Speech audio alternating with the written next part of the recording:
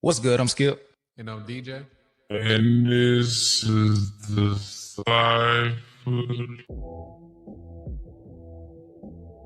Hip hop, man. I said hip hop.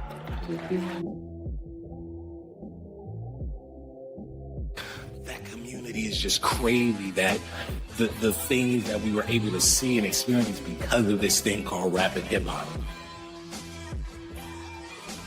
I mean, you take those lyrics and you pull them away from the music and you put them up on the wall, so someone had to look at them. They would say, "This is genius."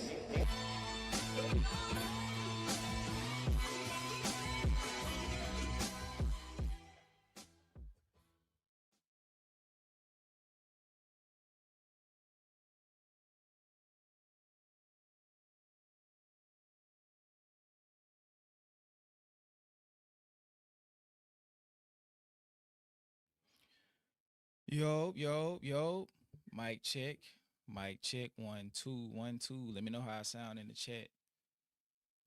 Let me know how I sound in the chat. Shout out to my good brother DJ as always. Shout out to my good brother DJ as always. Dang, my hands off the fresh lotion. They so slippery. Okay.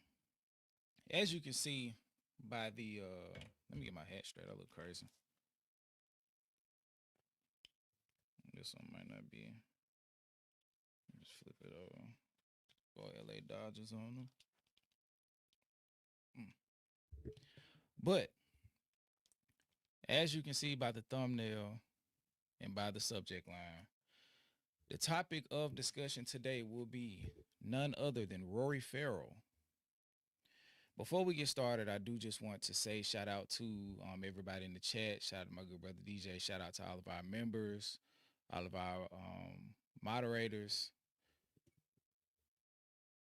and everybody that's tuning in today, whether silently viewing or making your presence known in the chat. So let's start off with a little roll call. Shout out to Vicky. Shout out to Regal Love, Raphael 1819, Tasha Shea. Shout out to Mia, Tiffany, Hoodoo and Head Wraps, Retha. Let me see. Shout out to Streeter. Shout out to Down in Dix. I saw him earlier. Leah, Nicolette. Shout out to Nisa. Kimmy's Life. Haven't seen you before, but welcome. Who else is here? Shout out to Gosh X, Down in Dix again. Shout out to Franny. Shout out to Cassie Lael, Megatron 3K, Naya, Dante's Desk. Volume's low. Let me turn me up then. How I sound now? Because I think it was on the regular volume from when we recorded the episode. Shout out to Midas. Yeah, I can hear myself a little louder too. Let me turn me down just a tad. Shout out to Hillary. I still sound low, or am I better? Shout out to Jazzy. Perfect one. Okay. Get a little water.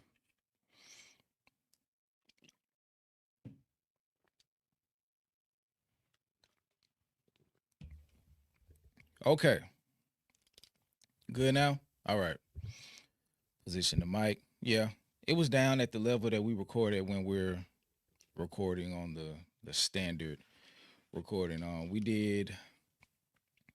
did a few reactions earlier in the week, so I just hadn't adjusted it since then. But like I said, Rory, we're gonna push him back just a little bit because that'll take up a good chunk of the entire stream, because we're not gonna listen to the whole spaces.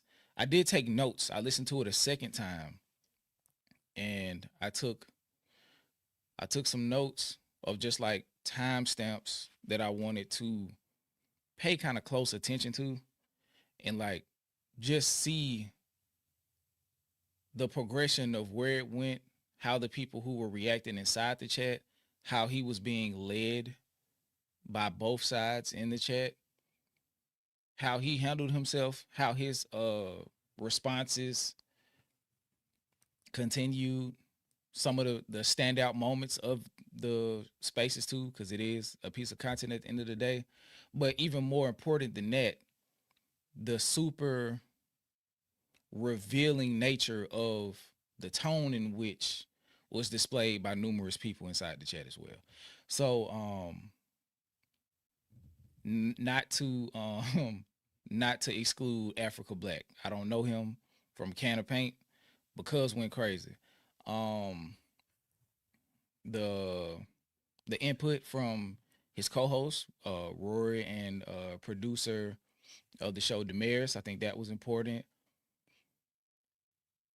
And I think there is a piece from another episode that they did in which they were discussing the Tyler situation. And Mark Lamont Hill offered some words on the Joe Budden podcast that I think I might pull up. I'm not necessarily sure. But let's start off with some good news. We generally have been having like Kendrick related topics that I don't get to because I bury them so deep in the, or we get just so sidetracked that we don't get to it. But I think this is one of those ones that we have to discuss. Oh, let me fix this. I don't like this. Let me get a little backdrop.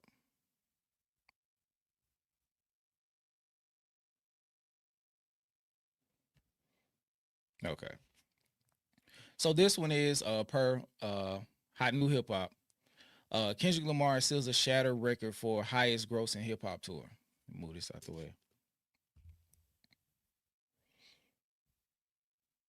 Shout out to Hot New Hip Hop again. Kendrick Lamar and SZA's Grand National Tour has reportedly raked in more than 332 million since April. It's been several months since Kendrick Lamar and SZA embarked on their co-headlining Grand National Tour, and now they have yet another impressive accomplishment to celebrate. Per Kirko, I know he hate to do that.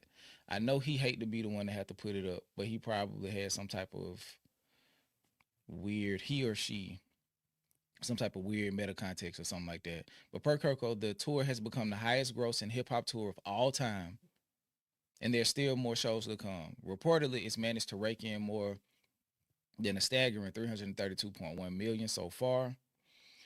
This is far from the first exciting milestone the Luther artists have reached in recent months. However, they broke records immediately upon kicking off the tour with a performance in Minneapolis, Minnesota in April.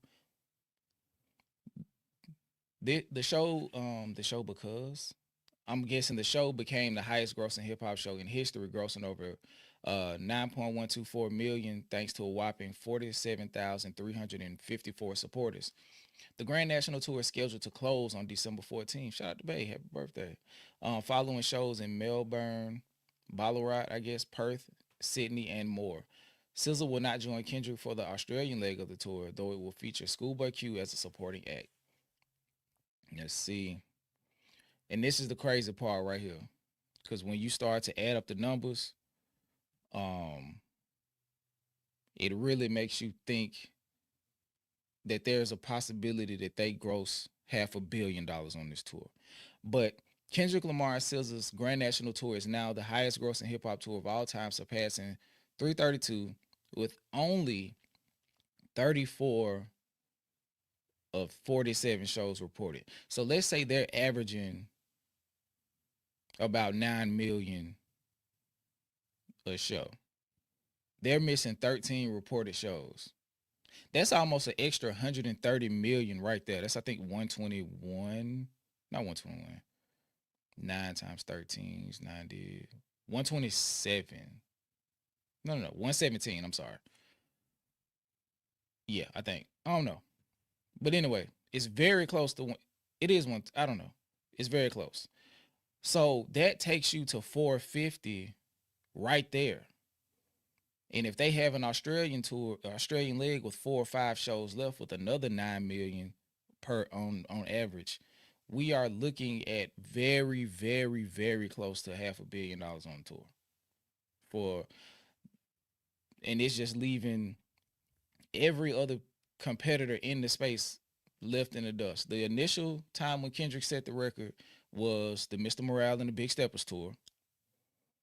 And that did, I think, 100 and something.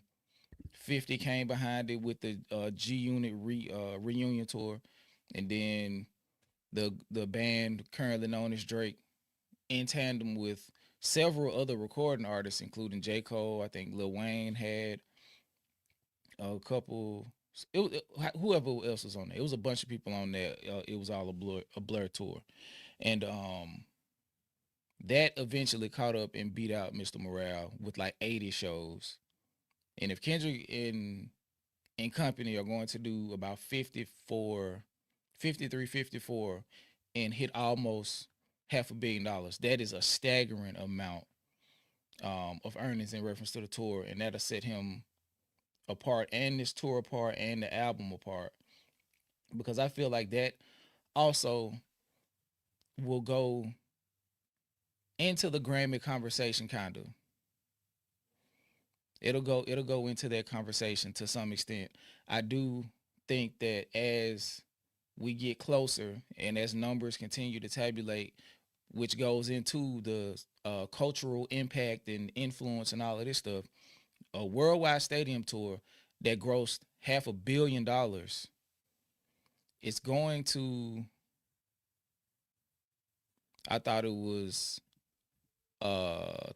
47 shows and they have completed 34. Well, it's saying reported, it's not saying completed. So I'm unsure about that. But even still, so if it's 13 remaining shows, and let's say they average that, it's still gonna get you to about the 450 mark anyway. If it averages 9 million a show. So the point about the projected earnings is still going to be in the realms of $400+ million, close to 450. And to be able to say at the end of this tour, we almost did $500 million is insane for a hip hop act. Is that including merch? I'm not sure. Let's see. Since I can access Twitter now. Let's see.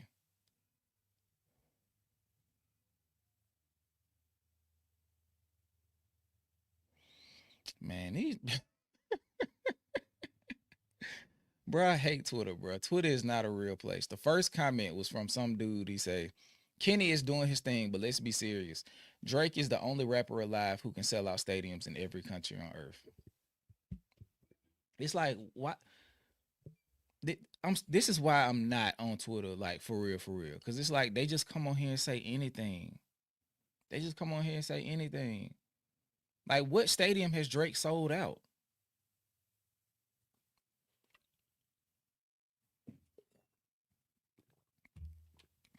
I don't recall him ever, but they get on here and say anything. Like, I was on Twitter because we there is a Twitter account titled "We Are Deciphered."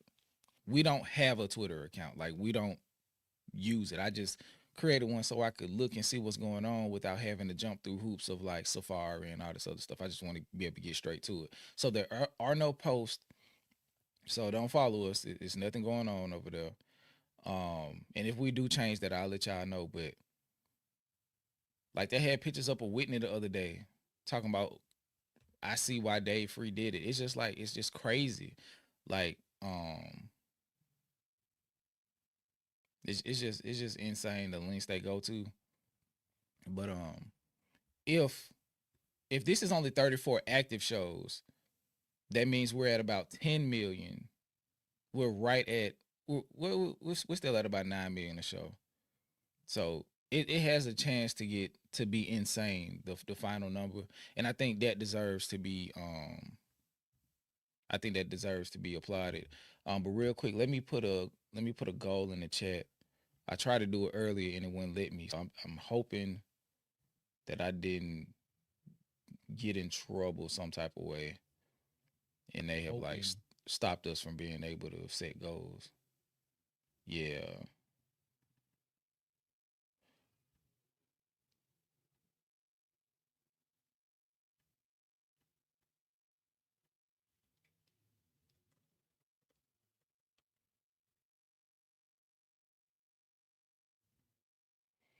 Yeah, it won't let me set a goal, y'all. It just automatically did 10. I don't want to do that.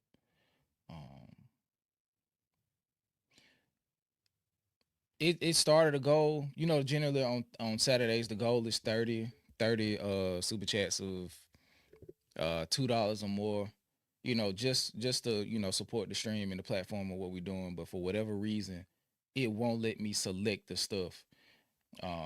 So, and I don't even know how long this goal is gonna last. It's 30 minutes, so I'll start another one after, and hopefully it'll let me adjust that one. But we'll cross the road, we get to it.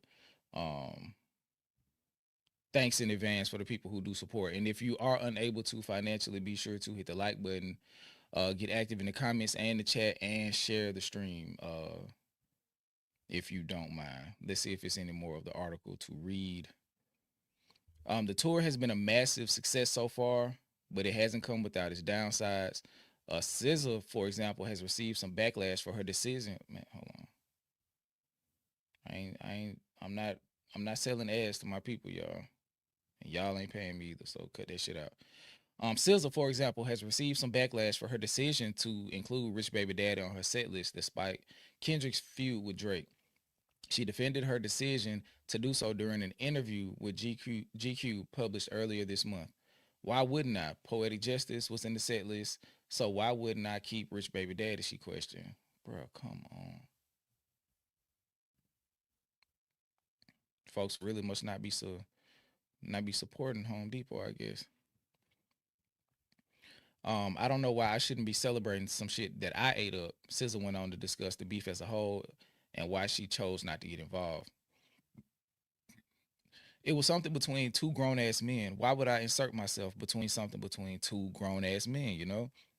She asked. And I feel like that's how everybody felt, with the exception of people who didn't feel that way. That's that. I didn't really have any stake per se. Obviously, I love Kendrick. I'm signed to TDE. That's my family. Obviously, I've known Drake for so long and we have a beautiful rapport. And obviously, it's always unfortunate when unfortunate occurs. She media trained in a motherfucker, boy. It's unfortunate when unfortunate occurs. Everybody felt that way except people who didn't feel that way. I guess so, SZA. I guess so, but I feel it though. It's like that's not her place. Like let them go outside and fight. That has absolutely nothing to do with me.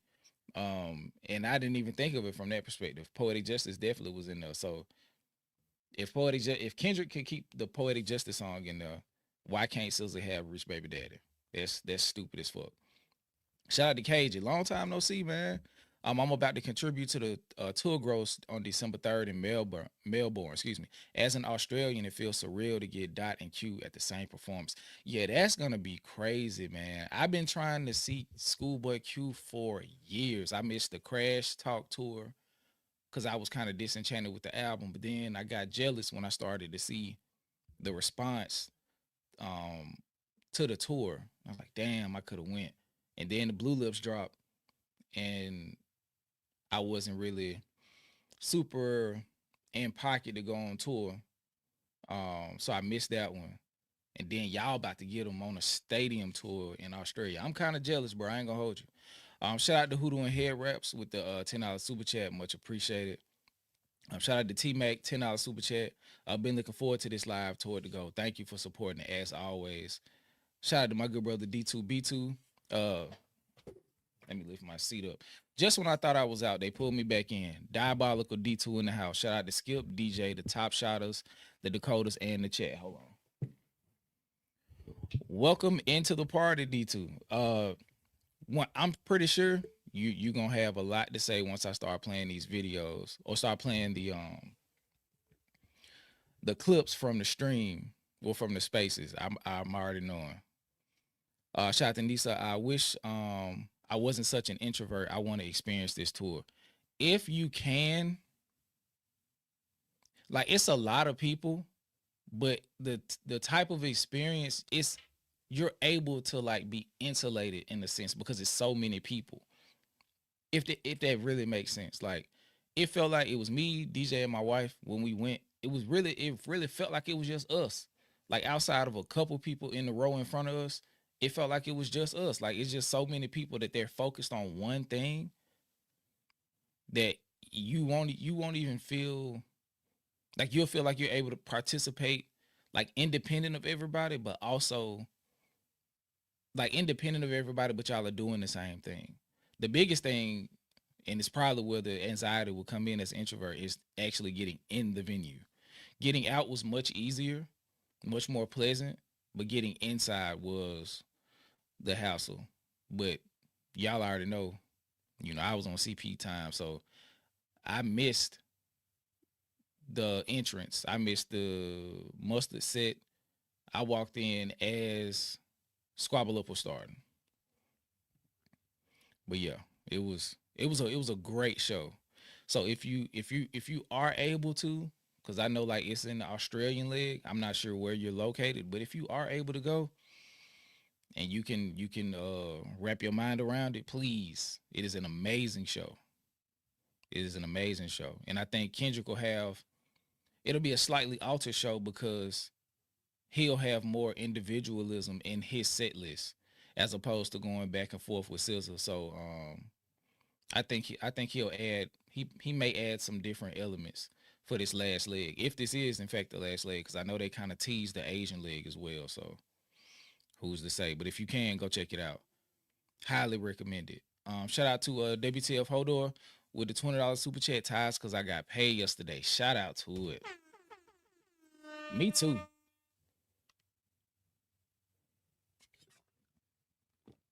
After the longest government shutdown in history, we finally got paid.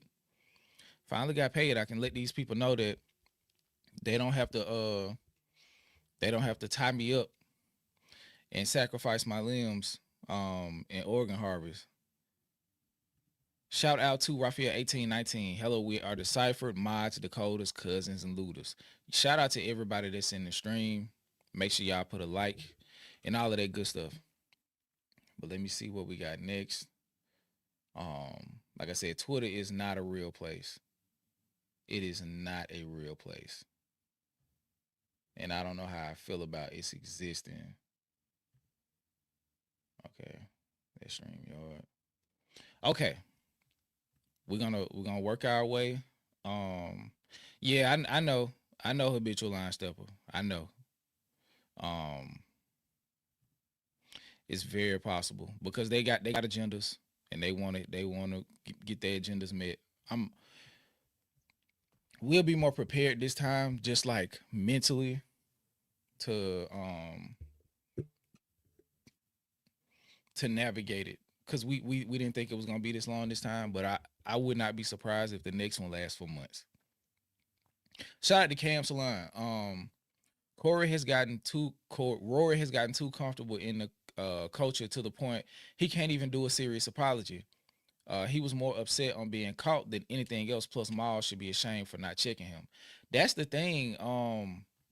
The level of accountability that Maul should have and that the mayor should have, because I know he's gotten a lot of off-kilter jokes off around them, because he bragged about that some point in the spaces. Like, I've said this in the face of the people, even though that was a lie. I do know that he's getting some of these insensitive jokes off, because after a while, you're not 24 or 23 anymore. You're not a college kid. So you still getting this shit off. Shout out to Moni. You're not still just these aren't tweets that were suspended in time. This is a reinforced mindset that you have. And you let that be known with how you were responding in the spaces. And I was watching another spaces from them this morning, this afternoon. Shout out to Moni. She was in there. I think I saw Jalopy in there too. And it was just like, bro, what the fuck are y'all talking about? And I kind of see what's about to happen. And it's important we had these conversations now, because even if Rory, quote unquote, gets away with it, the conversation needs to be had so we can have an idea of how to approach situations like this. Because now, ever since the attention has been realigned and we're paying more focus on stuff that's going on, in society. And this just isn't the rap beef. This is the economy, the political discourse, like everything. We're taking everything a bit more seriously. But the thing and that is just trickling into everything. We want to know a little bit more about everything because a lot of shit is just not making sense. Um, so the thing about now is we're asking questions, we want information, and the people who aren't able to provide the information in the way we need it are exposing themselves right now more than at any time in recent history. And that's the beautiful part of what's going on right now.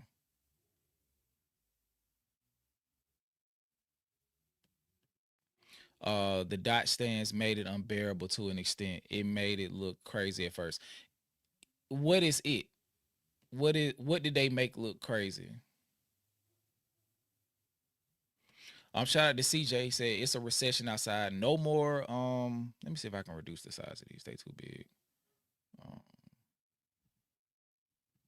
This shit is crazy. I can't even see myself.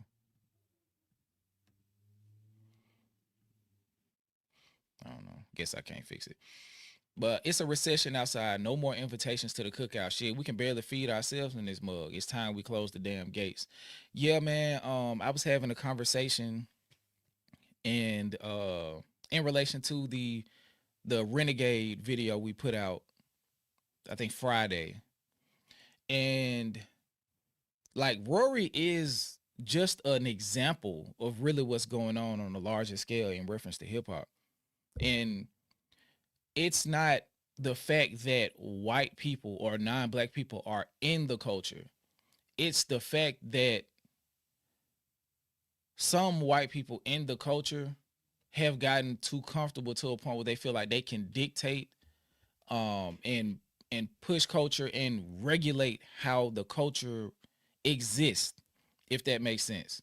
So when you get Rory who feels comfortable enough to make jokes against black women on a consistent basis, very pointed jokes or just commentary, it may not even be jokes because who's laughing at the end of the day? Because like I said, like I was having a conversation with a person in the comment section, and the first thing he went to was minimizing Jay-Z. Like, and then I responded, and then his next, and then he responded, he was like, that's not what I meant. And then he further went to delegitimize the black input into hip hop, like that Eminem made hip hop global. So the point of that turns into, oh, so everything, like, and then he was like, hip hop in Scotland started because of Eminem. It's like, no, hip hop in Scotland started because of hip hop. And hip hop started because of black and brown people. And I think the after a while of like unchecked microaggressions, they're not so micro anymore.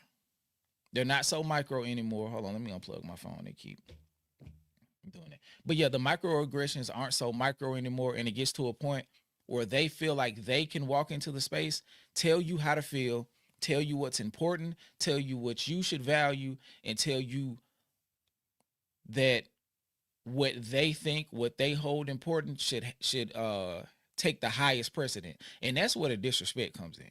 And that is also a part of the Rory situation, because now Rory can tell like Rory felt like he was in a position to tell black women what wasn't insensitive. Exactly. That many micros turns into macro aggression. Exactly. Now it's just like we're dealing with an aggressive viewership base. And like I told the dude, I was like, you know what? We're just not going to do Eminem content anymore, because at that point we're inviting it's almost like we're going to your cookout.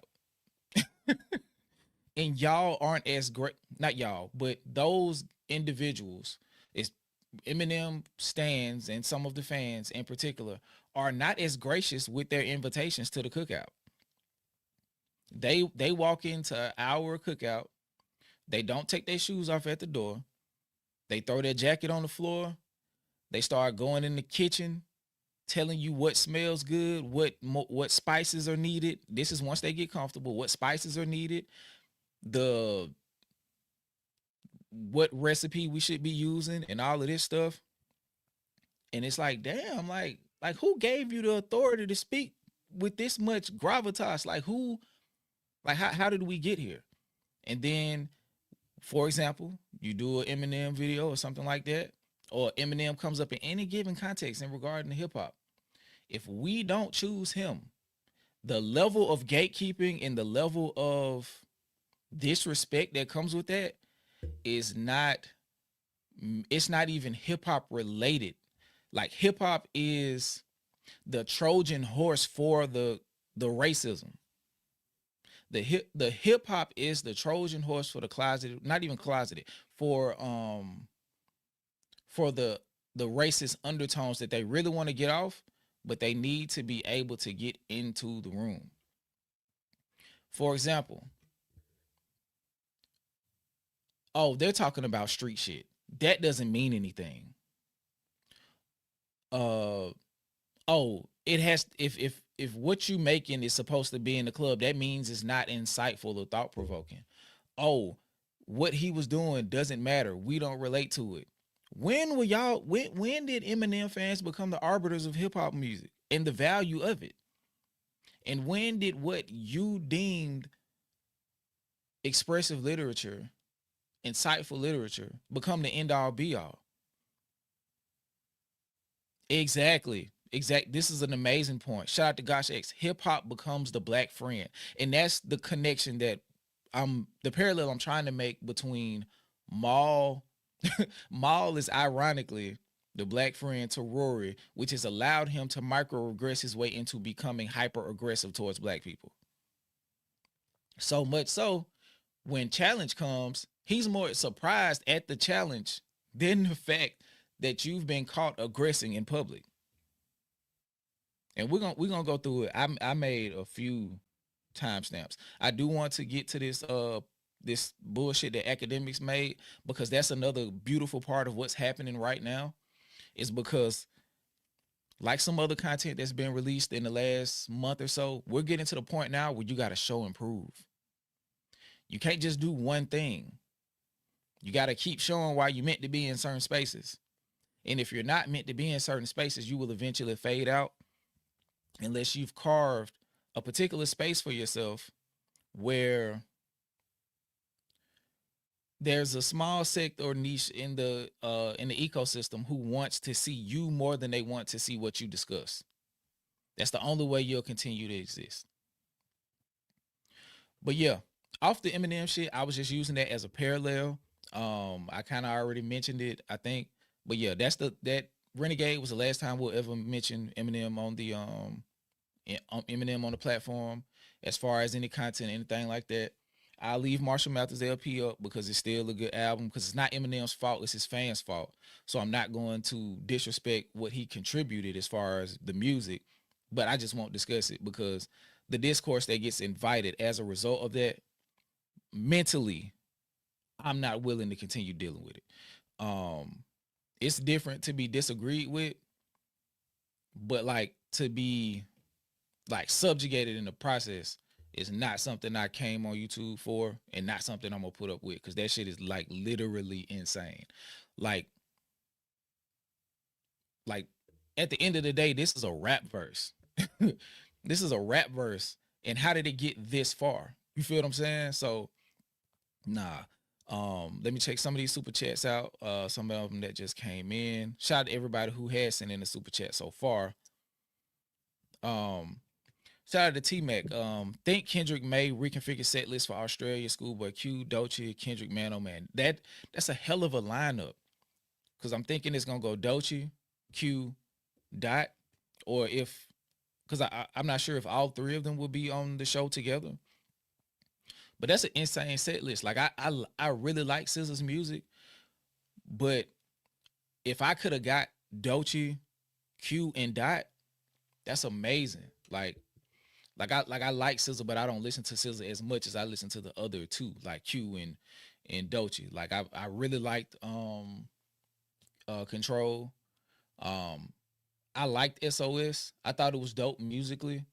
The content, being that I'm not like I really don't relate to that at this stage in my life, but I do remember a time like if it would have been like 2012 or 2011, 2010, like I would have been living by some of the emotional undertones from SOS because that was around the time Nostalgia Ultra came out.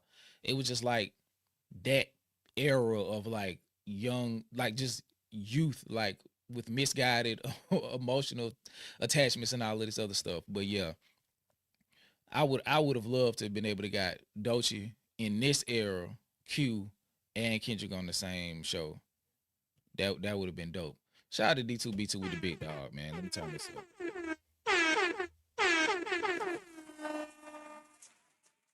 What's going on, Skip? And this is the 5. Can't see me, but it's all good. To the white folk journeying into our spaces, this is probably the only time I'll shout out Nevadius Wilburn. I'm assuming this is Future. Bitch, don't get too comfortable. Yeah, you better not get too comfortable. Listen to your boy Jeremy Heck too. You're a guest. Shut the hell up and listen. And I agree. And it's not on no like bullying shit. Like we don't want y'all, like y'all being like white individuals. We don't want to bully y'all. We just want y'all to be respectful. Like that's it. Like we don't want y'all to come in here and like not be able to have discourse. But what we don't want y'all to do is come in the door, guns blazing, trying to tell people just because you listen to just because your dad listened to Run DMC that you know more about this space than we do. That you should be able to decide what's good and what's not over somebody else, or that only the person you like is more important than everybody else. That shit is crazy. Like you be like, I don't listen to nobody else. Well, you're not a hip hop fan. First things first, you're not a hip hop fan. You attached yourself to somebody that made you feel seen, and that parasocial attachment has you looking at hip hop from a very tainted lens. From a very tainted lens. And that's where I feel like some of the misguided disrespect comes from hip hop wise, but then you sprinkle on top of it how society has coached, guided, and instructed historically white people to treat black and brown people in this country and abroad. You know, hip hop is just a microcosm because hip hop is just a microcosm for society at large. So, just come in this home and be respectful, man. That's really all we ask for real. Like you can be a fan, you can rap, just don't say nigga, please. Don't say nigga. And don't make insensitive jokes about black people. Respect yourself, protect your neck, and everything will be cool. And if you don't know what protect your neck means, we can't really talk hip hop in the first place. But shout out to T-Mac, $5 super sticker. Thank you so much. Shout out to Mia. Hey, everybody, it's the Cypher Saturday. Welcome to the chat. Remember, watch your mouth in this chat. We'll put you on the bus, pack your ass up, and get you up out of here. Play where it's safe. Hip Hop Lives. Shout out to my brother DJ. Shout out to me and shout out to everybody who has super chat so far. Last but not least at the moment, shout out to Just Be Yapping. Ain't shit funny about retweeting comments calling a black mother a tar baby or a black man the N-word, etc. Then giving a non-apology apology. Mad black people got upset. Fuck out of here. Apologists can go to. Exactly. We're going to get to it because I know a lot of people were saying that they didn't watch the spaces. I watched it the first time because I needed to see everything. I watched it the second time for y'all so I could have notes for the discourse because I didn't want to just run it all the way through because a lot of the shit is like talking in circles, being unproductive. By in large part Rory because he has mastered the art of deflection, straw man arguments, and mental gymnastics. He has mastered those things, and he is a black belt gaslighter. He has made his way to being a black belt gaslighter. But I want to play this real quick. And this is academics, and he's speaking on why hip hop is suffering. I keep telling y'all. It's just more stupid shit, but I did want to play it because these are the lengths that they're going to create to further the smear campaign. I only watched 3 hours the second time because I realized where it got to a point where it was no longer important. But I'm gonna summarize it. I'm gonna play like certain parts because I think I probably got like 6 clips, and the clips are generally like between 4 and 10 minutes. Uh, did she defend Rory? Yes and no. And we're gonna play some of the stuff. I'm not sure if I have her. I have the second time where she addressed Rory the second time. I have that. But we're gonna get to that. Part of the reason music is going down, the majority of acts that are popping are all on tour. Like people are realizing you're gonna get just more money by going on the road. And I don't know if this is a pandemic recorrection, but all of the hot artists, they're announcing tours. I think J. Cole's about to announce a tour. Kendrick's on the tour. You know, he lazy. Drake, he never stops touring. He's about to announce some other shit. Like everybody's on the road. Cardi just came off of a tour with The Weeknd, and he's about to go on tour again. These guys, like, you know, it's been a while since an artist. Usually, that wasn't the case in. Okay. And this is why I'm saying I'm loving, like, as a content creator, like, and as a person who's trying to get, I guess, like, the ultimate goal is like you want, especially in the space where you're having a lot of discussion, you want to be able to discuss shit on a larger, from a larger perspective, and be able to like have discourse with people, and your voice carry further into the zeitgeist of the culture. When we get shit like this, we're starting to realize that a lot of people didn't know what the fuck they were talking about, and were able to attach themselves to advantageous subjects and ride those subjects to a place of prominence. Like, this is the same individual who 7-8 years ago said Kendrick had 3 classics: Damn, To Pimp a Butterfly, and Good Kid, Mad City. Now Kendrick's lazy. Now, also, touring is hurting the music, the rap genre, when artists have been actively touring since the 90s, since even before that. Speaking of that, MC Hammer and LL Cool J were some of the first hip hop artists to do headline world tours, which is something I learned today doing a little research when I talked to old buddy about Eminem taking hip hop global. MC Hammer did that before Eminem dropped his first song, before Eminem was even out of his B Rabbit phase. MC Hammer and LL Cool J were doing world tours. So attaching it to this is not something that just happened with artists, big profile artists going on tours. This is how they make their money. I know Erykah Badu isn't a rapper, but Erykah Badu just said, I am not only a recording artist, I am a touring artist. So with that being said, there are individuals who make their money in multiple genres, not just hip hop, being on the road 4 to 6 months out of the year. This is how it happens. This is just a par for the course. You go make your money on the road. You work on your album. You spend 16, 18 months, 24, 30 months working on the album.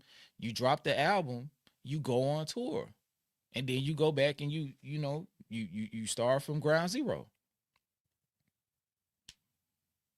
But this is a very necessary part. After every artist drops an album, especially every artist who's existing as a full-time artist, they drop the project and they go on tour. That's the whole point. Like, you work on the album, you release the album, you see the reception of the album, you go on tour. That's the process.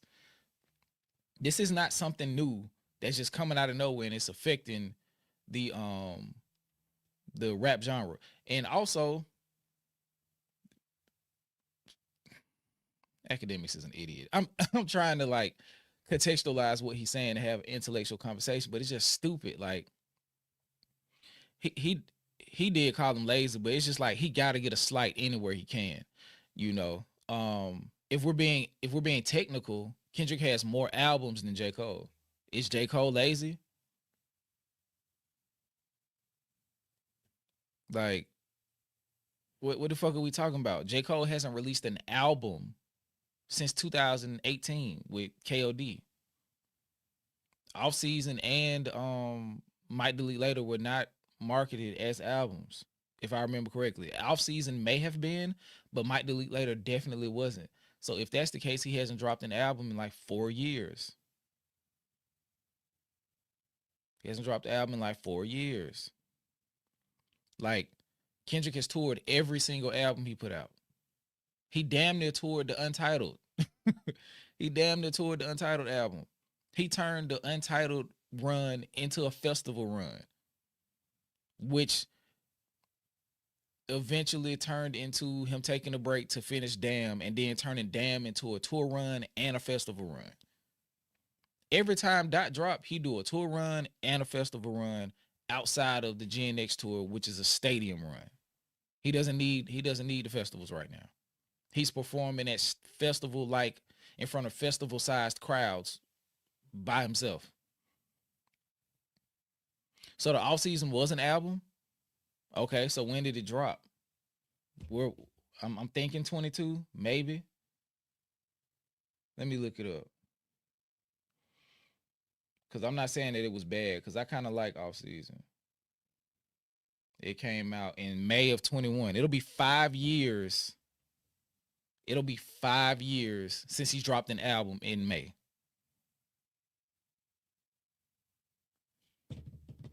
We're not doing a cold crash out. I just said that to say it's been almost 5 years. So is J. Cole lazy? Based on Academics' point. Because his point is Kendrick is gone for a long time. But if we look up his catalog, he dropped in October of 2012, March of 15. He dropped again in 17. He dropped Black Panther, I think, in 18 or 19. Then came back with Morale in 22, Gen X in 24. Like, I'm sorry, like I don't see that. All while touring in the interim between every project. Outside of well, he did go on an extended tour run with Mr. Morale and the Big Steppers. He went on a big ass festival run after the tour was over. He was out there, and I think that's when he realized that they were probably able to do stadiums when he was doing them big festival runs and headlining all those festivals and shit. But let's finish this. In hip hop, you usually drop one album, really successful. You go on a big tour. Now what we're realizing, you drop one album and you go on 3 tours. Three tours, do mad festivals, and come back in 2 years. And again, I think that's like a recorrection of maybe the pandemic when touring was dead. So now it's touring is back up. Yeah, he don't know the time. Like, I think he may be speaking in too small of a sample size. It's an echo. Double audio. Hold on.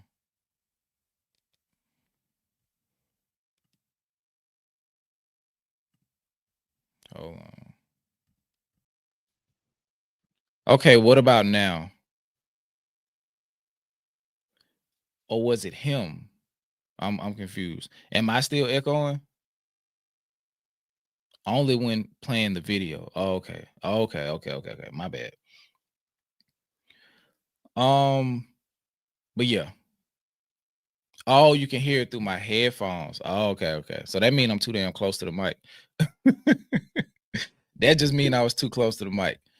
But yeah. So what he's saying is not making any sense. It's not making any sense. There may be an uptick in tours, but that's because the tours are profitable. It's not because of some craziness about the artist deprioritizing their creative process. You tour, you finish the album, and then you tour to make maximum profit. You tour to make maximum profit. That's the entire point of creating the work, to go sell it, to go market it off. Like, that's the entire point.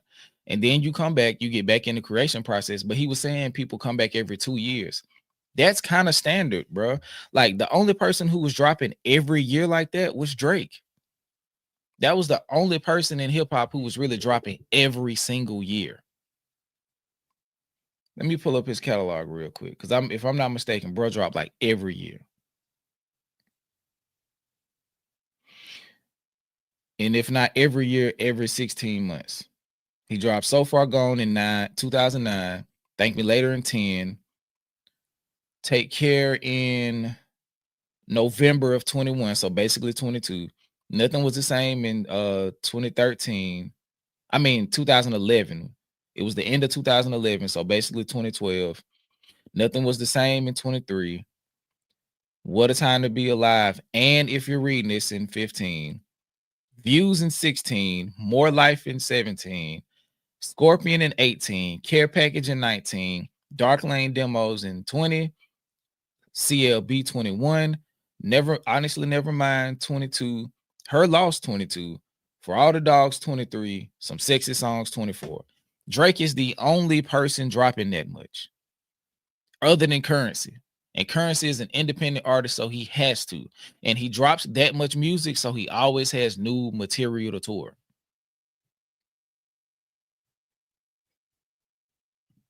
Butts and seats is the most important part. I agree with that, because the hard ticket sales is where a lot of people's money comes from in the music industry. So you have to do it. But you have to create content, and not content. You have to create music to go out and perform on tour, to keep your tour fresh. You feel what I'm saying? So that's like he didn't crack a code. He did not crack a code. So it's like, I'm sorry, academics. Well, I'm sorry, academics sympathizers and apologists. But it's stupid, man. And he just be saying shit like whatever he can do to try to negate what's going on, because you're not going to catch him breaking down lyrics. You're not going to catch him actually discussing anything of substance. You're not going to catch him talking about albums that are good, that aren't a product of the Drake pipeline, unless it's to disrespect somebody that Drake is in opposition with. That's the only time you're going to get. Okay, we about to start getting into the crux of what's going on. I'm trying to see which one I want to play first. Okay, we're gonna do the oh no, okay, I know what we're gonna do. Okay, I know what we're gonna do, y'all. We're gonna run through this little the Chicks video from Joe Budden. Then we're going to make our way into a Rory video that I'm not sure you guys have seen. It'll be exciting to see how y'all respond to that. Very negative video, very appalling video. But the pettiness in me is going to be, I want to see what you guys have to say about it. And then we're going to get into the stream and have some discourse about that and whatever else y'all want to talk about after that. But let's play this Chicks video real quick.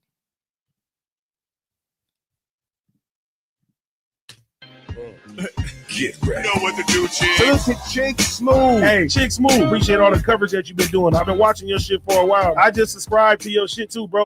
Oh boy, here we go, you guys. Now, after yesterday's controversy with Rory, a lot of people wondered how Joe Budden was going to approach it. As somebody that stood next to Rory for years, as somebody that used to be Rory's friend, and as somebody that still talks to Rory till this day, do we see Joe put his reputation on the line to defend Rory? Now, if you guys missed the video from yesterday, please make sure you guys go check it out. But Rory has been catching a lot of backlash the last couple of days for some wild old tweets that people resurfaced. Yesterday on his podcast, Rory actually apologized, but some people felt like it just... My bad, real quick. Shout out to Robin Silver. Thank you so much for the super chat via Cash App. Thank you greatly.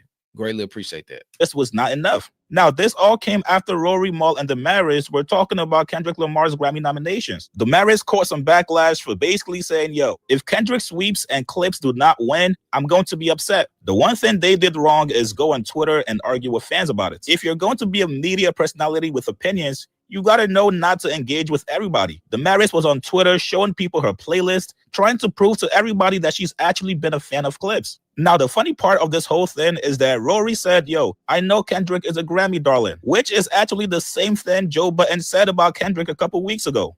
Kendrick is and has been, Chance, I'm not going to say. I ain't hear you say Kendrick's a Grammy darling. Now, back then, Joe did catch a lot of heat for it. Even TDE guys came at Joe. But the one thing Joe did not do is get on Twitter and go back and forth with fans. He barely even addressed the TDE guys like MacWap that dissed him and his son. Now, today on the Joe Budden podcast, Joe actually kept it real with Rory. He told him, yo, you going on that Twitter space and the way you acted was not a good look. Here's what Joe said. The lyric that they thought he was saying. So, Mark, you're doing like a word salad right now. So there was a whole bunch. She asked me what the tweet said. So there was a bunch of tweets. Some of them were offensive to celebrities. Some were seen as anti-black women, etc. That's what happened. And then the other piece of it was he defended himself. He went on Spaces to explain his position and had a very long 4.5 hour and put on an absolute masterclass in how you should not defend yourself. Yeah. 4.5 hours is way too long. An absolute, boy, that was. You said and how you should not. Yeah. It is a way to do that. It really is. It's a science to it. And apologizing. People don't know how to do it though. So I think that what he did right. So then the fourth step was finally he went on his show and Hold on, what did she say? Hours is way too long. An absolute, boy, that was. You said and how you should not. It is a way to do that. It really is. It's a science to it. And apologizing. People don't know how to do it though. So I think that what he did right. So then the fourth step was finally he went on his show and offered an apology, particularly for the dismissiveness with which he had dealt with the open.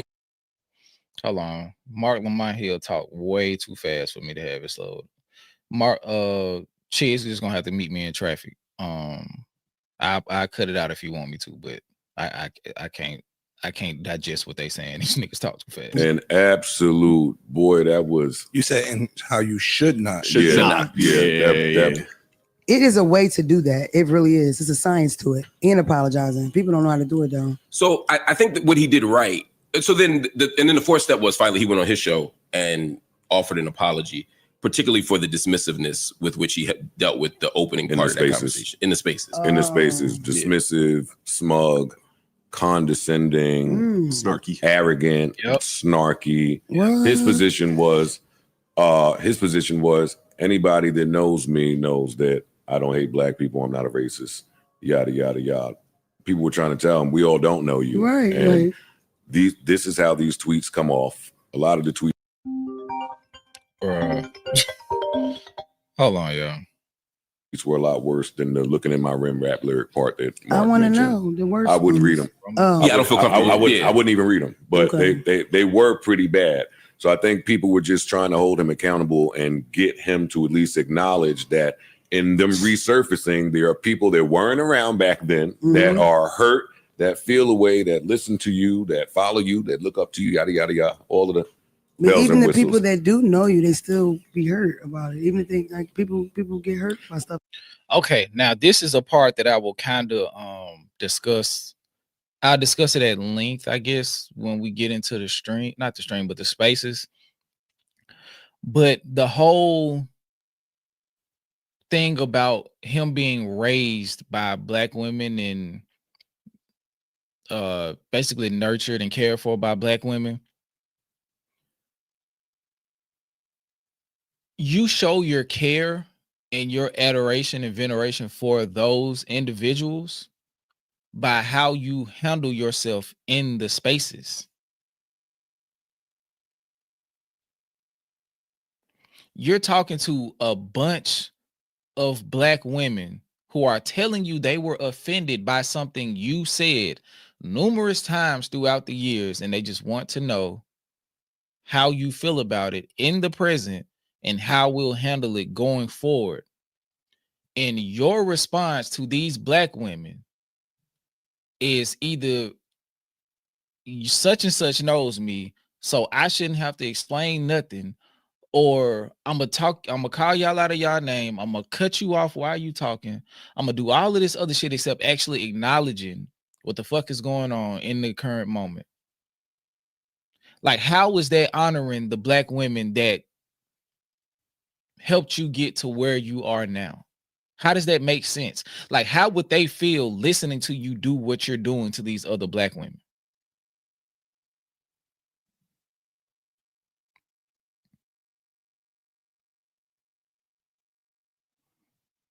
Like that's the biggest thing. It's like if I said, like if somebody said, like Skip, that was like you just disrespected me as a woman. I feel disrespect. I'm like, bro, I can't be disrespectful to that woman. Like my mama raised me. It's like I owe it to my mama and how I was raised to handle this situation more respectful, to use what was instilled in me to show up as my best self in this situation. Not use it as some type of trap door to protect me from accountability in the given moment. That's not how this works. And he continued to do that throughout the course of the spaces. It's like Rocky. He just kept saying her name. Rocky. And it's like Rocky cannot save you. Like, you knowing Rocky does not protect you from what you said. It does not protect you from what you said. And he said a lot of shit. And we're gonna get to it. I just wanted to finish this. I wanted to get into it and see what they said, but we definitely about to go through the spaces. Like, especially when they support you. I think some people gave him grace because they know him. Like, I know he's not racist, so I'm going to look at the tweet different. This is something also. I think everybody who was like building their social profile through Twitter in that time is going to, especially in this space, is going to get exposed to some extent in the coming months, because it's almost like some when in Rome shit. But it's like, also, bro, this wasn't the 60s. This wasn't the 50s. This wasn't the 40s. This wasn't the 70s. Shit, this wasn't the 80s. This was the 2010s. This was the 2010s. Like, we got to stop acting like 2014 was 100 years ago. 2014 was 10 and a half years ago. I hadn't graduated. I should have had graduated from college and halfway through my master's. Like, this was 10 years ago. Like, I have a son who's about to be 7. Like, he was born in 2019. 5 years before that, Rory was making racist tweets. This is not that long ago. It was a different place. It's, bro, like, it's some shit you just should not feel. You should not feel good saying and introducing to the zeitgeist, bro.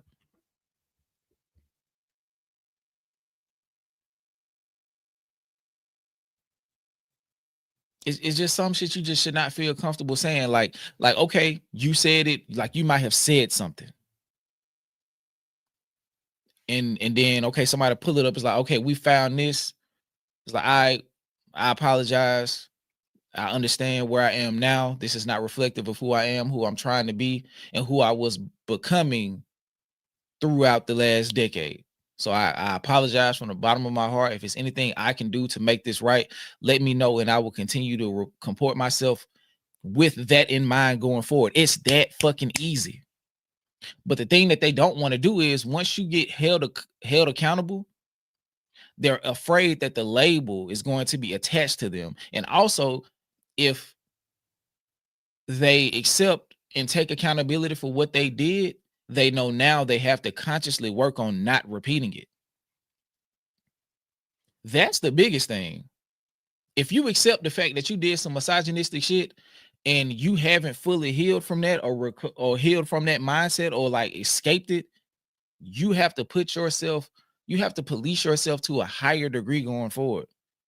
Because now it's like, I have to continuously exercise in a manner that does not project misogyny.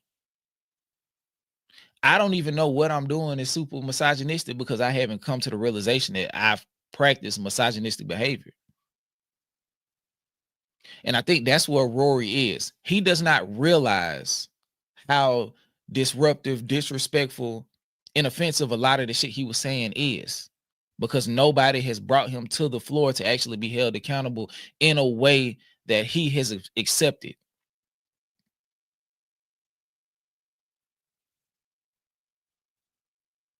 Rory think he's still cool. Rory think this was a bump in the road.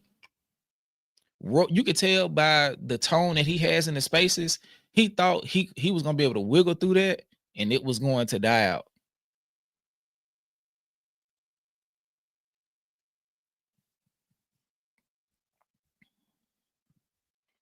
and we'll do like we'll just look at we'll look at the psychology and just how he's responding.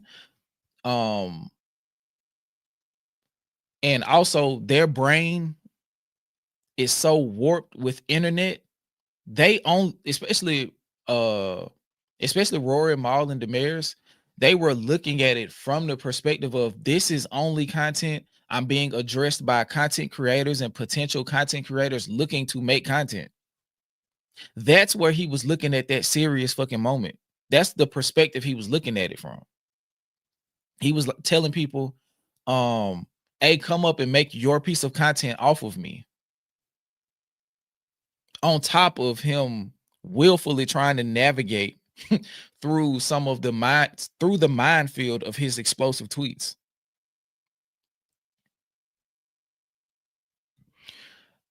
Shout out to Mia. She said, main problem. So many white people view responsibility as a dirty word because of what comes with that responsibility. If you start to take responsibility for simply being racially insensitive, think about the other stuff you have to begin to take accountability for.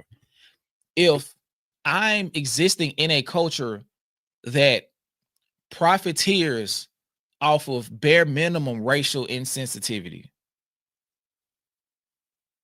what else do I have benign influence in?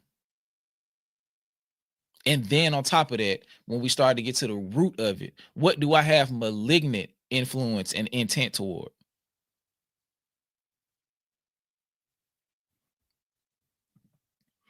Shout out to Cammy. I'm gonna say Cammy. Y'all already let him into the cookout. Why would he beg for forgiveness now? If he was actually sincere about his presence here, we wouldn't have to beg him for it.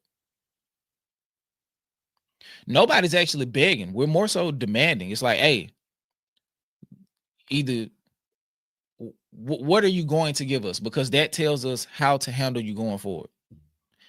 If you're going to, do you feel apologetic? Are you going to apologize? Yes, no, maybe so. Okay, after that, we know how to handle you.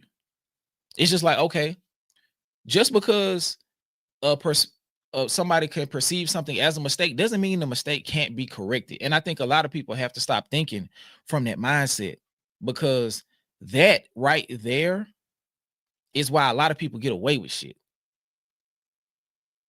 That's why a lot of people get away with shit. Just because somebody does something, somebody makes an infraction after they've been allowed clearance into a given space, does not mean we have to allow them to stay in the space because we let them in the space in the first place. Because if that's the case, we should let everything fly. No accountability, no oversight, no correction, no gatekeeping, no nothing. Just let everybody do whatever the fuck they want to do. That's stupid. That does not make sense. And we cannot have a productive space in any given discipline or field with that perspective. It does not work like that. It does not work like that. So if there was a mistake, quote unquote, made however long ago to let said person into the culture, and after a while, we realized that the person that was let in has demonstrated a curated pattern of disrespectful words, ideas, and ideologies against the people who let him in, at some point, somebody else will do something to correct that person's position, influence, and presence in this given space. That's it. It's really not that hard. I just think people get the internet shit so conflated. It's like, yeah, he gonna get away with it. Ain't nobody gonna stop him. It's just as quick as y'all, as we stop fucking with Target, we can stop fucking with somebody like Rory. I'm just calling out how we as a culture let anyone in and then act surprised when they are who they are. I don't. Okay, let me say this. The culture does not unilaterally let people in. So let's not just say it like that, because it's not like the black people as a collective. It was like, hey, Rory is cool. We're gonna let him in. Rory was ushered in by people in power that had influence. So, and that's a thing that happens in the industry in all of these different positions. Rory didn't campaign and we voted him in. This is not a political space where you get voted and elected into these places of influence. So you look at the trajectory that Rory had to get to this position of influence. He was selected by Joe Budden after being connected to a record label. They go through the process of the JBP. He goes out on his own, further cements his imprint with Malpractice and Damaris. And here we are.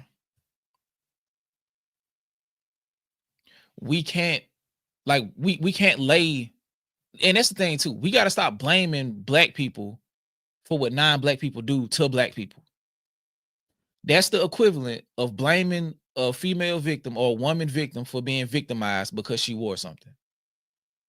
Like, we got to kind of look at it like that. You feel me? So we have to stop giving the victimizer plausible deniability that he wouldn't be a victimizer if he wasn't in the presence of a victim. Because to a victimizer, anybody that they can victimize is a potential victim. You feel what I'm saying?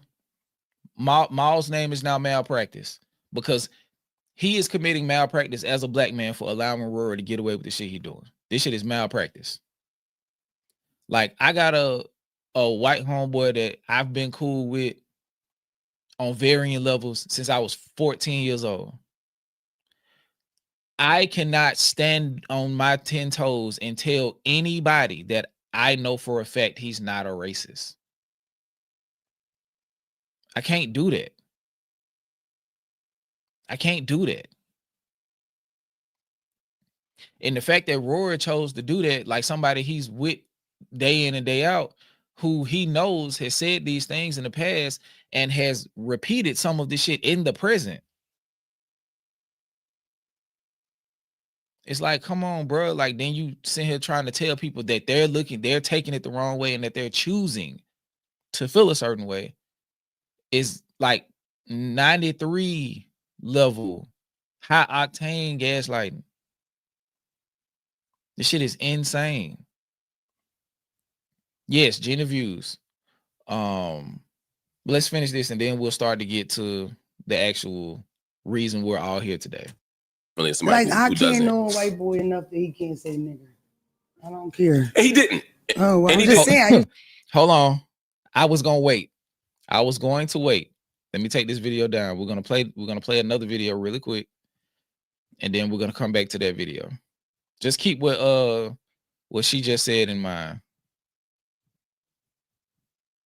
I was gonna wait to play this video. Said with a straight face to big.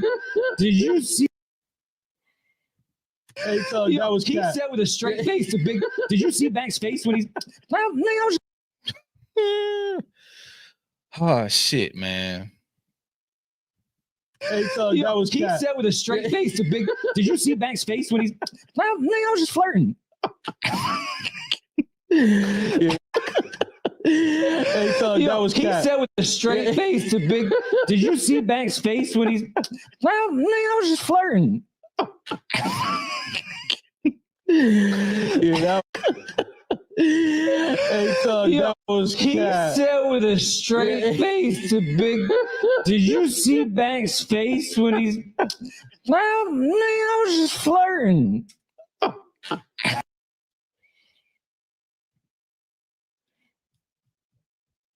And Maul thought that shit was funny.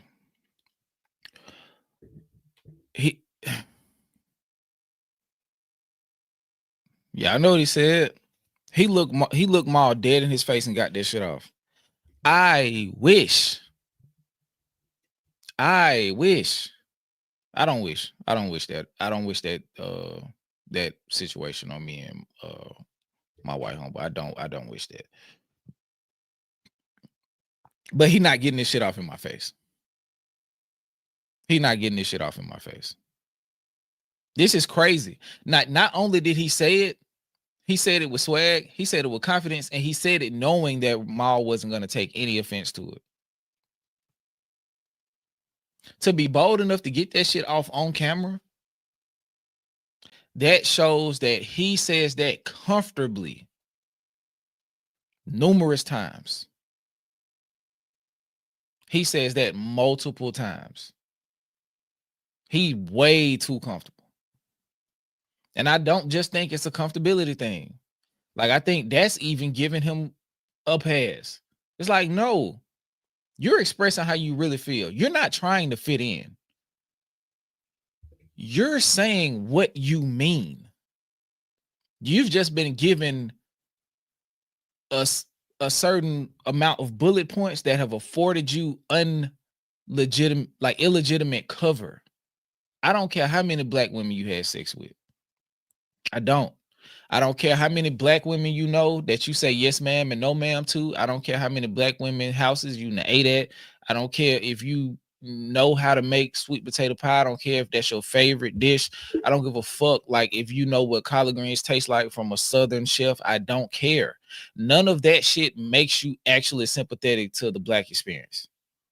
That means you're able to enjoy pieces of the black experience that have been made palatable for you.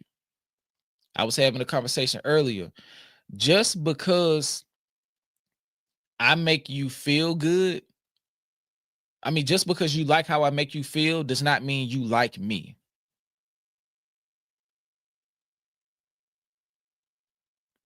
I'm going to say that again.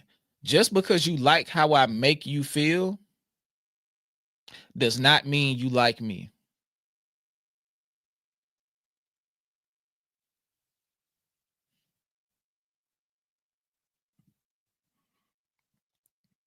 Mind you, shout out to Mona. She said, mind you, his ex-black girlfriend or black ex-girlfriend has tweets where she says he talked bad about her weaves and braids.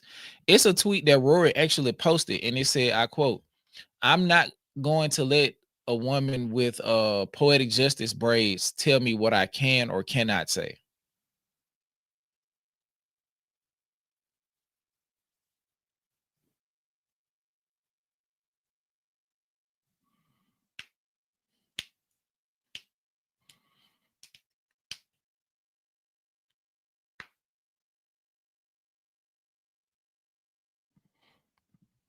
Whoa, y'all just can't make up narratives. Gina was there because they were talking about the clips and Kdot.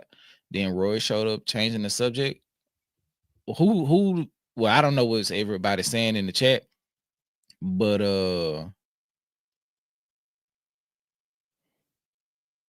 why does that matter? With what happened afterwards, why does that matter? Why does that matter? And I think one thing that's going on from a lot of people who didn't actually listen to the spaces is the time frame and sequence of events. And that's why I want to go through it, because people have gotten like, they've either gotten bad information, because Rory got on his platform and lied. He said after the first 30 minutes, he started taking it serious. Rory didn't take it serious over like outwardly. I wasn't able to perceive him taking it serious, maybe at all. I can verify for a fact 2 hours and 35 minutes in, he was still not taking it serious. When Certified Boogeyman showed up and they had their discourse, he still wasn't taking it serious. He was looking for a space to find something wrong in what Certified Boogeyman said so he can find a way to feel like he got a win in the situation.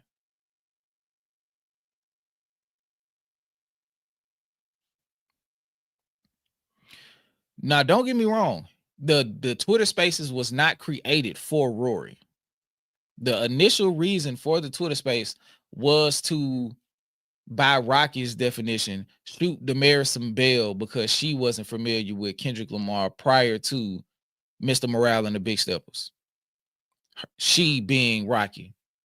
And after that, she gained all of her adoration and respect for Kendrick Lamar.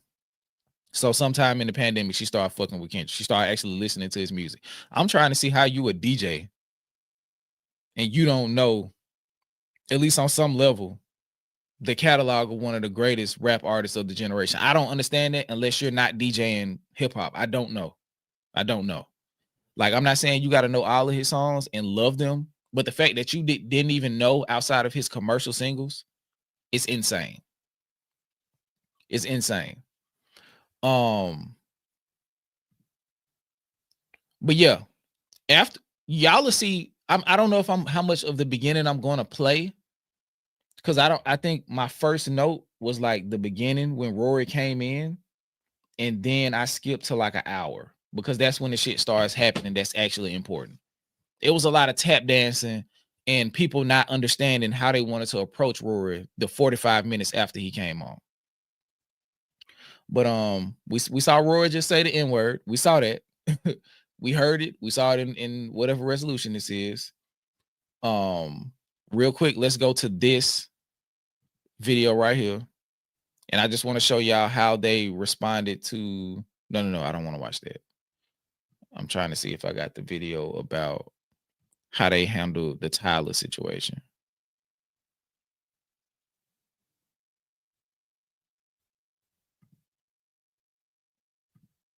I don't know if I got it. It's cool. If I find it, I'll bring it back. But they had a completely different stance against Tyler. Like, being that Tyler was going through the exact situation that Rory was, it's crazy to me that they found so much more grace for Rory than they did Tyler.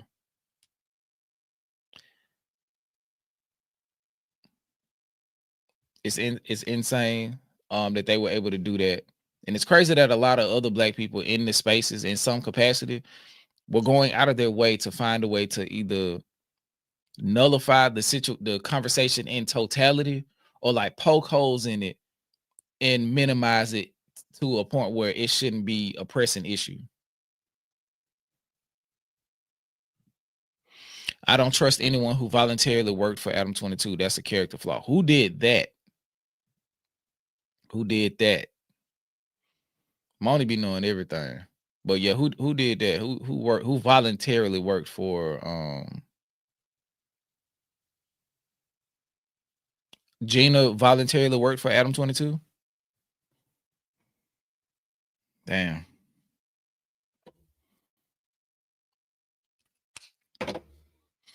Damn, Gina. And that's why we need more Black people in positions of influence. So your entry point doesn't have to be through a non-Black individual who does not respect the culture. Insane work. We'll play Rory's response to the spaces after the spaces.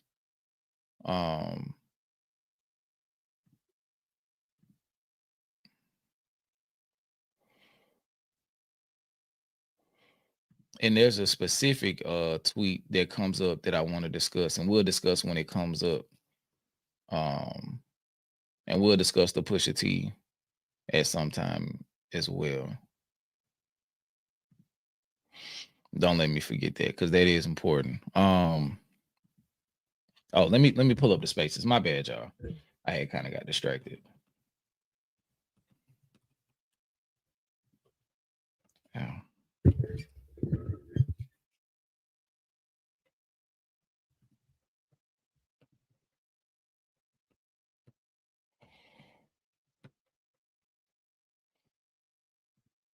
I'm gonna keep it a bean. I didn't even know who Rocket was till yesterday.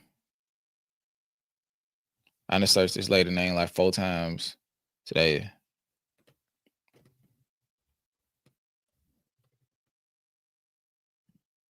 And now y'all said she getting pulled to the carpet.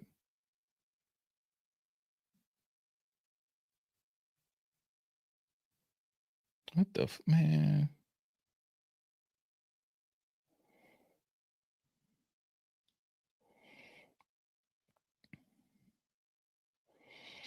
She thirst trapped out on the Twitter.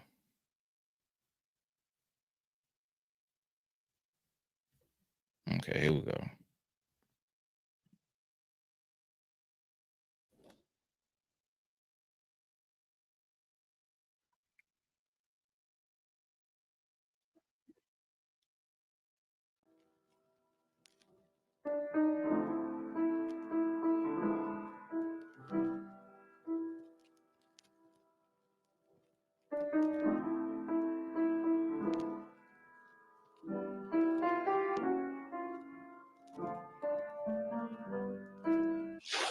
Hey, good evening, good evening.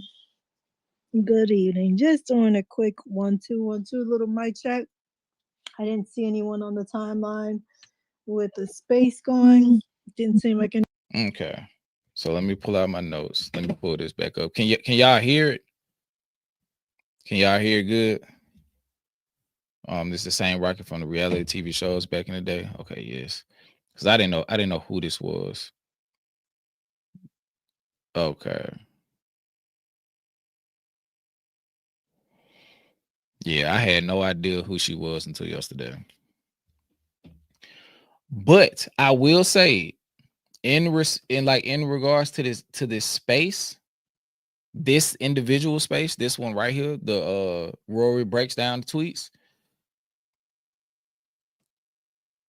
She did every single thing imaginable to try to get Rory to conduct himself in a mature and honest manner. I will say that. That's why I was like, as I was listening to, I was just like, damn, like she's finding out Santa Claus is fake in real time. And it's just like, damn. But based on what y'all saying, she with the funny shit too. So she deserves no pity or grace. Okay. So my first timestamp is Rory coming into the spaces. Yo, no, I'm just finding out. Magnifying glass. Everyone doing? Hey. What up, Rory? Oh no, I'm just finding out on the internet that I hate black women. Oh, Ross. Yeah. I'm finding that out too. I'm looking Yo, no, like, I'm just wait, finding with the out. magnifying glass. Like, whoa. Yeah, no, that shit crazy. Okay, so first of all, hey, Ross, are those AI or are they real tweets? Which ones? Should we go through them? We could go through every last tweet. Yeah, the one that there's not a single thing I will ever hide behind. And it's a phrase that Rory's going to continue to say the whole time. I couldn't agree with you more, and then disagree with you. Yeah, and Monet, I swear to God, that's my that's what the timestamp says. It says 13 minutes. Rory arrives on bullshit. Rory arrives on bullshit. Like he came in with that. He introduced the subject to the spaces. And that just goes into like how dismissive, condescending, arrogant, and entitled he was and is, and will continue to be until he has an awakening within himself. But yeah, he walked in the door on bullshit. Okay, I know who I am, and this Are is they actually old hilarious. tweets that already came out already? Like I feel like I see. No, this is all shit that I'm looking at now. Yeah, we got to play it. Okay, so there's one tweet by you, Ross. There was one that I saw everyone getting mad at of I'm gonna celebrate my birthday for the whole month like a black girl. I would make that joke right now. Okay. I'm not mad at that. Like, Rory. Okay, now we do have to take it. Yeah, that wasn't a bad one.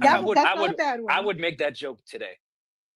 Okay, what y'all think about that joke? Every black woman has either wanted to, thought about, or actually fucked a white guy. I don't even know what the fuck that tweet is. Okay, that was a tweet that you said on 8/26/11. And this is another thing that he does throughout the entire thing. Like he's looking at it like deny until proof is presented. Because if he can deny that it exists or his connection to it, he was thinking that maybe he came into the space and the space was on some humbug shit and people weren't prepared to actually combat the shit he was saying. People already had shit loaded up for him. It was already screenshots. It was already questions they had designed to ask him to get him in positions where he had to clearly answer, or the lack of an answer would be an answer within itself. And it just revealed a lot of shit about him throughout this process. But yeah, I really think that he walked in thinking that if he could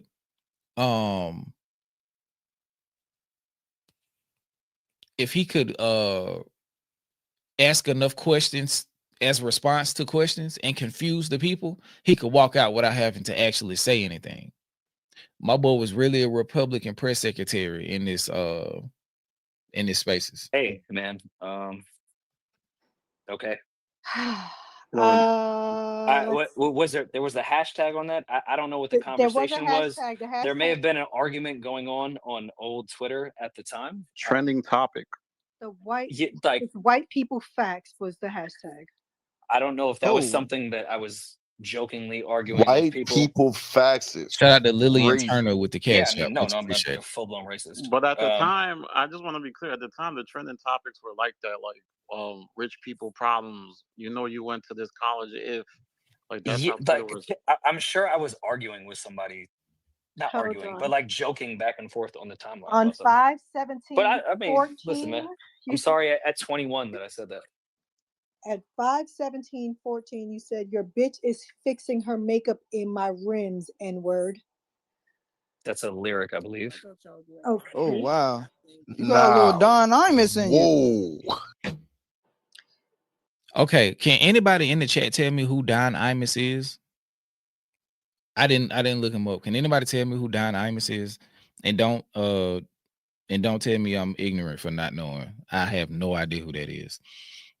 But the whole N-word thing, the fact that he felt like he could put N-word on the end instead of, oh, he's a sports commentator. The fact that he felt like he was able, like that he had the green light to just put N-word and get away with it.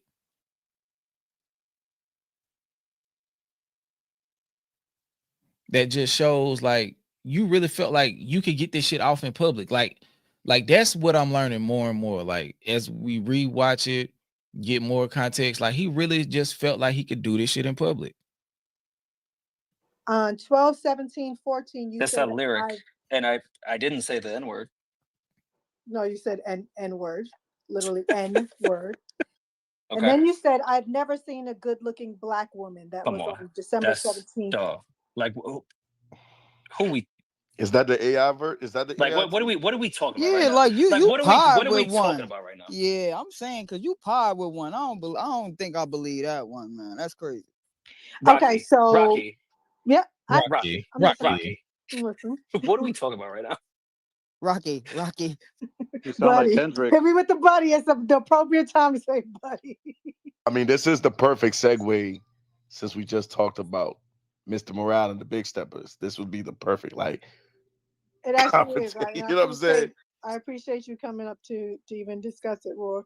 Do you really think that I have thought my entire life that I've never found a black woman attractive? Thank y'all for letting me know who it was. No. When most of the running jokes are that I am somebody that finds my own race unattractive. Thank you, Greater Nickel. Right. And if you actually go through Hit the like button for me. all of my tweets, that's why I thought it was funny, the ones they had to like actually have to dig for. Because if you go through my Kendrick tweets, they're all positive outside of like the one weird ones they found. That whole era of And this was another thing he was doing. This was another thing he kept doing. He kept trying to speak on he kept trying to like if they say you had a problematic tweet, he's like, but what about the good ones? What about the good ones? It's like that's not the focus of the conversation, Rory. The focus of the conversation is the bad one. Let's talk about the bad one. Let's talk about the bad one, excuse me, and get some information and be able to contextualize where you were in that space, where you are now, what's the difference between then and now, and how have you come to a more evolved headspace in the present. I don't give a fuck what the good thing is you said, because if I make 100 good tweets about any other group and I make one bad tweet about that group, one bad derogatory term about that group, the group is going to pull me to the carpet. We're going to talk about the Kendrick correlation too in a minute. Probably not a minute, but we definitely gonna talk about that. Because it is a microcosm for a much greater issue, not just in hip hop, but in one of the many veils of hip hop discourse. But he continued to do this the entire time. It would be like, hey, we're addressing topic A. And Roy would be like, but I didn't say the thing in topic B. It's like, we don't give a fuck about topic B right now, Rory. We're talking about topic A. Quit trying to steer away the attention from topic A. We're talking about topic A. We don't give a fuck about topic B. And he's going to continue to do that. He started it from the very beginning, and he carried it all the way through the entire spaces with one specific tweet, the Roach tweet. Of Twitter when everyone was killing dark skinned women. I was the only one defending them. Like, what are we talking about right now? My whole history, like, I just came up here to joke. I came up here to joke. Matter of fact, Gina can come up too. I came up here to joke. Like, me and Damaris were really laughing. Like, people really think that I retweeted something that said black women are unattractive. Like, are we out of our fucking minds? So are we saying that's an? I have no idea what the fuck that is. Okay, because You think that's AI. you think I've studied every tweet I've done since no 2009? I have no idea what the fuck that is. Okay, so and shout out to Love Child. Hold on. What's up, buddy? You got on clothes? Oh, okay. Well, get dressed and then come back in. I'll tell you good night. But yeah, he came to joke. That just shows how much he respects the individuals that the tweets were about. Hey, baby. Good night. Give me a hug. Go ahead. You know what you gotta do. Okay, I'll see you in the morning, okay? Okay. Love you. I'll see you in the morning, yeah. Uh-huh. You showing out now. You wanna see you in the morning. You want a chair? You want to get on? No, you can't get on. You gotta go sleep. I was just playing.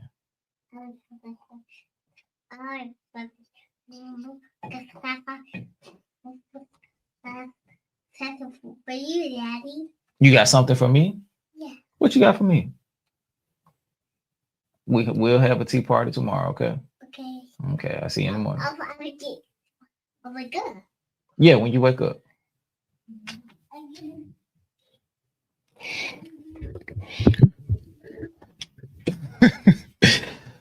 But yeah, shout out to baby girl. I completely lost track of what it was. Okay, he came to joke. Yeah. Rory was definitely not respectful of the space. He thought he was finna come in here, talk shit, and that everybody in there was going to dishonor the respect and the respect for themselves and the honor of the people who stood on business to not allow certain individuals to speak to them this way or speak about them this way. He came in here with Vince McMahon energy. So here's the thing, Ron. You my guy, so we're gonna talk this through. If you do click on the link, the retweets, it does go back to your timeline. Okay, so do you remember like Twitter? Mm-hmm. When people would go back and forth, like in our niche world, I'm sure that had something to do with us joking back and forth. Right. So now in 2025, looking back, Worm is crying. Like this is why this is so funny to me. Like, go ahead. I'm sorry. Yo, Worm, get your tissue, man. So now in 2025, looking back, once your tweets have resurfaced, they are your tweets. I made sure I zoomed in to make sure it's not AI. It literally goes back to your timeline. What do you say about the time, not just the time, but your mindset when you was retweeting that? Was it just, do you feel like it was just jokes? In 2025, are you apologetic that you even took part of that type of rhetoric? Because Took part of what rhetoric? I have never once been on the side of black women being unattractive. That's why I find this very odd. Right. So I've never heard you speak in that tone as long as I've known you. However, it Speaking is that tone, I've been in the complete opposite my entire life. What are we talking about? for as long as I've known you, you've shown that.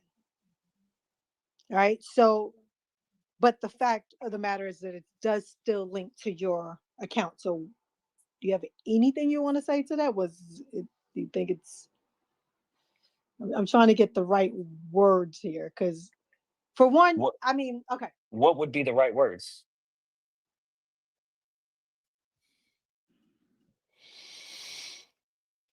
What would be the right words? And the thing about why I wanted to play some of this version of it, I mean, not version, but this part of it is because he hadn't been, there was like a certain chiseling effect that kind of took place throughout the course of the 3.5 hours of the spaces from he came into the time it ended, to where I think he heard enough people reiterate the fact that it was serious to at least get him to be like, okay, maybe I need to find a way to pivot out of it instead of fighting back. But when he walked in the first time, or like from what we can see now, he really walked in with the impression that I can outsmart everybody in this room. What's the dirt is defending Rory? I mean, that makes sense. I'm not surprised by that. Shout out to DJ. He said, that makes it worse that you were in circles of people who did get that disrespectful shit off. You clearly engaged with them, so yes, you are guilty. Yeah, I mean, and that's the thing. He's been so insulated, and that's why I think it's harmful in any context to engage in echo chamber activity, because you come out of it and realize the world isn't this curated mechanism that you've allowed yourself to sit in for so long. But yeah, let's get back to playing this. Rory is clearly in his bag.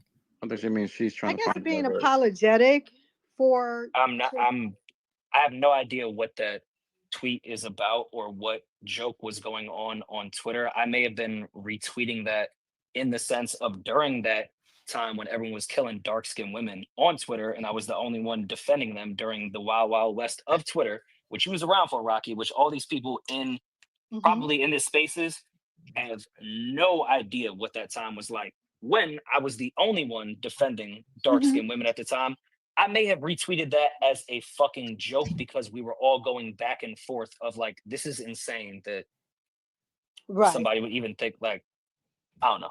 I'm just thinking in my own mind of Right, because I know what I know what time it is. Like this, doesn't line up. everybody that knows me on Earth, I know. Put your thumbs down. Put everything. I'm fine with that. Everybody that knows me knows. Come on, like this. Good night, baby. This is the whole like, and this was one of the connections I was making to the conversation I was having with but in the YouTube comments, they start to like, they have such I don't know what to call it, but their main character syndrome is so insane. Like how he gonna say some shit about Griselda a little later, and it's just like, bro, what the fuck are you talking about? What the fuck are you talking about? You feel what I'm saying? And like with this, like I was the only one. You're taking ownership for being the sole contributor to discourse in reference to protection of Black women on an entire social media platform. Like, come on, my nigga. Like, are you serious? You're not my nigga. Come on, white man. Like, get the fuck out of here. That's not at all what's going on right here. And it's not what took place then. Because how can you, quote unquote, protect Black women, dark-skinned Black women, as he said, and then still have some of the other commentary that you continue to do? So, like, how do you balance that? Like, are you doing tweets to offer your digital respect for Black women to cancel out the disrespectful shit you saying? Like how does it work?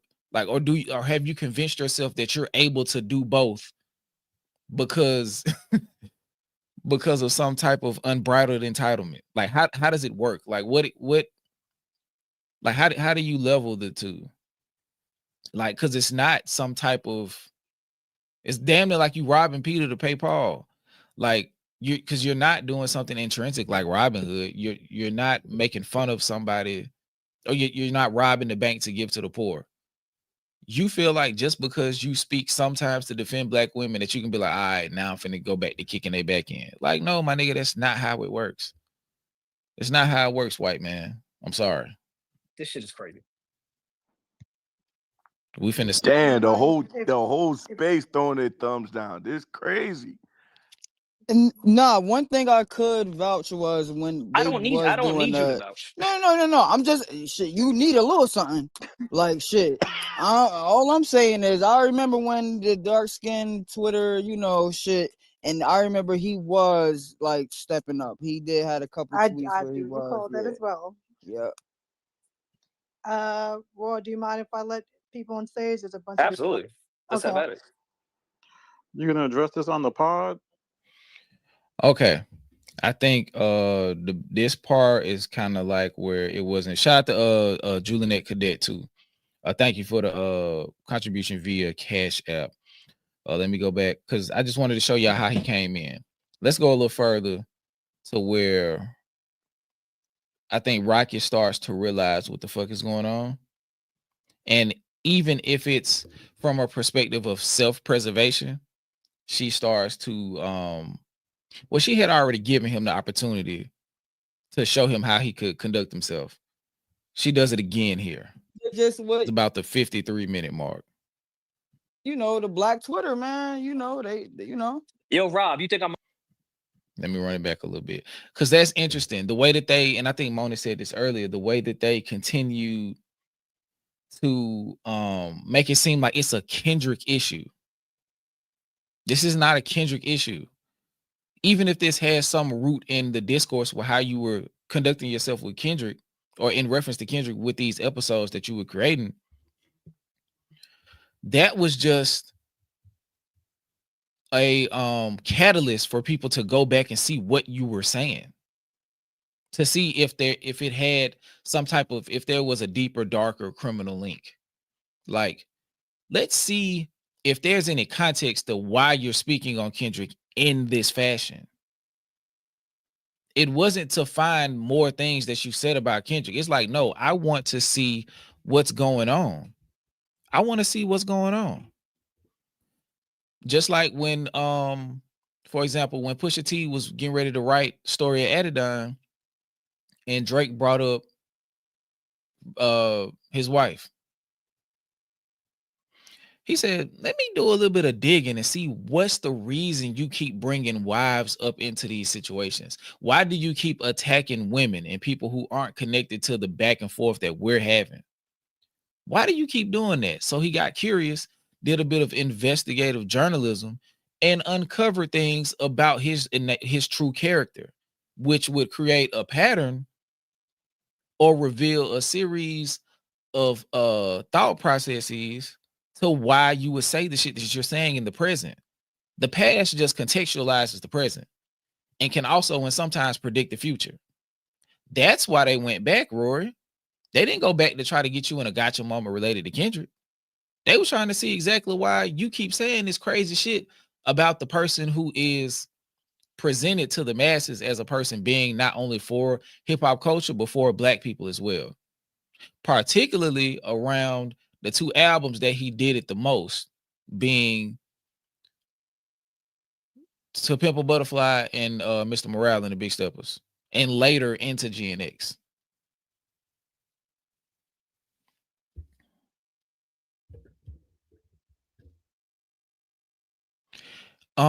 Shout out to Letitia Lewis. Is he insinuating that Drake fans co-sign with racism? I think the bigger concept is, I think he's saying that Kendrick fans are a specific type of individual. I think that's the type of shit he's getting off. And not just him, like the person who's saying Kendrick Twitter, they're speaking as if you can typecast to the T what type of person listens to Kendrick Lamar music. And when you think about the discourse around the drop of Doechie's album or mixtape or whatever, Alligator Bites Never Heal, and how a lot of the discourse around Kendrick then leaked into how people discuss Doechie. And I mean like phenotypically, Paula, not just like expression, you know, or like what their whether or not they have a revolutionary mindset. Like they think that they can spot a Kendrick fan in public with no with only physical identification. Like I can look at you and tell you're a Kendrick Lamar fan. And it's not just intelligent and principled.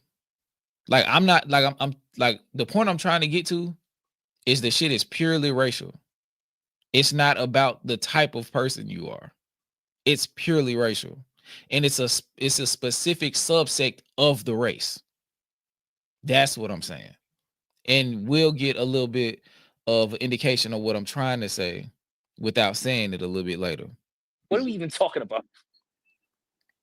Yeah, I Yeah, think it's a two of his co-hosts is like, black. what are we so, fucking I mean, talking about? No, that I but mean, that don't even yeah. matter. I'm talking about my whole life. No, I since mean that do inception. matter though, Like, because I mean, if you was a racist, I don't think you would work with two black. yo, Paula, it's not necessarily psychic. It's more so like stop and frisk. Come on, man. Mo, I have to sit here and defend myself of not being a racist. No. Yes, there we go. Just be yapping. It's and it's a little bit even more. It's like urban, but it's even deeper than that. It's even more specific than that. Oh, you good? You It's good what in Kendrick's my Twitter books? do. You know, it's just what you know. The black Twitter, man. You know they you know. Yo, Rob, you think I'm a racist? You said Rob or Rob? Rob, throw up Rob 100. Rob Markman. You think I'm racist? Is he on stage? Whoever this coffee dude is causing a he's in lot the of audience. disruption throughout the stream or the spaces too. I tried to Did invite he him, throw up but 100? he fell asleep. Nah. I just told him to throw up 100. I was just playing. Okay, well, what this was, I guess it did start off as a joking matter, and then it got serious. And what I did, you know, I'll be a hypocrite and I'll be a two-faced if I didn't say I think it'd be a golden opportunity for you to just apologize for whatever jokes may be insulting or offensive to Black women, and just keep it moving. Again, I'll speak once again. The disclaimer is I'll speak to the person that I've known. Rob was watching the space, like he was listening to the spaces, but he never commented from what I remember. Rob never spoke. The thing is, he's looking for Black people to validate his non-racism, that he's to validate that he's not a racist. It's crazy that he's demeaning Black people while still needing Black people's validation to exist in the space properly. That's the craziest part. It's like, yeah, I'm a sidestep what the fuck y'all saying while asking other Black people to like, yeah, look, they giving me he's looking for a pass in the spaces. For well over a decade, and Rory has never shown me Rocky. single Honestly, it would feel disingenuous if I apologize for something that I did not even say or mean whatsoever. That'd be disingenuous. Like I'm not about to apologize for a tweet saying I find Black women unattractive. Everyone on earth knows, the people that know me know exactly the complete opposite. Rory, at least no more weave Like jokes. I'm not about to apologize for that. No, I'm not apologizing for that shit. Hello? Can y'all hear me? Yeah. Oh, sorry, y'all. I'm on X via like my Safari, not the actual app. So the tweet referring where it says RT, I've never found a Black woman attractive in my life. You know what? I'm not apologizing for Rory, that shit because I don't even know. I think somebody. Oh, go ahead. Thank you. Damn, like I feel like I'm at work. It's because I hate Black women. That's why I keep cutting you off. Cut me off. But you know what? Shout out to Peach just brought up to me. That wasn't even somebody tweeted that. I said that the wrong way. That was when you used to fake a RT that somebody said something like so that they could get canceled. You made a fake RT so that the person that you RT'd would get in trouble for like it's hard to explain if you weren't on Twitter back then. But when you used to put RT and then like say No, somebody said I something and they know never that. said. So instead Yeah, of that's actually what you were retweeting them, doing. you Rory put was it trying to back. get the person that he said that to. Damaris was protecting. It's crazy. Like the conversation me and DJ was having last week, or was that Wednesday? Yeah, it was Wednesday. About when the bag gets in the way of your integrity. Damaris in this moment, if she had not completely sold off her integrity before this, she sold it all the way off here. Because what she's affording Rory the opportunity to do is to take the stance of plausible deniability with every single thing he ever retweeted. Just so she can get him out of the situation he's in while allowing him to get away with disrespecting an entire generation of Black women multiple times for years on social media. Just so she can continue to get paid on this platform. If that ain't house nigga shit, I don't know what it is. That is insane. Like, hey, Massa didn't mean it that way, y'all. He didn't mean it. He only whoops you because he needs to get you in lines. Massa only whoops you because he loves you. Massa only is mad because we're not doing what we're supposed to do when Massa's rounds. Massa don't hate us. Massa loves us so much. Massa gave us a nice house to sit outside of and do works for Massa so we all can have place to eat and sleep under God's loving grace. Hallelujah. Can we all say we loves Massa? Shit crazy. That's what she doing. Like, this is the equivalent of her getting on her knees and begging other Black people not to approach Massa. Crazy. That he made, like, brought that up to me. But at the end of the day, don't waste your time explaining that, because if people weren't around when all of that was happening, they just really won't understand. Like, they just won't understand that. I don't think that was a fake RT, Damaris. I think that. Okay. I think I'm about to skip the rest of this because it's not important, because they finna jump over. Like, they're not gonna get to a good point for about 20 minutes or so. I want to get to where they start asking the good questions. But the thing about this is this part right here, where they talking about the dynamics of Twitter back in 2014 and how you could create a retweet out of nothing because they weren't actually retweets yet and blah, blah, blah, blah, and all that other bullshit. The point of the conversation I want to have right now is, and I said this in Jalopy live stream the other day, is when did racism become edgy? Like, when did we decide that you could be a racist, a misogynist, a homophobe, a ableist, exhibit misogyny, misogynoir, all of these things, xenophobe, all of this, and just blanket it under being edgy? Like, when did that become the, because I wasn't on Twitter. Like, I had a Twitter from, like, I think 2010. By 2011, I wasn't tweeting no more. You feel what I'm saying? So, like, I missed this era. Like, so I don't understand, like, what happened to where it's like, okay, I can habitually microaggress Black women. I can habitually aggress and microaggress members of the LGBTQ plus community. When was I able to, like, have anti-Semitic stuff just littered through my Twitter feed? Like, when was I able to get all of this shit off and only characterize it as being edgy? And when did Black people start to accept Black people having anti-Black sentiment, or non-Black people have an anti-Black sentiment, as simply being edgy? And why? Oh, I seen the whole, I done seen the whole thing, Struder, twice. Shout out to Mia. She said it started in 1619, became the law of the land in 1776. Gotcha. I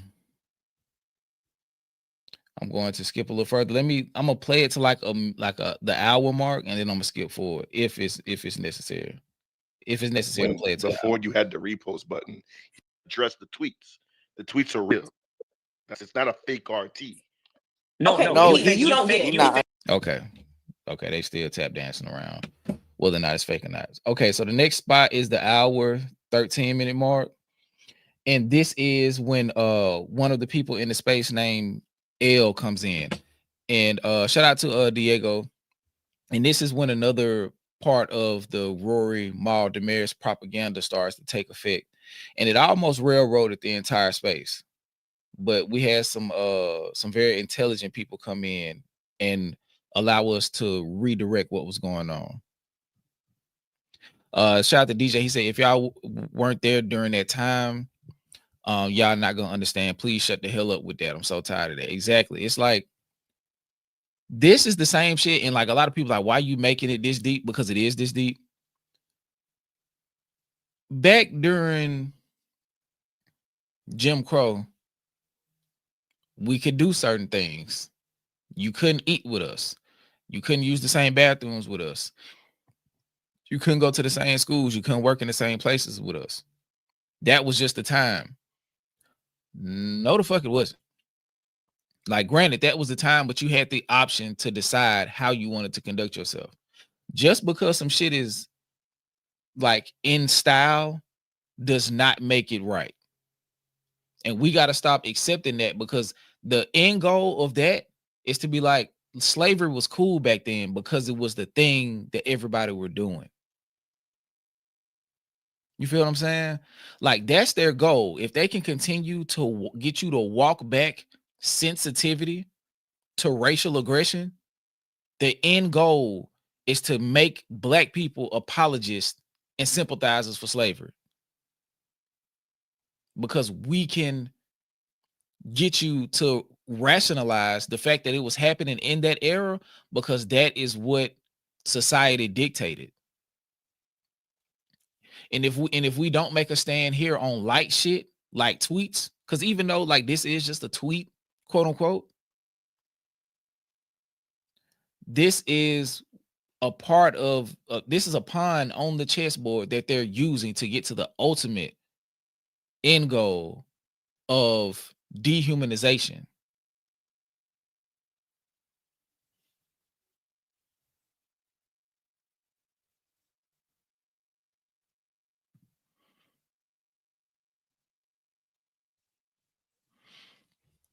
So let's get back to this. Hold on, let me check the super chats real quick before I get back into this, because this after this we're gonna kind of let it roll. Let me see.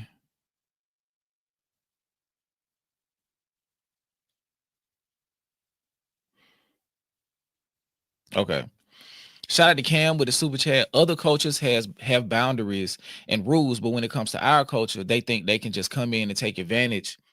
For example, Post Malone. And the big thing about why they feel like they can do that is because we don't own the infrastructure. And we kind of gave up our ability in some respects to own infrastructure with like foregoing having our own communities to integrate. We gave up what we had in a lot of respects to be a part of what they had. So the power and leverage that we had in that moment, we started to give it away the more and more we integrated, because we started to leave our communities to integrate theirs. So a lot of the infrastructure and collectivism that we had, we kind of surrendered it a little bit. We need to get that back. We're working on it. There's a continued effort to get it back. It's just going to be harder now because we gave them 60 years. So it's not going to happen immediately. We gave them 60 years. So we have to imagine that it could possibly take just as long to get it back. And we got to stop beating each other up because we don't have it how we would want to have it now. You feel what I'm saying? So when we be like, well, it ain't how it's supposed to be right now. Da da da da. Okay, let's work towards it. You could do something every day to work us back towards getting it to how it used to be, like what the ideal world would be for Black people in America. You individually can take a step in that direction every single day. You can take multiple steps towards that every single day with what you teach your kids, what you teach yourself, how you operate within community, how you build community, how you exchange resources such as time, energy, expertise, money, all of these things within your community. It's never too late to do that. It's never too much of it you can do. So when people say, what's the solution? What's the solution to enriching the Black community? Involving yourself in the Black community and being one of the people who's actually enriching it. And if we come together as a collective of individuals, if you want to be on some individualistic shit, if every individual starts participating in collectivism, we'll eventually become a community of connected individuals. And then we become a whole collective. But if all you're going to do is say it ain't where it's at and you ain't doing shit, shut the fuck up and go find something to do. That's it. That's the simplest thing. Just shut the fuck up and go find something to do. Even if you're doing something insulated in your own home, that is a great place to start. Just don't gatekeep within your home what you're learning and what you're inputting. Break bread with somebody in a meaningful way. And it don't have to be giving somebody money all the time. Like assist somebody in becoming self-sufficient in one particular way or another. You feel what I'm saying? Like it ain't that hard. It's really not that hard. Oh yeah. Yeah. Go read all the books by Dr. Claude Anderson. Yeah. Yeah. Not to be confused with Boyce Watkins. Not to be confused with Boyce Watkins. Go check out Dr. Claude Anderson. Not to be confused with Boyce Watkins. Shout out to Habitual Line Stepper, man. Let me get back to the super chat though real quick. The next one, T-Mac. Anytime you want to do a cold crash out, go for it, Skip. However the spirit moves you. If I would have got into it, we would have got away from the importance of what we're supposed to be doing. But there's always going to be an opportunity to crash out on Cole. I can assure you that. He's made it very easy. Shout out to Dre with the super chat. It's time to let the pods unalive. Yeah, everybody not meant to have a mic. That's true. But this moment is beautiful because it's revealing step by step who's not meant to, you know. And whether or not they go from wherever they are to zero, as long as they continue to shrink, eventually it won't be cool to watch them no more. Then they got to pivot and go do some other shit. Or apologize and try to grift. Or just die with the lie. One or the other. It's all beneficial to us in the long run because we get to see more and more where they stand and they have to decide whether or not they want to die with integrity or die with money. And 9 times out of 10, they're going to choose the money because they've been doing it the whole time. It's easier for them to continue the path of least resistance. Shout out to Just Be Yapping. Rory does not respect the Black community. He simply fetishizes the culture. There's a big difference, and it's evidenced by his past and present behavior. Exactly. And I said that earlier. I was like, just because you like how I make you feel, don't mean you like me. And that is what, you know, in the physical sense, the fetish comes from. You liking how I make you feel. So a woman or a non-Black individual can like have sex, procreate, and be around and ingest Black culture without identifying with it, sympathizing with the pros and cons of it, or do anything to help enrich it. You just in the way, soaking shit up that don't belong to you. Because you want to see how I feel to have somebody Black auntie braid your hair to the back and have sex with a Black dude because you have heard that we're genetically endowed. Or you just want to be able to experience some of the stereotypical shit that you heard of. But when it's time to be Black, you ain't trying to hear none of that shit. It's too foreign for you.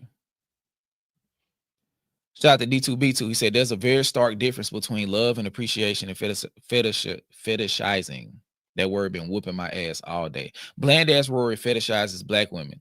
That's a fact. And it probably makes him feel better about himself because he can do that, get the validation of being accepted by black women, but then also reconnect with his superiority because he speaks down on them.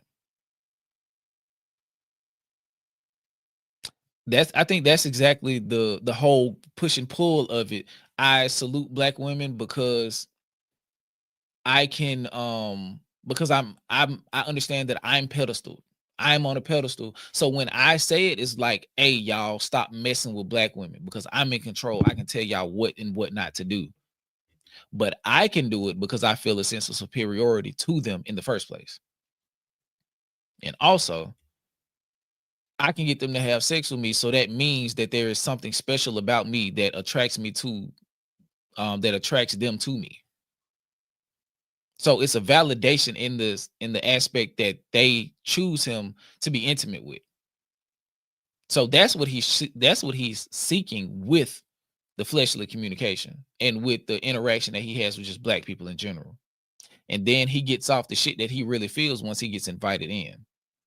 Like it's the same type of situation where you get cool with somebody, a white person, and they be like, hey man, you ever listen to David Duke?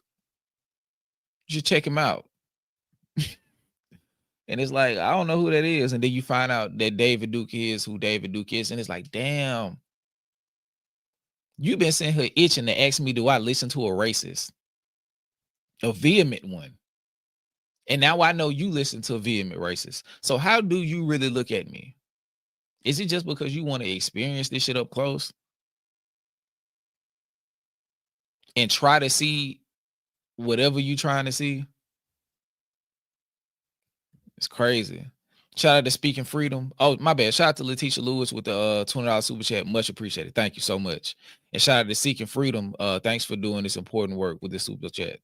No problem, man. This is a part of what we do here. But let's get to it. Friends. We have a new lady on the stage. Yeah, please. You One making second, up 1v1, my G. second. Okay, go ahead. Hey, Al. Rock. So I just wanted to ask like maybe 3,000 questions. No, I'm just kidding. I think that we are kind of missing. Peace out. Hey, what's up, Rory? I think we're kind of missing a moment. One, the girl who kind of first brought this up is in the room. So I think y'all should allow her to come on stage. And two, Where? her name is J. Michelle Michelle. She has on a yellow dress. And Yeah, shout out to J. Michelle, man. And Yeah. and two, I think, and maybe if you could request Jay Michelle, if you want to speak, if you don't want to speak, that's fine. Two, I think we're kind of dancing around the idea of the tweets. The question started with, hey, why are y'all responding like you don't want GNX to win, you want the clips to win? So the argument was about, really, do you guys just have something against Kendrick? That's why all of the Kendrick fans started to kind of bubble Wait, up. so Hold on, Rory, I'm almost done. this has nothing to do with black women. It has Well, to do with no, GNX. it did because I believe so. The argument fine. Oh, Two, my bad. I had to run this back, y'all. Hold on. I think we're kind of dancing around the idea of the tweets. The question started with, hey, why are y'all responding like you don't want GNX to win, you want the clips to win? So the argument was about, really, do you guys just have something against Kendrick? That's why all of the Kendrick fans started to kind of bubble Wait, up. so Hold on, Rory, I'm almost done. this has nothing to do with black women. It has Well, to do with no, GNX. it did because I believe that's what made people start looking into it. Like, are you just anti? Is the shit too pro-black for you? That I'm not saying that is true. I'm saying that's the heart of it, where it's like, is your commentary coming from an anti-black space? So then when a person uncovers these, whether it's a joke or not, they are on their face anti-black tweets, just period, right? When a person uncovers that, I just don't think the best response is, and I understand how you can be offended because you like, hold on, I love black people. Okay, let me let this part play real I love quick. black culture. I've always been immersed in it. I've crossed Noop. I only date black women. I understand from your point of view. I don't even speak that way, by the way. I don't even want you to make that narrative that I say that, but go ahead. You didn't. Okay. The one thing I will say with L, like L Janelle, what she was saying right here.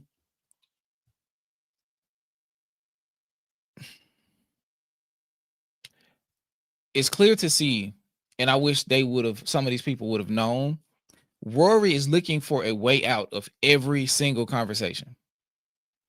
As soon as he can find a point of a place where he can pivot and get out of a corner, he's going to do it every single time.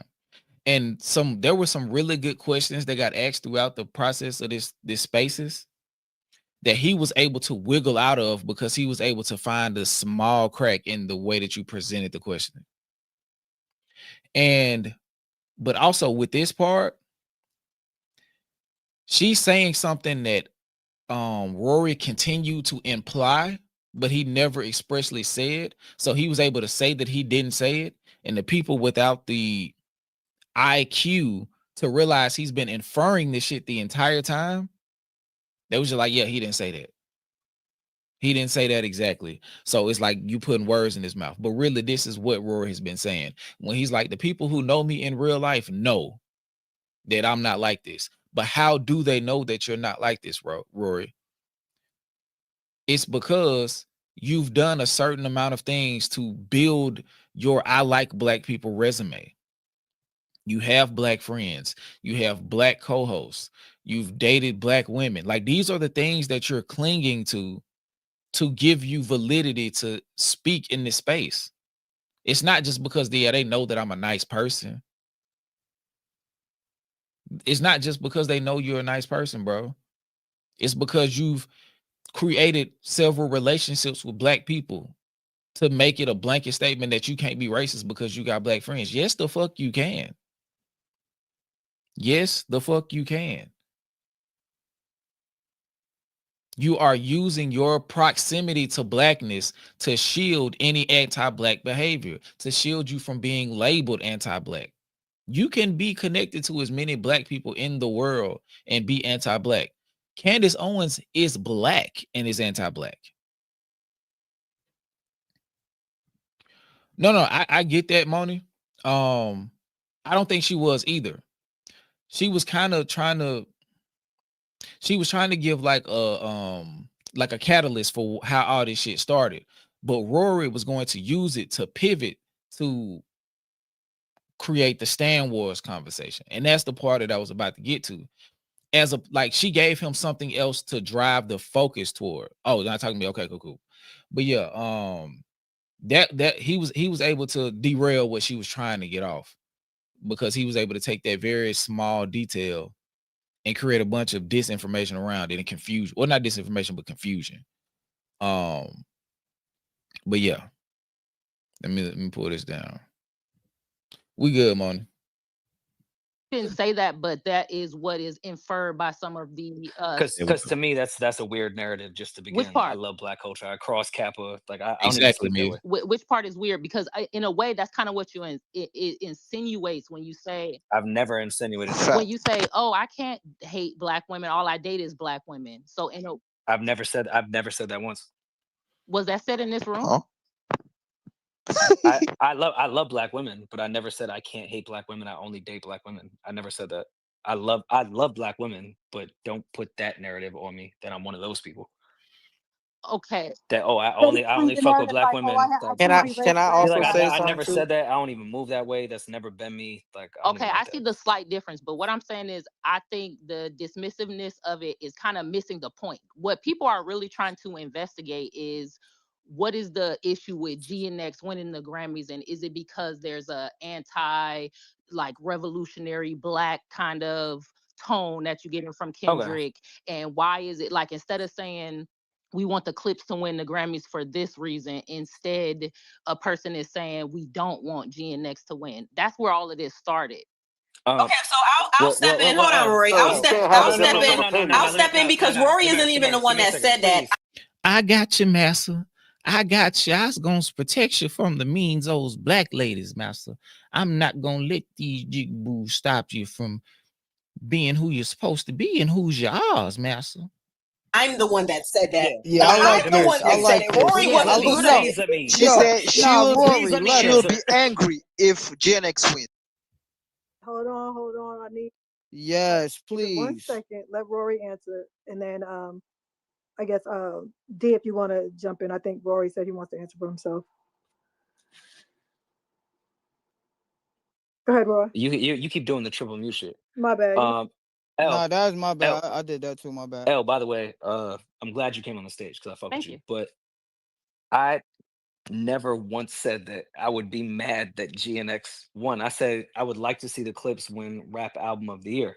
Matter of fact, I even pushed back on Mo that was in here and said, how the fuck could you not have GNX in there as far as numbers, impact, everything that happened with that album? How could you not put it there? And if it wins, that would make the most sense in the world to me. I just said I would like to see the Clips win a rap Grammy.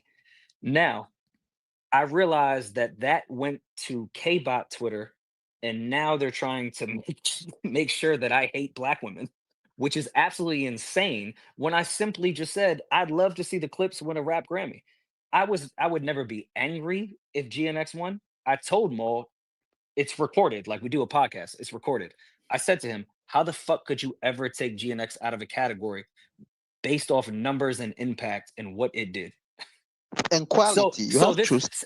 and mind you, I have said 1,000 times I love GNX. Like, I think you guys see Clips and just make narratives up in your fucking head. I have said multiple times how much I love GNX. If GNX wins a Grammy in January, I will stand there and I will stand up. But you see what I mean?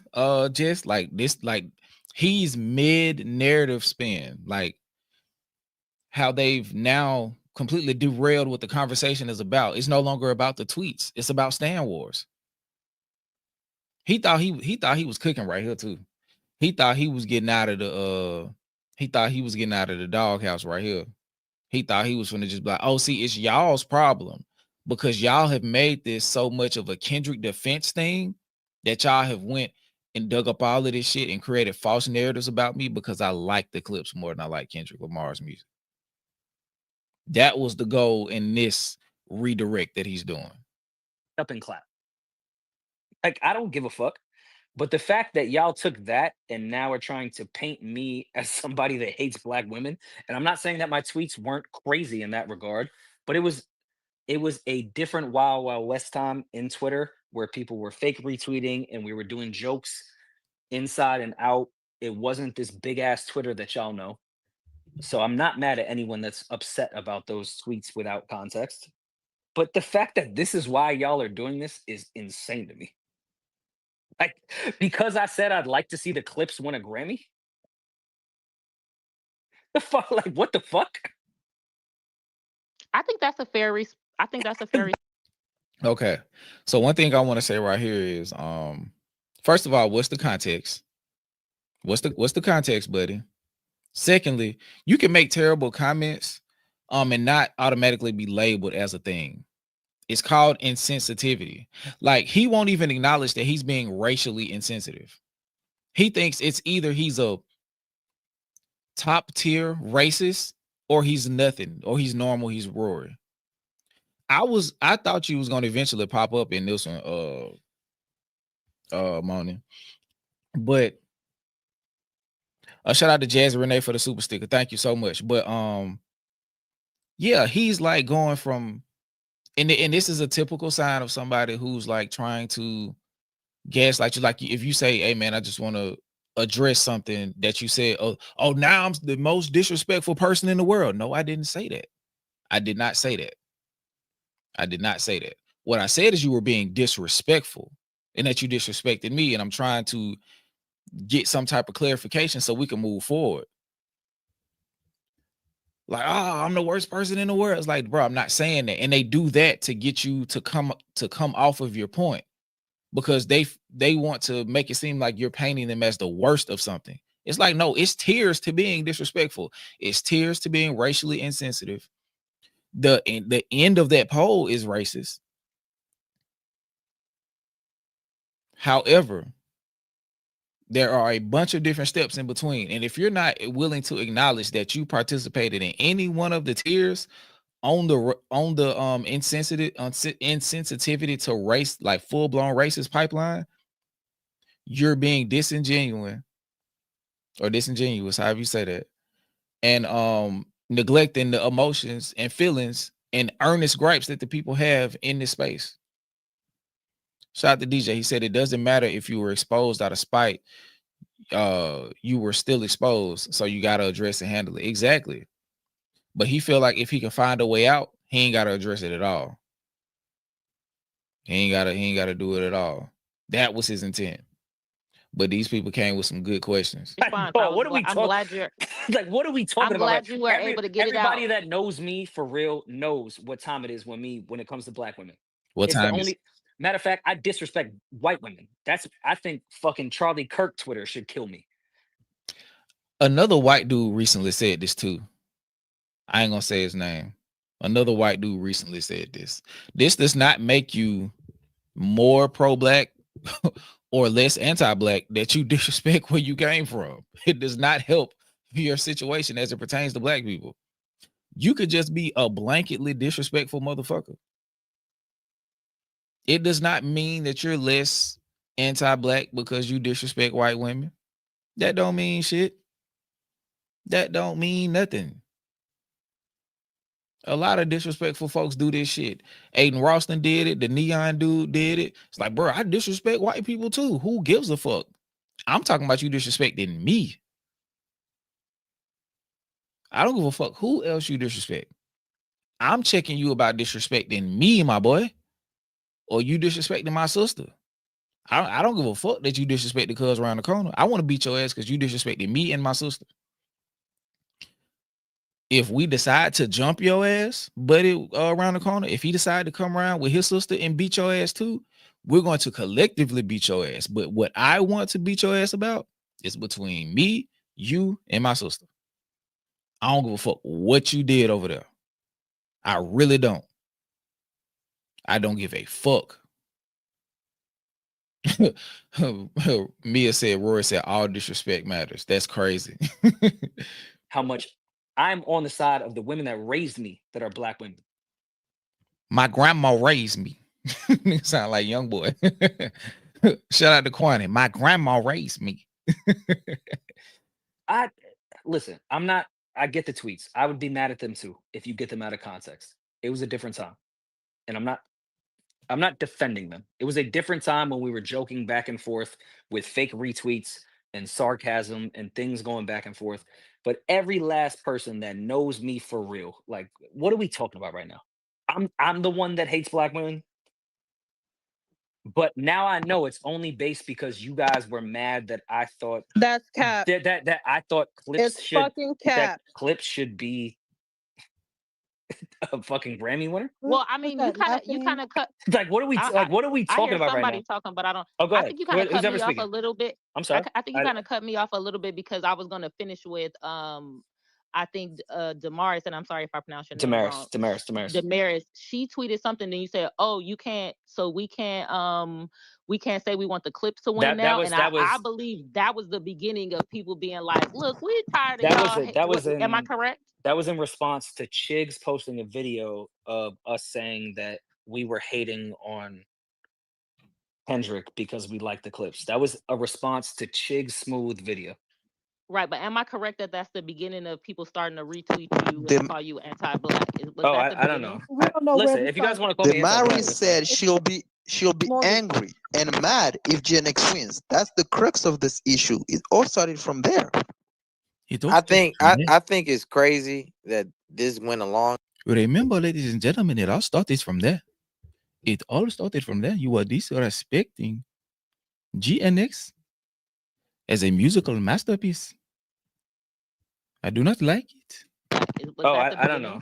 Listen, if you guys want to call me, Mary said she'll be angry and mad if Gen X wins. That's the crux of this issue. It all started from there.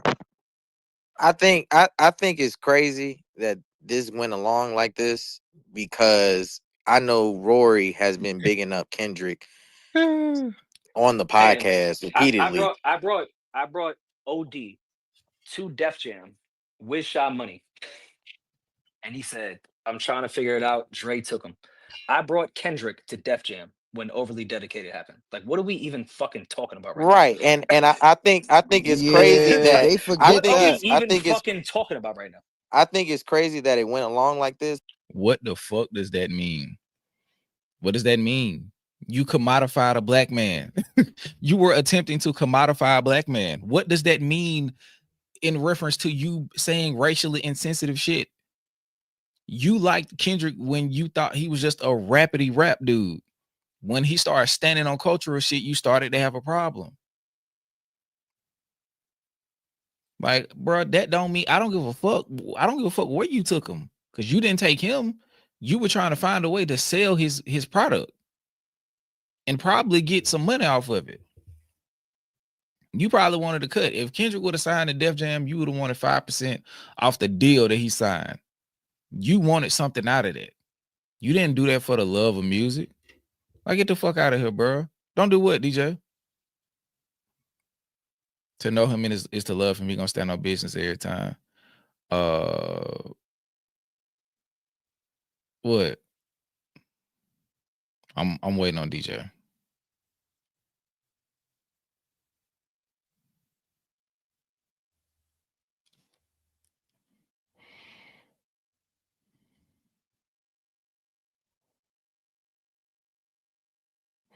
I'm probably gonna play it. I'll wait on him to respond. But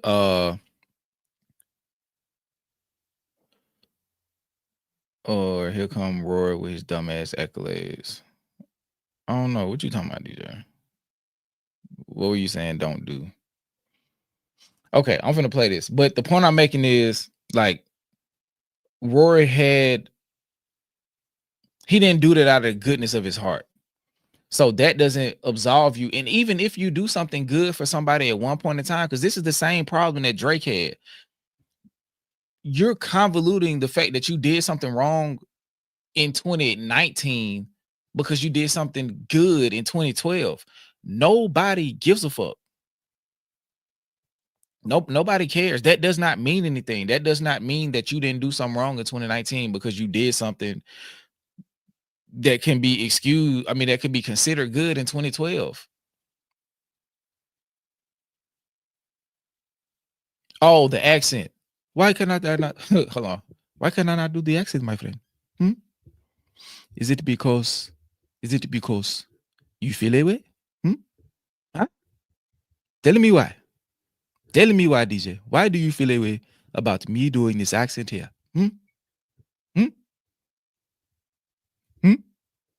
But anyway, this ain't no 1D wipes away wipes away the multitude of many sins type shit. This isn't that. It doesn't work that way. It doesn't work that way. It does not work that way. Oh, so when I do the country accent and all the other shit, I can do that, but I can't do the African accent. Ah, that's crazy. That's crazy. That's where I'm from. That's where I'm from. It's because there's other people, like, you can't even mention that you like the Clips' album and that you feel like they deserve a Grammy, this, that, and the third.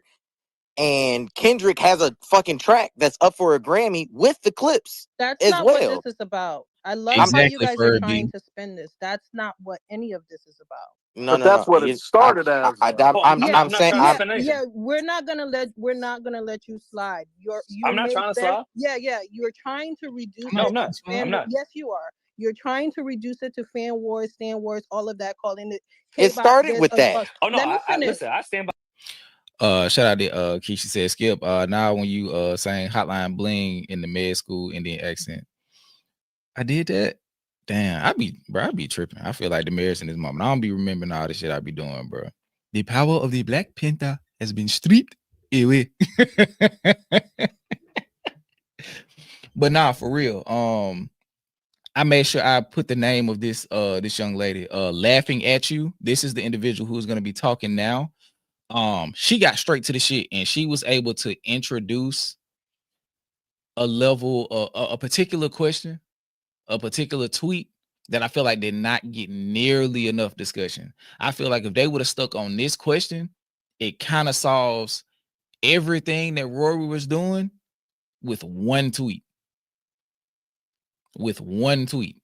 The entire crux of what he was doing is watered down into this one tweet.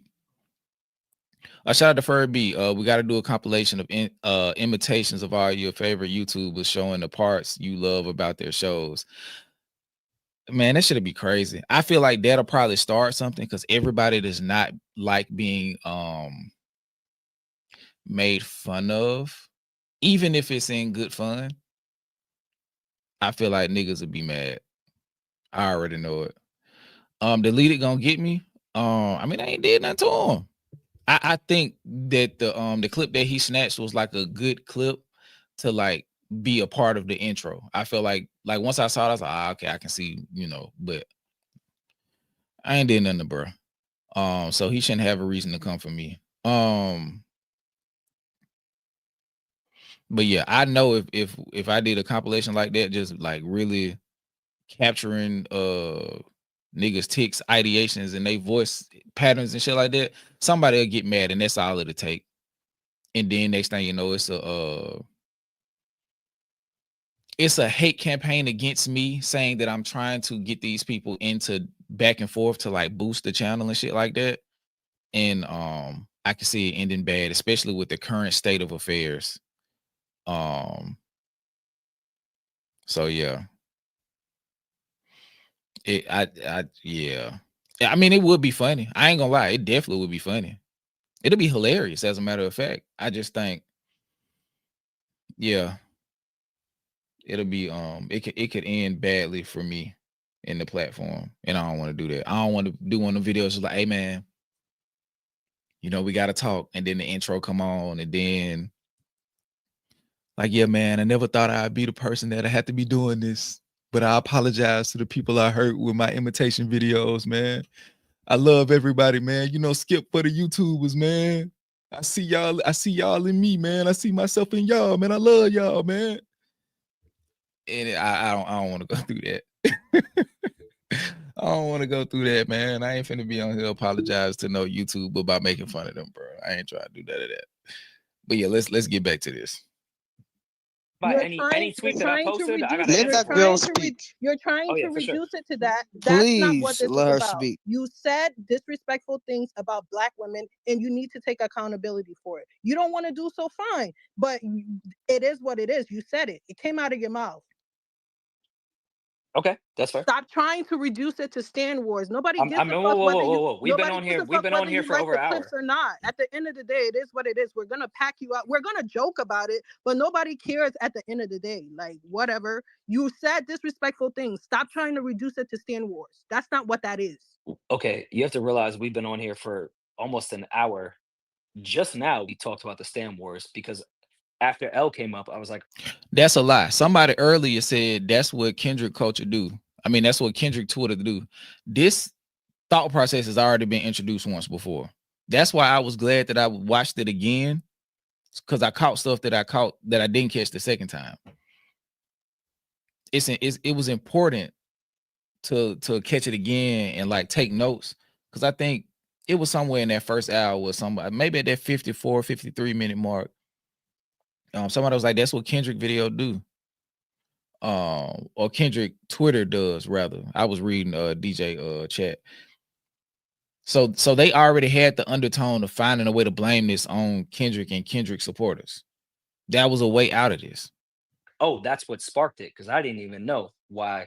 Yeah, you didn't even All these bring it up. tweets is Elle being. brought that up. You didn't even bring Yeah, that like up. I didn't even bring that up, so I think that's odd that you're trying to take that angle. In no way have I blamed this on Stan Wars at all. I stand by any fucking tweet, whether it was a fake retweet, You just whether it was a literally joke. said the I, fact that you well, guys are I trying was to say that I responding hate to Black L. women He was because I said I like I the think clip. okay, all right, never mind. I think you're just not understanding. My understanding was that he was responding Yeah, to I what I can't said, talk and to. it's because I like to follow the narrative. Sometimes people get caught up in what the issue is, and it's like if you're being accused of like the reason why you're hating on Kendrick on the West Coast and all of that is kind of like an anti-Black narrative, and then they go and look at your tweets and they feel like they find anti-Black tweets, so it's like it's doubling down on this narrative. I think it makes more sense to speak to that instead of just saying, "Oh yeah, I dated a lot of Black women," and like the sarcasm, because you're right. The people who know you may know how you feel about Black people, but your voice travels way farther than just your inner circle and the All people right, that know Elle, you. then I can speak to that. Really, what it was there were Exactly, a habitual line stepper. Exactly. I wish they would have just asked him the question instead of having so much exposition around the fucking question. Just ask the question. Ask the question. When he asks you a question to try to get you off track, reiterate the question. Stop giving him context that he's trying to use to find a way to work around answering the fucking question. Just ask him the question like, hey, I'm such and such. Thank you for letting me on the stream, Rocky. Okay, Rory, you said in 2012 they all black women with micro braids, or not micro braids, but dookie braids look like they listen to such and such. What did you mean by that, Rory? And then he'd be like, I don't know. Rory, just answer the question, please. Just answer the question, please. We're not gonna do all of this back and forth. Just answer the question. What did you mean by that? And I feel like they just gave him, they just doing too much. Stop talking. You're talking too much. Shut the fuck up. Huh? Tweets that resurfaced of, you know, Rory speaking, you know, like about Kendrick and Kendrick's artistry and things like that. And What? those were the Why were there no tweets that were brought up of? That's how I know this shit is funny. let me finish. How many I don't care. how many I really positive don't Kendrick care. Let her tweets can you speak, put up? bro. I really don't care for your feelings. So L, there That's were fine. tweets that were brought up about, you know, Rory talking about Kendrick's artistry and during the beef and things like that. So it went from those tweets to, you know, the tweets about his anti-black tweets. They just resurfaced. So it really wasn't like people were digging to find things on him, you know, where it's like, oh, we're gonna pin him because he said some anti-black things. It's things that you stumble upon because the other tweets that you were making about Kendrick and the beef and the battle, we were just cooking you about it. That's all that was. What's funny is I guarantee homie, whatever that guy's name is, I guarantee if he had to siphon through 1,000 positive Kendrick tweets to find one bad one. Yeah, but we found it pretty easy. Like that's what's so funny about, like, yeah, they found it pretty easy. Y'all Whatever you want to say. tweet They searchers also have to go found- through they so also much found the positivity to anti-black find ones, negative too. shit, which is really Yeah, they weird to found me. the anti-black ones too. You should speak on Oh that. no, yeah. I mean, clearly we've spoken about that for the last hour. I just think it's hilarious how far you guys have to dig to find anything negative. Okay, before I like text Rory and tell him to like get off the fucking spaces, what are you? I just want to know what what's the bottom line? What do y'all hope to accomplish here? Like the amount of I don't know what y'all shit I've want said him about to Kendrick do. Lamar is insane.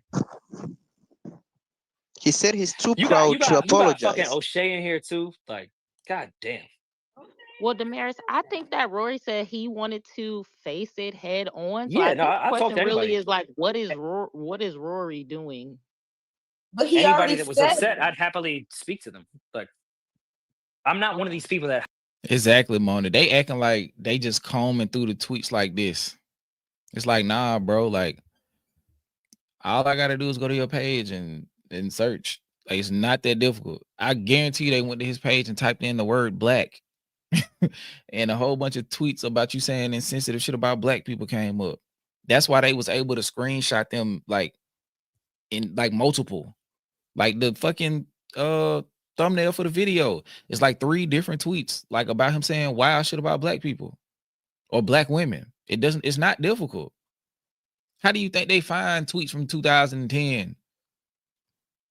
They go to these people's page and type in keywords, wild shit, and then they found out, oh, you said the wild shit I was searching for. Beautiful. Beautiful. Thank you, Jess. hides behind. I felt like a lot of people were like merely discussing like their disdain for Rory, but like it's better to like discuss like the meta commentary that's like being had under the actual conversation. And not to say that I'm, you know, somebody super important, but I was like, okay, I see an angle that a lot of people not addressing. Like, this shit could have been handled 10 times better. And one of the people that's about to come up did a great job, but she got sidetracked. Shit. Like, if somebody's upset, I'd happily Somebody tweet else. them. And also we have to address like the ingenuity of like this whole entire thing, because even if Rory is like a raging racist, right? Fine, he's a raging racist. Yeah, Rory, stop being sarcastic, because that's what they don't like about you, is that you're being trolling is not gonna work. You that's what they don't like about you, right? So just stop doing that, because it's just not working in your favor. But the whole entire purpose of I'm this not here is to favor there's anything. nothing, Rory.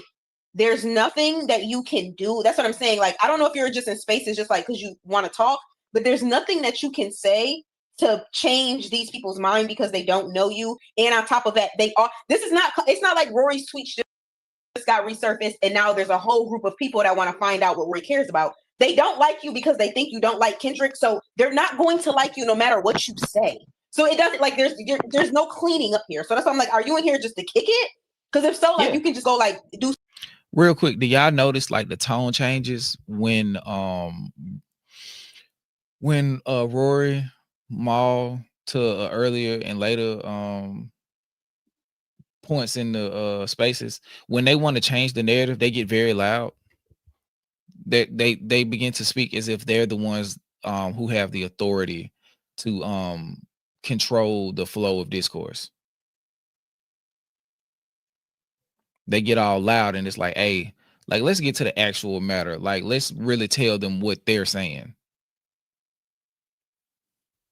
Something better because they're not here to like, you know what I'm saying, really hear you out. They don't give a fuck. They painted a narrative about you. You back that narrative up with some stupid fucking tweets. They weren't around for the time. You can't explain it. There's nothing you can do. Like, you're not going to apologize because you know you didn't say anything worth like really apologizing for. You're not going to give an ingenuine apology because you're not sorry because you didn't mean any harm when you fucking tweeted.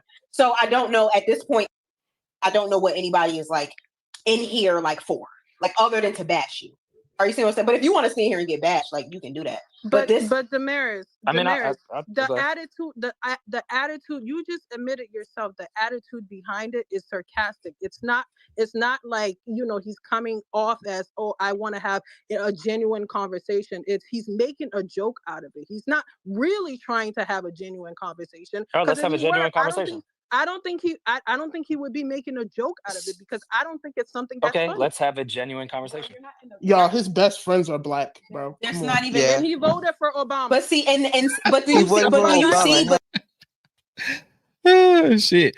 So it's like even if he's not alluding to these specific bullet points that he has to have to validate his proximity to blackness, they're doing it for him. Oh my God, guys, he voted for Obama. But do you see just those answers? Y'all don't want to have a genuine conversation. Yeah, you don't. You know what I'm saying? Like, so that's why there's no point. Being sarcastic and joking. Wait, hold on. That's not fair to everybody. That's not fair to. Hold on, one second. Once again, this room did not start as a Rory breaks down the tweets. This room literally started about the Grammys and this Grammy darling conversation. Okay. And how Damaris was caught in 4K saying she didn't like Kendrick's voice. I spoke to the fact that maybe a few years ago I may have said something like that if I was asked. Okay, so that was Rocky coming in to like reiterate and like set the floor, like reset the table and let Rory know and everybody else know that he wasn't the topic of conversation. He made himself that. And now we're trying to get to the bottom of it. And you can tell like piece by piece, Rocky is getting more and more disappointed in Rory's antics, actions, and responses. Okay, we're about to start skipping forward a little bit. Do y'all want like just to get like a little comedy break? Do y'all want to like watch or listen to the Africa black dude crash out on Rory before we get back to the other aspect, or do y'all just want to skip to because the next two timestamps are when the Africa black dude crashes out on Rory and then Damaris crashes out on the other girl. Do y'all want to do that just to break it up to get some levity real quick? Okay. All right. So we're gonna get to the Africa black first. My boy was tripping. My boy was tripping and like crazy too. Like I was like, damn. They kicked him out the first time and he came back on bullshit. Said you were here for a conversation. Why are you? Okay, hold on. my timestamp was off. Hold on. Black and hold on. Yeah, my timestamp was way off. Hold on. Brother, outside works. Culture, or is this the police culture?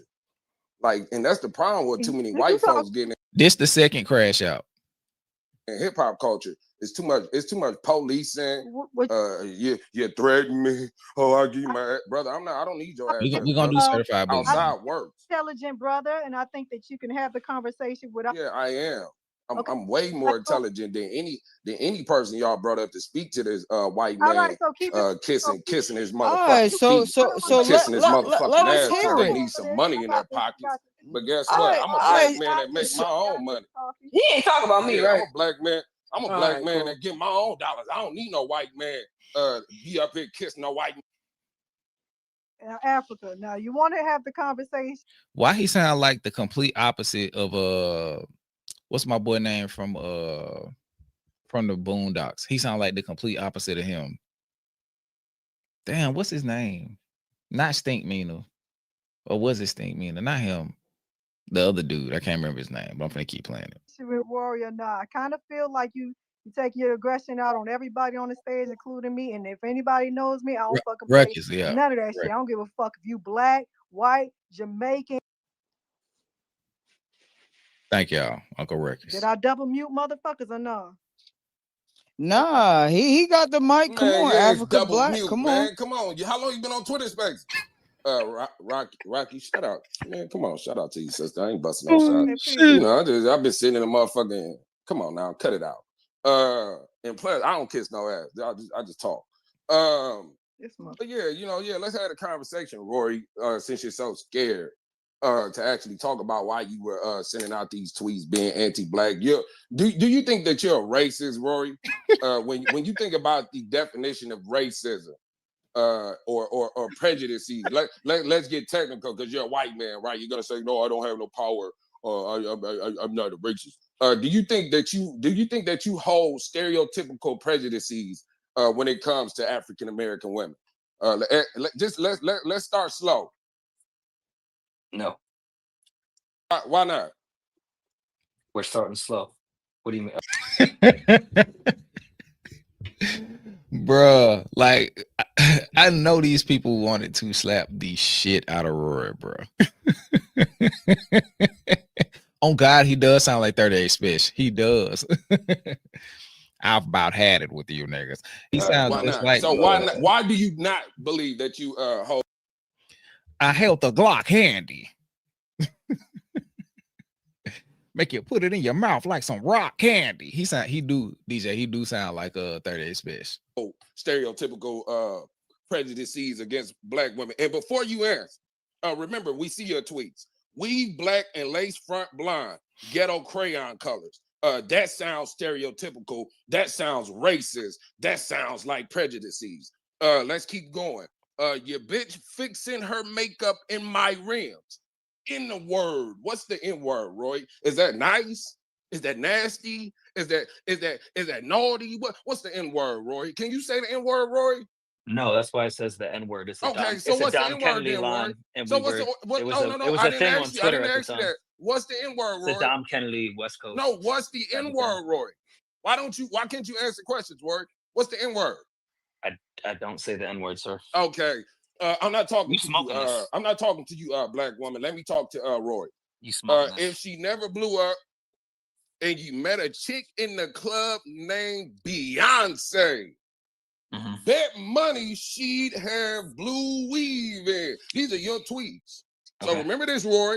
All right. He said Blue Ivy, Because not Beyonce. Blue Ivy. you just lied to the space. I still haven't seen this one that you I'm just guys setting the have space talked up. about, You but see yeah. what I'm doing? See, you're not gonna be able to do that to me, white boy. They're gonna have to mute me. They're gonna have to kick me off the space. I'm You being can't very calm, overtalk sir. me. You can't I'm not overtalk me, trying to. white boy.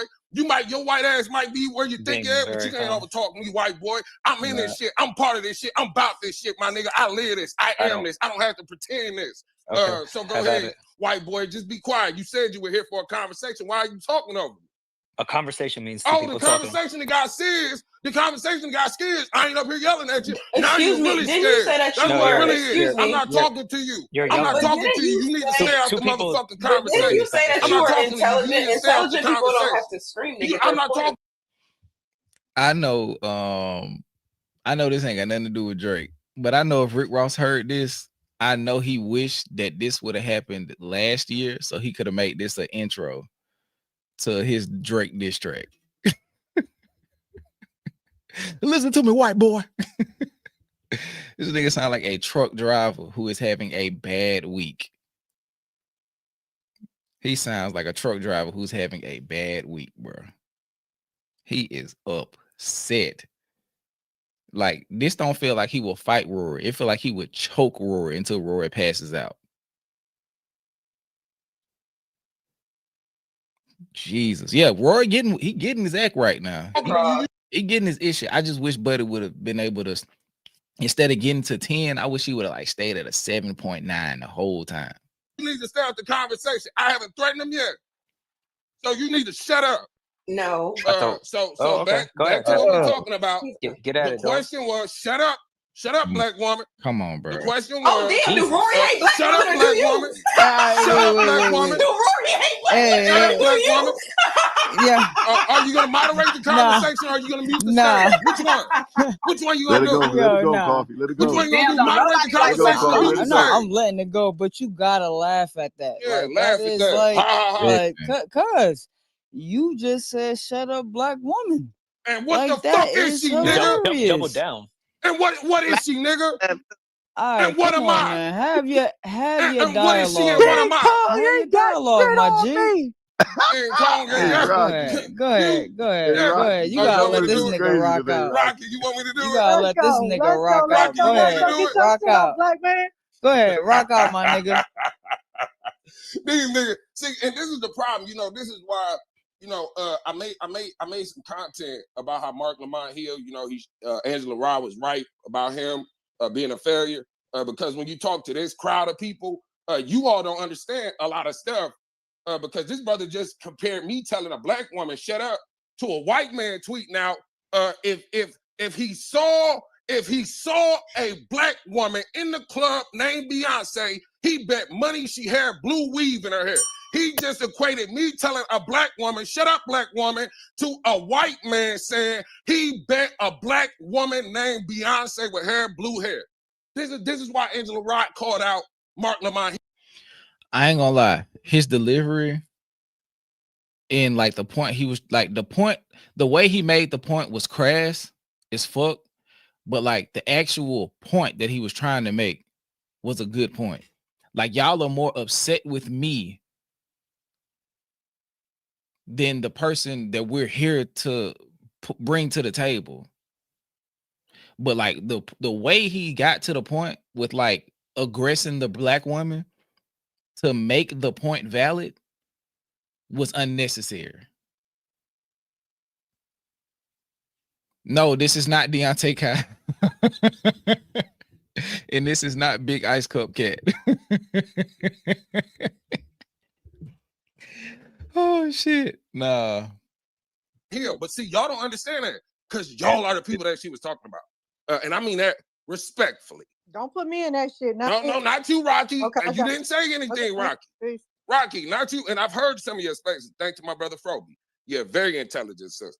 You're just part of the culture like me. These niggas don't know you can do both. That part. So Rory, let's get back to it. You don't think that I'm right here, sir. You don't think that these tweets are stereotypical, prejudicial thoughts about black women? I think in the context that you guys see them, yes, I can fully understand how you. No, not in the context. What is the context that we're not seeing, Roy?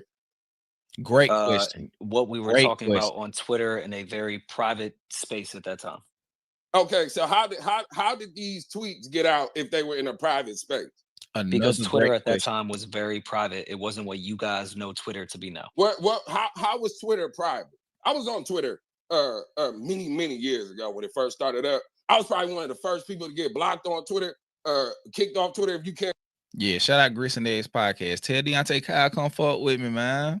Tell Deontay Kyle come fuck with me. Tell by how I act. I was one of the first motherfuckers to get banned off Twitter. You know when niggas, niggas can get banned off Twitter. Do you remember when niggas can't get banned off Twitter? Then you got wilder tweets then. First. I was one of the first to get banned. Man, listen. I was disrespecting veterans on Veteran Day. You hear me, Rory?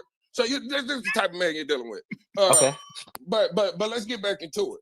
Because you're not gonna weasel your way out of it. I'm not weaseling out of anything. How I'm was actually Twitter addressing private? Everything you're saying. Because Twitter had the circle. I said it was a stuff. private.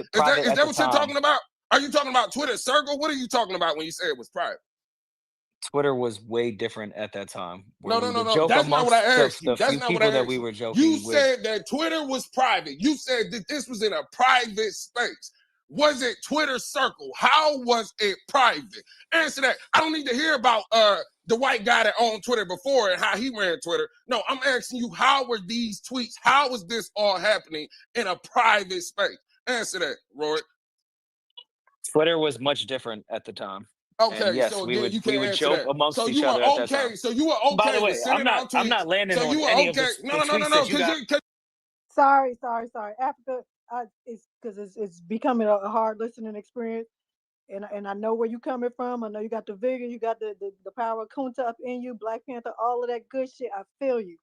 We just got to tone it down just a little bit and have a real conversation because I got about 49 people in the queue that want to speak. Don't know which way they going to come from, but everybody's going to get a chance. So if that is your last and final question, let them answer it. But I'm going to go on. I'm going to bet that ain't the real question. Everybody saving you in this space. So do better. You got one more shot. Wow, And the that's caving for a also why white I'm man mad. in this space is crazy. Rocky keep muting me every time I try to answer. Yeah, a the fucking caving for a question. white man. She's saving you. They're saving you. No, she keeps muting me every time I try to speak. You in this space. Yeah, you're saving him in this space. Go No, ahead. every time I try to answer, I get Go muted. ahead. Mute everybody again because you're saving a white man in this. Yeah, because she stopped the line of questioning that he was getting to Rory with. And that's like a lot of the people, like the moderators, they were stopping in horrible spaces and interjecting in horrible spaces when Rory was getting a certain line of questioning that could have actually been productive. I think we're saying that a lot of this stuff is unproductive because it isn't being moderated properly. It isn't being moderated properly. But Africa Black was asking Rory some good ass questions. He was asking him some good ass questions. Back to back too. So if Africa Black could have toned it down just a little bit, if he could have kept the bravado, but like not allowed it to like spill over how it did, this would have been a beautiful line of questioning. And it would have revealed a lot of what Rory was trying to hide because Rory doesn't understand. Like he doesn't understand how to hide how he really feels. If that makes sense. Like Rory don't know how to hide it. That's why he keep talking around it. When you start asking him a series of questions that have like very simple answers, it's like, oh, okay, got you. We know how you feel now because it was only either this or that. There's no nuance. There's no long paragraph long way that you can answer it. It's a very simple question. Why did you do this? What is this? What is that? How do you feel about this now? Very simple. But Buddy started wilding. Ass right, goddamn now. Oh my God, sister! Oh my God! You're gonna kick me off Twitter space, bitch. Get sick. Okay. Oh, now Here we this go. motherfucker. That's where his stint ended. Here. Who else get? That mother don't know what. If I did not. Okay. We're gonna go to the Damaris and then we're gonna get back. We're gonna get back to it. Have you on stage? Do you have any? Rocky, real He quick. did. Okay, Mama has He had her definitely hand. crashed out. I keep trying. I keep requesting her to come up and. Okay, I will say this: listener discretion is advised. This part is completely unproductive. It's reductive, it's dismissive and disrespectful. But we're going to watch it because levity is needed. I know I got the DMs. I can't get on. Maybe I have to get a few people off the stage. Listener discretion is advised. Okay. Okay, I'll Mom. take me Nah, off. she on stage. She a speaker.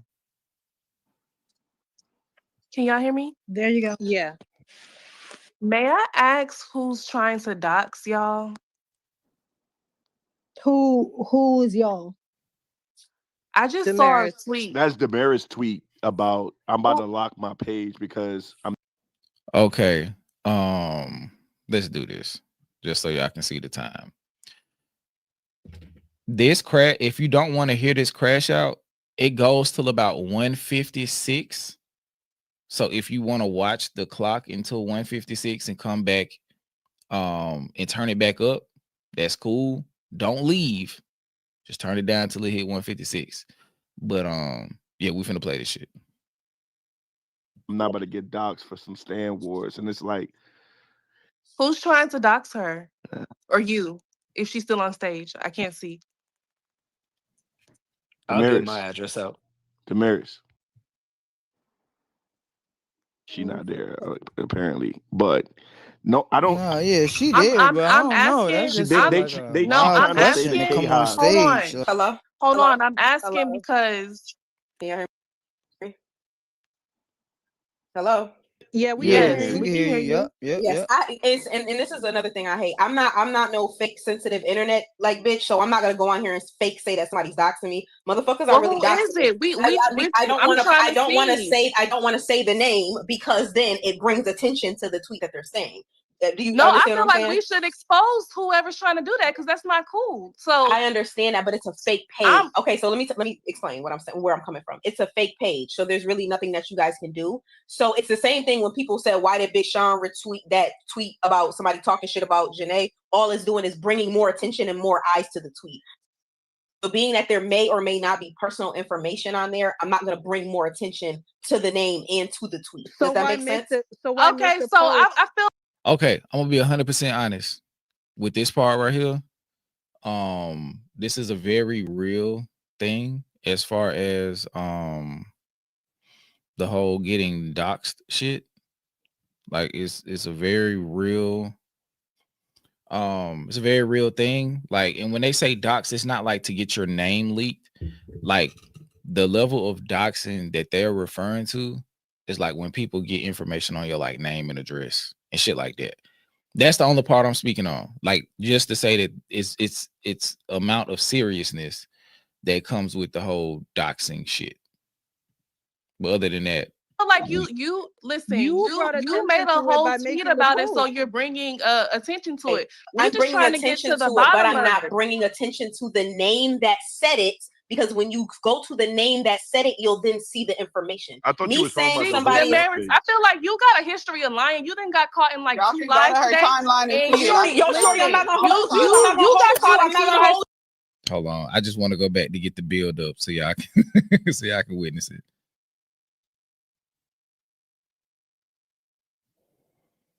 Oh yeah, Damaris had already been lying for sure. Yeah, but I was just speaking to because somebody said, "How can you get doxxed if you're a public figure?" That's what I was responding to. Attention to the name that said it.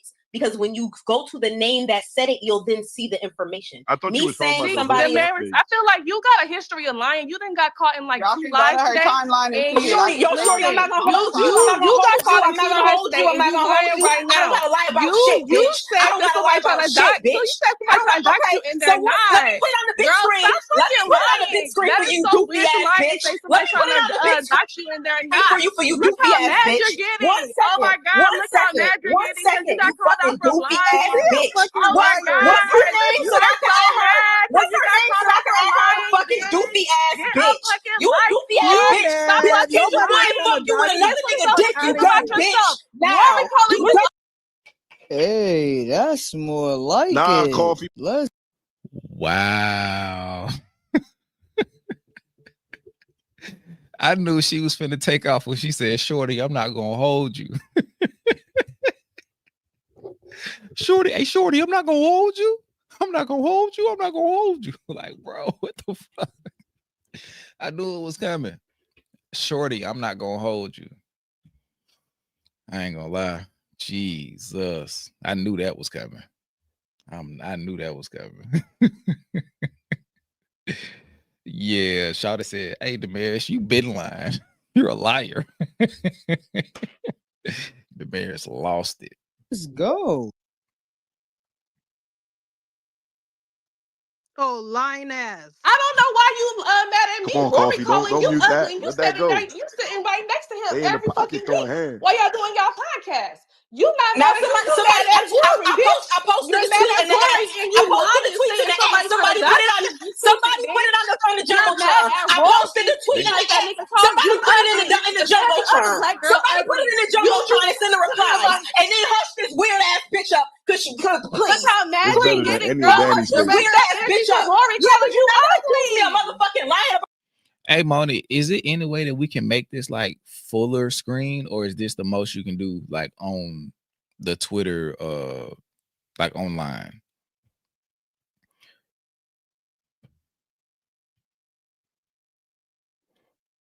About nothing. You're not gonna accuse me of lying about shit, you weird bitch. I don't gotta Look lie at about you. getting doxxed, You're bitch. mad I at don't Rory, not me, girl. ever You get sit in this next to him motherfucking every spaces, fucking bitch. week. He And you calling gotta go you to sleep ugly. every night He knowing that. calling The you fuck out ugly, my girl. face. He said black women are ugly, and you This mad at dick him. bum. You Suck a fucking sick ugly, dick bitch. bum. Suck a sick dick bum. Girl, Suck a don't be sick mad dick. at me because you fucking lying and got caught again. Can reply? Somebody put it up on the screen, please. Somebody put it up on the screen, please. Nah, Fuck is you talking about? You do it. It's like 400 replies in the purple pill saying Damaris is a liar. What's going on? Nah, you put it on the screen. You do it. You're the one getting doxxed. Damn, this shit getting crazy. Rory, you see what you caused? You could have just We got Neek on apologized the and the stage. shit would have been done. Now Damaris under One second, attack. One second, bro. Man. I want to give everyone a chance. Neek, what's up, girl?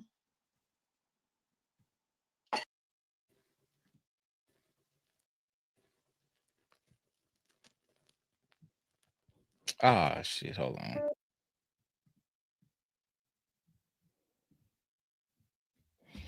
Hold on, my bad, y'all. 150. Listen, you brought a history of that is You so bitch. good. Hello. Hey. Hey, y'all. What I up, just want dude? to say something to Rory. You know, I just been listening Peace. to you talk. Okay, in this part, and then we're gonna skip a little forward. But this this lady was trying to reiterate to Rory like the seriousness of the situation. And it ain't really what you saying, it's how you saying it. That's fine. Your tone is, your undertone is nasty. That's cool.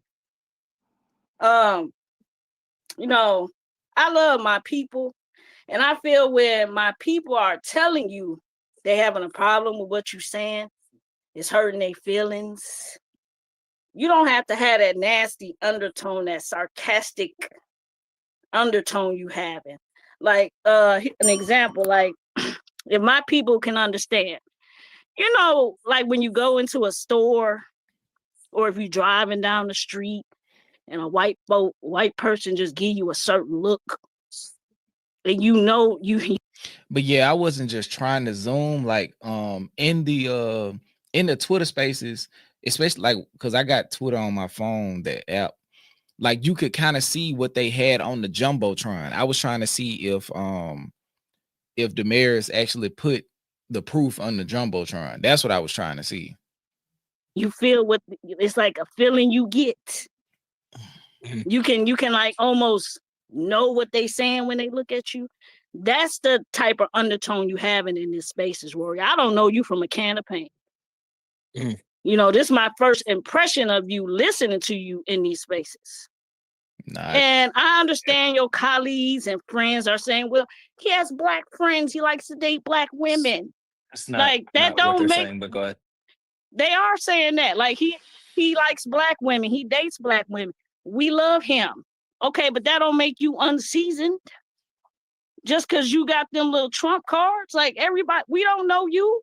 All we know is what we I feeling. didn't say that you did. But Rory, fuck.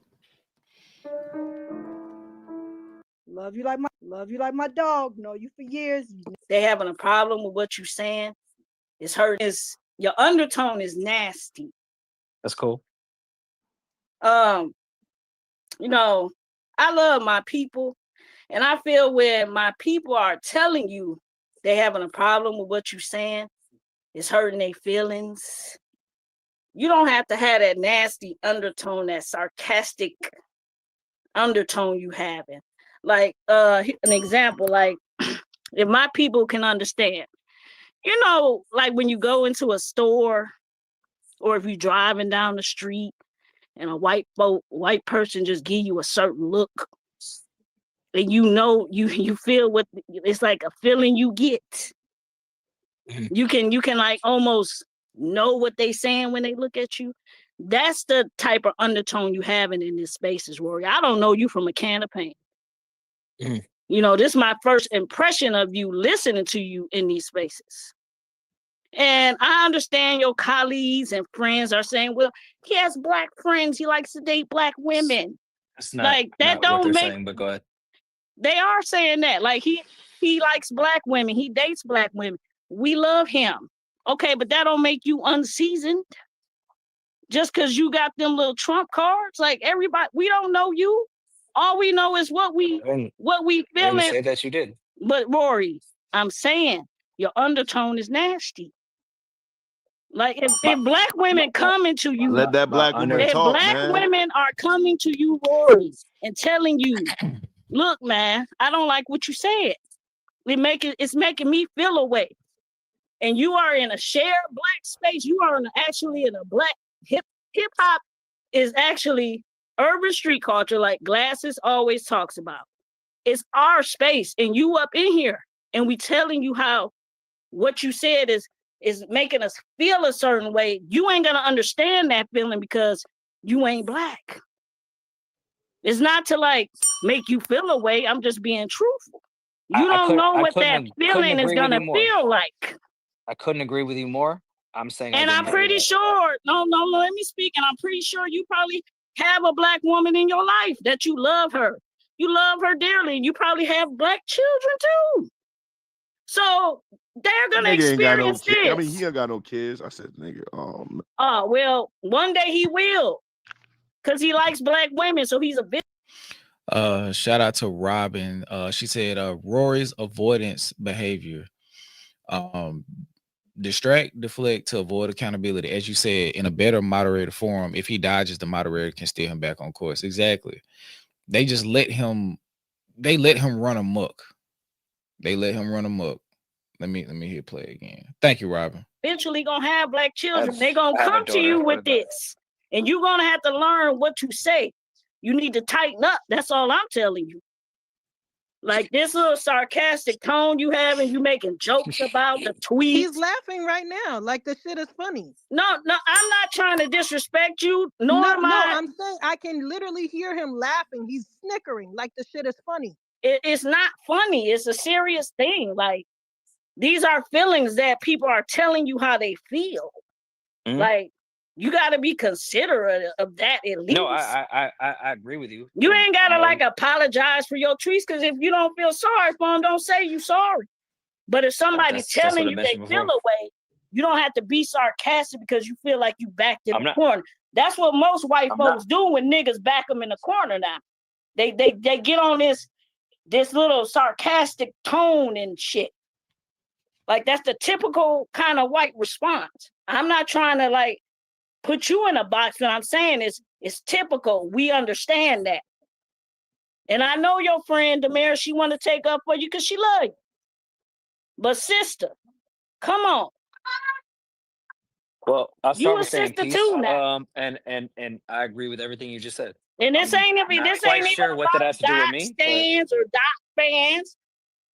This ain't even about Dot. This about how you expressing yourself in a space with black folks. That's all I'm saying. I barely come on these spaces and talk, but I had to say this because I don't like how my people feeling and you not listening. And I love my people. I agree with everything you just said. I'm a Dot fan. I'm gonna be real about that. I don't like how y'all be hating on Dot either. I don't like that shit. But that's neither here or there. I agree. We talking about you. And She sound like Dot Mama from the Good Kid, Mad City skits too. Talking about like after she said I'm a Dot fan, she sounded like a nigga mama. She called in covert to get her shit off. Your behavior. Okay, I agree with everything you just said. That's where I guess That's all I had to say. Disconnected on what you're saying. I agree with everything you just said. Shut up, bitch. Okay, well that's all I had to say, y'all. May I ask a question, Rory? Sure. If you don't have anything to hide, why were you deleting the tweets? What did I delete? You deleted the tweets. Oh, this is wonderful because I definitely have the screenshots. Okay, I don't like what she was talking about. The person coming in at the 2 hour 7 minute mark asked a very important question. I think her name is Eve. Let me do some super chats before I go back in.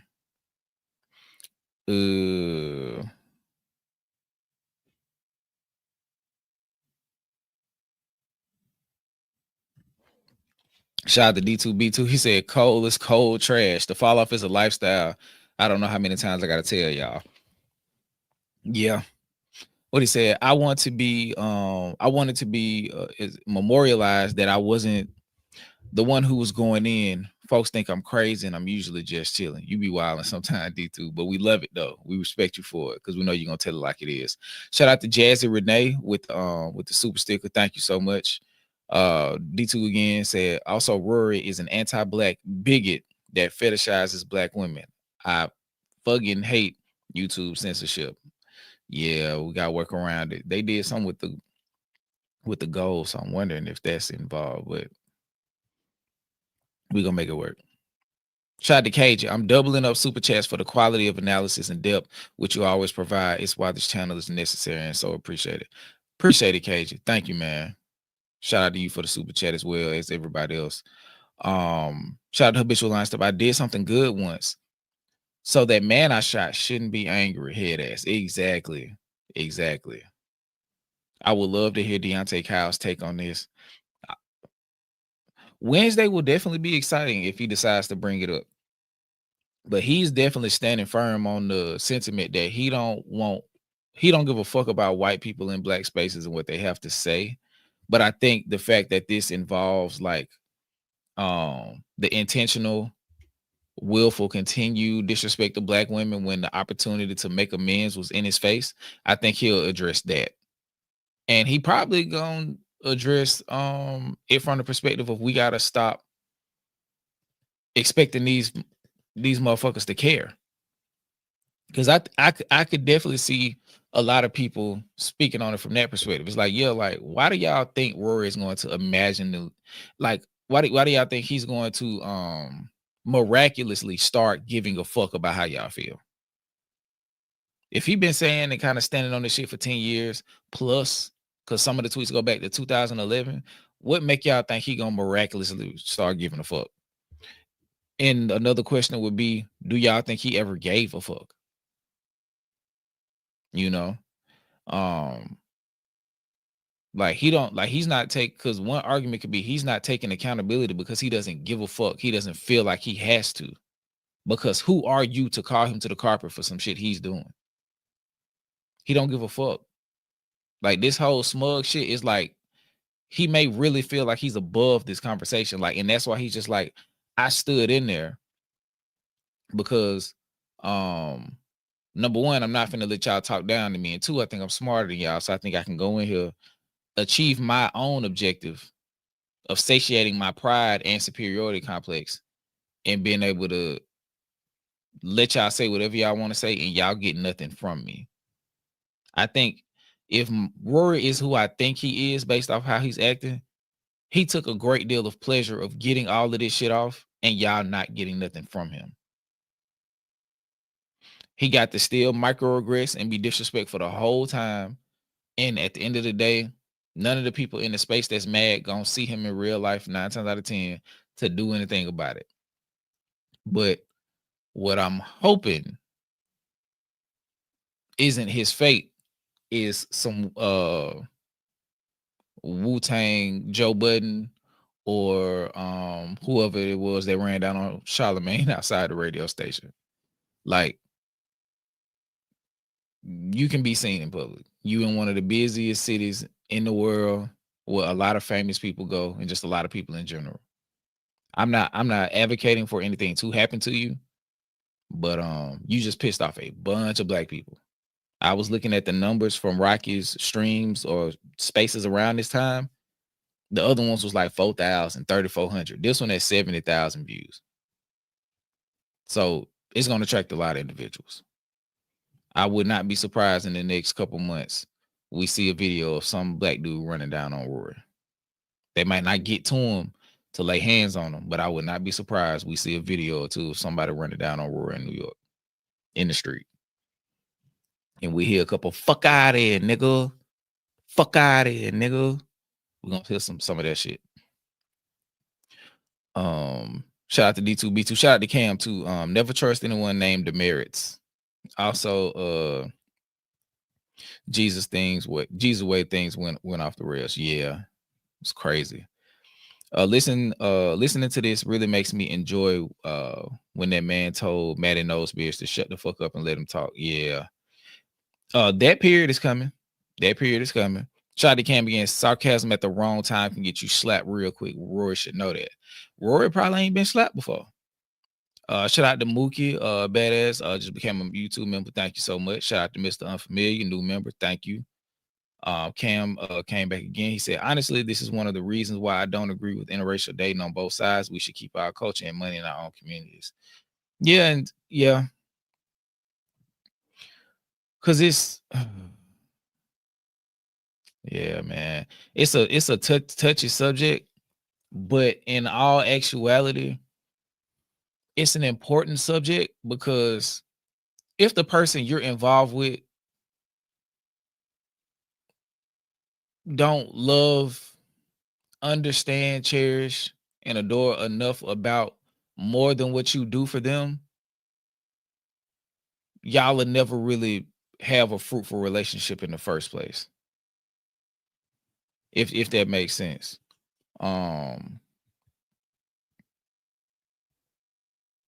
Like what I'm trying to say is, like, let's say you're a black dude, you got a little eye for some snow, you see you a fine white girl, you hop down, you get a number, y'all start kicking it, but you don't really like black people, or I mean white people or white culture. You'll never really be able to like really be all of what you could be in that relationship. And if she like you but she don't like black people and black culture, it'll be vice versa. And then you start putting kids involved, and now a mixed kid that's got black phenotypical features and a white woman who don't know how to take care of and starts to microaggress on the kid and fuck the kid up, or the white lady family is racist or bare minimum racially insensitive and fuck the identity of that mixed kid growing up. Like if you're not solid, you're going to ruin the life of a person who did not ask to be here. And you're going to create an environment in which it's just two people who are inept at understanding where the other person comes from culturally, and it's going to be fucked up. So from that perspective, I definitely understand why like interracial dating is a very touchy subject, because it eventually goes into interracial sexual activity, which can potentially turn into interracial childbearing, and now you got a lot of shit to have to come together on and find common ground. It's hard enough with somebody of the same race. Like a small thing is like, not small, but like a relatively small thing in the grand scheme of things is like just something like religion. Like let's say it's a black dude and a black woman. The black dude grew up Catholic. The black woman grew up Southern Baptist. That's something they got to work through. That's something they got to work through to get to a point of understanding of what religious doctrine they're going to feed to the kid. Or you got one who grew up Catholic and the other one grew up Jehovah's Witness. Now imagine if you got a white Southern Baptist and a black dude who a Jehovah's Witness. Like imagine like how they gonna try to navigate that. You feel what I'm saying? Like, and the kid don't deserve to be caught in the crossfire of that. You know? So from that perspective, I can understand why people will be wary of it, because it gets much deeper than that. Like you get to discipline. You got a white parent who want to discipline a mixed kid, and as a black person, you seeing a white person beat your black kid. Like now you're in the middle of a conflict of like trying to reconcile epigenetic trauma of witnessing a kid getting whooped by a white person. You know what I'm saying? Like shit crazy. The shit is crazy. You know, and it's just wild. Like I was at the gym the other day, white dude said, man, he a cool dude, but it gets to the point where it's like, okay, I can't tell you he not racist. He told me he don't see color. Like, come on, bro. Like, You can't say that type of shit. Like, yes, the fuck you do see color, bro. Yes, the fuck you do. Cause if you see 5 black dudes get on the same team in this court, in this gym, you're gonna be like, oh, that ain't fair. Oh, you see color now, huh? Yeah, cause you see 5 stereotypical black dudes and you think we finna run y'all out the gym. You feel what I'm saying? Like, you not seeing color is dehumanizing in essence because you don't respect my blackness. It gives you the ability to say that you don't see it. And if you don't see it, how can you respect it? And if you don't respect it, how could you honor it? You feel what I'm saying? It's just like, nah, bro. Mm-mm. Mm-mm. It don't work like that. So,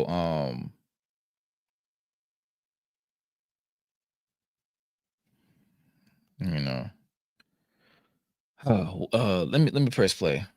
Because Shatter right here did ask a good question. With our conversation. I'm with all the screaming and fuck shit, Damaris. You know I don't care about that, but I appreciate the apology to the people. Okay, there's a Rory. Rocky, I sent you something. Could you check your DMs, please? Yeah, who said that? I can't even. Laughing. Okay.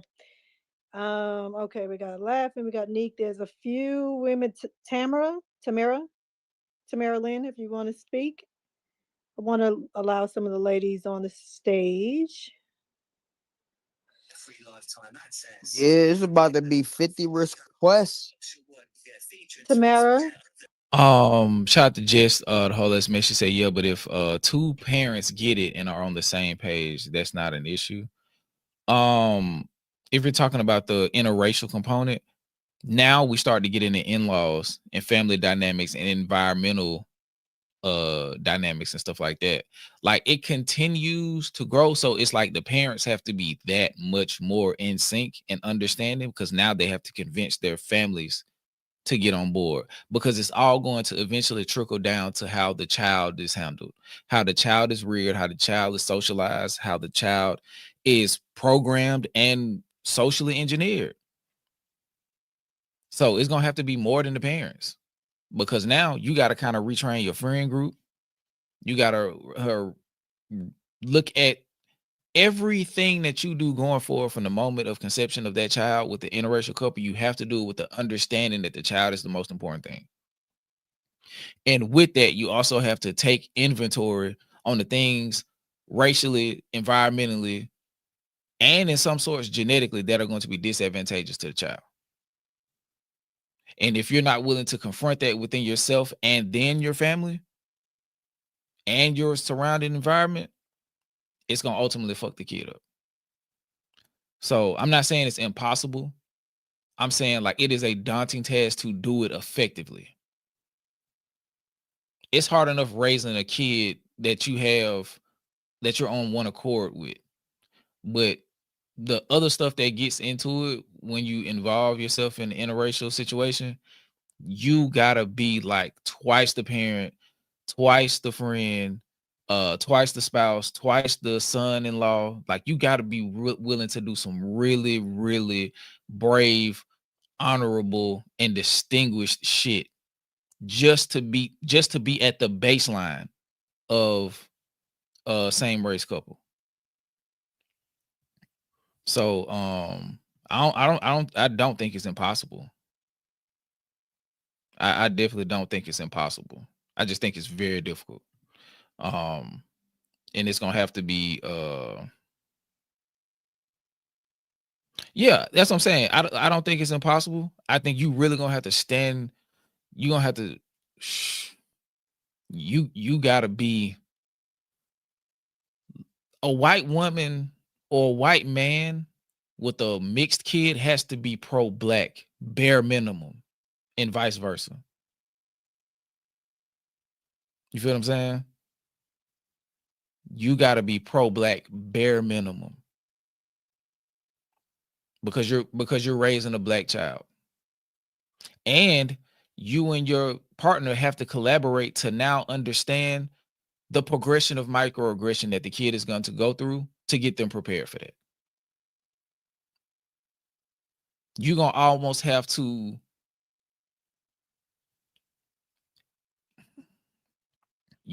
teach your black spouse white people speak so they can understand more of what's going on behind the front level of the conversation, so they can understand.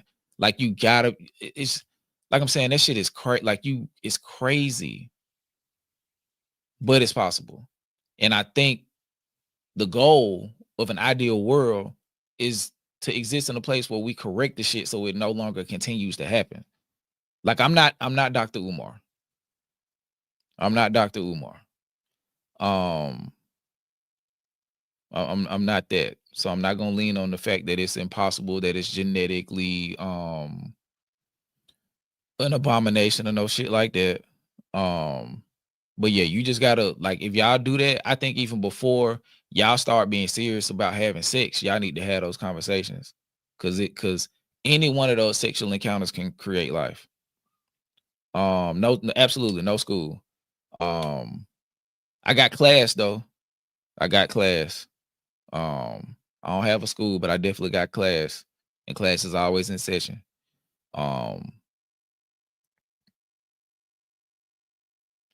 Yeah, and that's what I'm saying. Like, so shout out to Jess. Like, it'll be on them as a couple to reveal the darker sides of themselves to each other, and both sides have to be receptive to it. So I'm like, damn, I didn't realize I was doing that. So thank you for telling me that, so I can conquer that within myself, recognize it in the people that I've grown up with and been socialized by, so I can bring it to their attention and hopefully get them to realize the error of their ways, so we can be productive in raising this kid that is the culmination of all of us.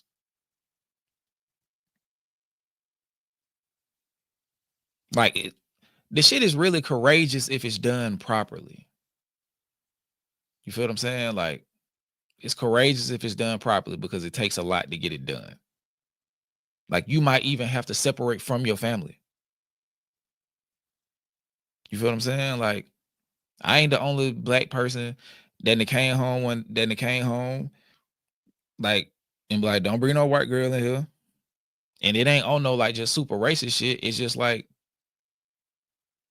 you not gonna be you too young to understand that dynamic. You 15. So it's just like, yes, ma'am. Like, I don't understand it enough, but like, growing up now, I understand like what our parents meant by it. You feel what I'm saying? So yeah, let's finish this and we'll see where we're gonna go from here. Come on, let the ladies up. Ev. Exactly, man. Can y'all hear me? Yes. I hope y'all still not cooning in here, but if y'all are, that's fine too. I have a question. It's a general statement, not even just for Rory directly, but just from maybe his defenders. When niggas was kicking Tyler back in for a week straight over his old tweets, and everybody was kicking his back in, rightfully so. He said some wild shit. That was wild. It was cool. But why are people acting like, no one's trying to cancel Rory? Like, we just can't act like, nigga, if you're a white man in predominantly black spaces and you said like some weirdo shit, why can't people like question that without it being like, oh, y'all trying to cancel him over his Grammy take? Niggas old tweets get brought to the timeline every day, B. And like I said, Tyler got his back kicked in for a week straight. They got 2 weeks, all because he posted a picture of D'Angelo and said something about his white fan base. And niggas, and that's a black nigga. And we was calling him all types of coons and self-hatreds and all that stuff.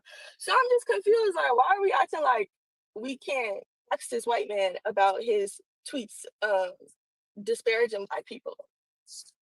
I couldn't agree more. That's why I'm sitting here on this space when everyone is texting me not to be on this space. Okay, great, Rory. Question for you.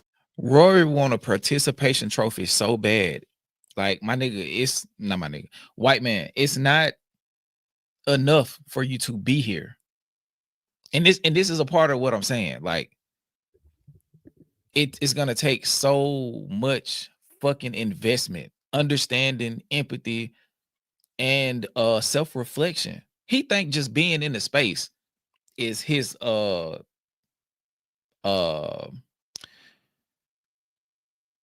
is the accountability. Like, him just being here. Like you. I'm here to answer any and everything Yeah, because I know earlier who I when I am. was talking, yeah, that's fine. You know who you are. That's perfectly fine. And I'm not here to tell you who you are because I don't know you. I don't even like no. This is no shade. I'm not even tuning into y'all podcast like that. That's fine. Yeah, Uh, that's cool. but I have a question because earlier talking, you said that these jokes you've made about people in these old tweets, you've said it in front of them, Mhm. like even about celebrities. Yeah. Okay, you had some one tweet about Rihanna saying that since she got hit by Chris Brown, it's like she can do no wrong. She's dated 10 guys and no one says anything about it. Did you say that to her? No, I don't think I've said that to Rihanna. Okay.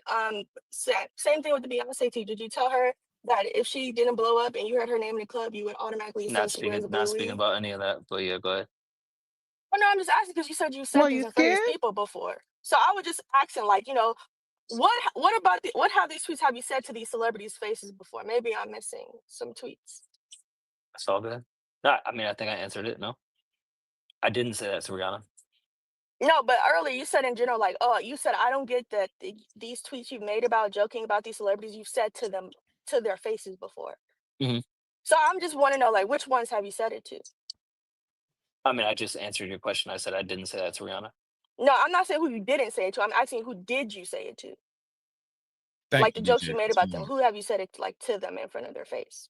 You want me to just go off every joke I've ever said to somebody that's a Oh, celebrity I thought we were talking to about their face? these subset of tweets that are kind of like giving. Exactly. Just like Eve. I'm thinking this is how you pronounce her name with the Saturn. She was the best. Her and Certified Boogeyman was the perfect he was the perfect like capstone to this whole thing. But she positioned the perfect questions and did it the right way. He can't say shit. Like the jokes you made about them. Who have you said it to them in front of their face? You want me to just go off every joke I've ever said to somebody that's a Oh, celebrity I thought we were talking to about their face? these subset of tweets that are kind of like giving anti-black. I thought we were talking about those tweets. What is anti? Since I What? was Wait. Well, first of all, I think that's also odd. What is anti-black? I don't think domestic violence is specific to black people. I think that's kind of odd that you would even say that. But okay, well, I'm that's more cool. talking. Okay, the Like I think that's Beyonce kind of tweet about the fucking blue weird to be weave. quite That's honest. anti-black. The shit you said about Beyonce, that was anti-black. You don't think so? I mean, about Beyonce, you don't think that was kind of anti-black? Maybe anti-Creole. Anti-Creole. Wow. Are you aware of the racial makeup of Creole people? Very much aware. Okay, so you saying that if she didn't blow up and you heard her name in the club, you would automatically assume she's wearing a blue weave. That's anti-Creole, not anti-black. You guys got me. Oh, I just thought it was a yes or no question. You said it wasn't anti-black, it was anti-Creole. If that's all right, that's anti-black. I apologize. And about domestic violence being like anti-black, I don't put domestic violence with black people at all. I thought that's No, weird I'm that just you saying, try to but put that Rihanna as went a through black and that thing. people Like I think making that's fun really of odd. jokes of But her. It's because people don't. Basically, Peppermint. It's kind of what he's trying to get at, which kind of steps into a conversation about black exceptionalism that a lot of non-melanated individuals cling to when they come across somebody who isn't one of the ones that they stereotypically typecast as a black person, which is a question that's going to kind of come up soon. I'm waiting on her to get to Black it. women when it comes to accusations and stuff like that. So it gets This part was important. being like anti-black. I don't put domestic violence with black people at all. I thought that's No, weird I'm that just you saying, try to but put that Rihanna as went a through black and that thing. people Like I think making that's fun really of odd. jokes of But her. It's because people don't believe black women when it comes to accusations and stuff like that. So it I gets think to you fall into the should check. category I of think you should check my anti-blackness. podcast and my tweets as far as domestic violence goes. But go ahead. No, you cooking. So first of all, I brought up the No, you domestic going violence. crazy. I brought up the Rihanna No, tweet you because you should said look you at my history. Go ahead. No, why you're being like so condescending and like sarcastic. Like I'm not disrespecting you, not threatening You're you. being I'm not trying condescending. to I'm pull not. up to you. I'm just I didn't having say a you were regular threatening me. conversation What with the you. fuck? Maybe When I did I missed say you it. were I was trying to get the threatening me? correlation. What's the I know correlation other to people domestic were. violence, Ev? So I only brought up the domestic violence because he told me that he said these jokes What to does pull to these same Rihanna and celebrities. domestic violence have to do with being anti-black? Because I do not think domestic Sir, violence I is a brought up black thing. Rihanna. I brought up the domestic violence because you said you've sent these tweets to the people you've sent them about. That's why I brought that up. Okay, and I answered your question. Okay, so and then when I said, okay, well, who did you say about these tweets to? You said, do I want you to go through every joke you've ever made? When this space is clearly about the topic of the tweets you were making in Okay, general no, about black I did women. not. I never made a domestic violence joke to Rihanna to her face. So where are we going? And I don't Facts, think Okay, man. that's anti-black because I don't think domestic violence is specifically to black people. I think that's a very weird, okay. So weird, can I weird, expound on that? Can I weird expound fucking on thing to that? say. Can I expound on that, please? Go ahead. If you don't mind. I'll So get at I it. don't know if you kept up with the history of when black women, especially black famous women, accuse other black men of things like domestic violence and sexual assault. You can take a look at the Meg Thee Stallion situation as the most recent indicator. And when black women bring that up, or accuse people, a lot of anti-black tropes get brought up and they are less likely to believe compared to their white counterparts. So saying stuff like, oh, ever since Rihanna got hit, it's like she could do whatever she wants. She done dated Okay. 10 guys and nobody brings it up. Like, All right. you don't think that's weird? You should look up, because I know everyone's looking everything up. You should see in your research where I stand on the Meg Thee Stallion, Tory Lanez side. I never said you had it. I never talked about your specific opinion. I It's brought like, it up on expansion of when black women accuse, especially other famous black men, of domestic violence and sexual assault, how they are less likely to be taken serious as their white counterparts. who's disagreeing with that? You The Cash App is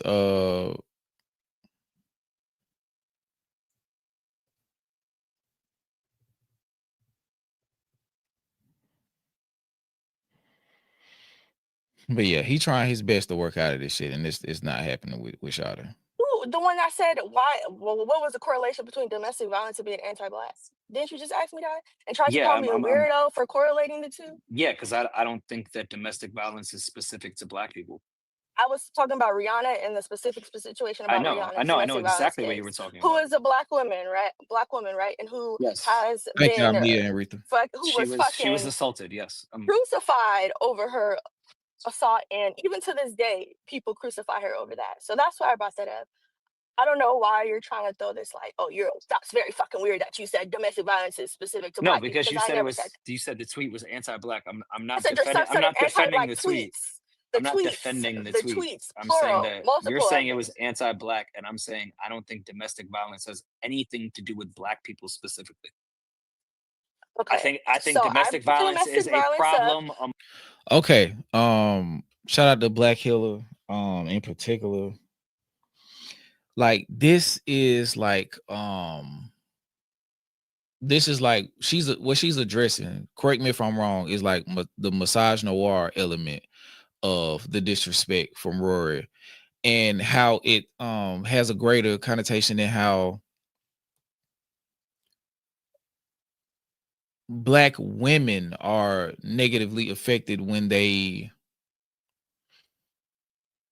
try to identify their victimizers. They're not believed, so they have to fight harder and harder. Got you, Jess. We'll holler at you. Fight harder and harder to just be believed and seen as actual victims. And this goes into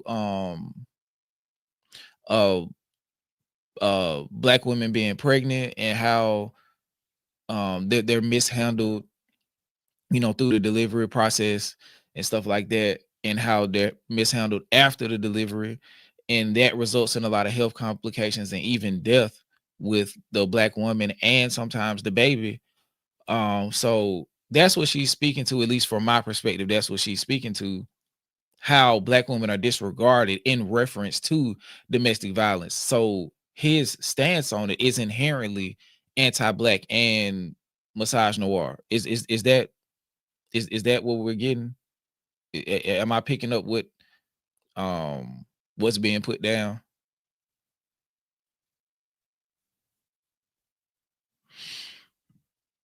Yeah, but and that is to victim blame. to find a way, because if it was a white woman, they wouldn't have did that. 9 times out of 10. Except Amber Heard. Like, and it's because the white man that she aggressed against was so beloved in Johnny Depp.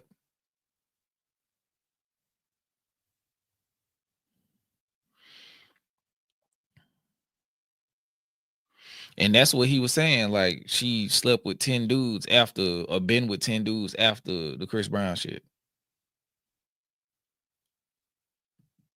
Amongst genders, I don't think it's a race thing whatsoever. Okay, and I just explained to you how making light of domestic violence, especially when Black women are the ones experiencing it, falls into anti-Blackness. I feel for every woman that experienced domestic violence. My mother did as well. I think it's I'm so sorry about not, that. I don't think it's a race thing. I think it's a male I'm and talking female specifically specific about issue. how when Black women bring up accusations of domestic violence and sexual assault, how they're less likely to be taken Oh, serious, I know, and I agree how with you they there. are. I definitely Hey, believe so we that Black can women are, so but we I can don't say think how it's a someone tweeting, oh, ever since Chris Brown hit Rihanna, it's like she can do whatever she wants. She's dated 10 guys now and nobody cares. You see how that can kind of fall into that line of thinking? I'll have to reread the tweet, but based off what you said, maybe I'll double down and say nobody took Rihanna seriously. Wow. Okay. We got Okay. Dodger who's Like maybe Wow. I'll double down on that in 2025 and say, yo, nobody took Rihanna seriously whatsoever. Wow. I was just asking. Like The maybe I was Rihanna question actually was making a mainly. point. okay. I know what her Wow.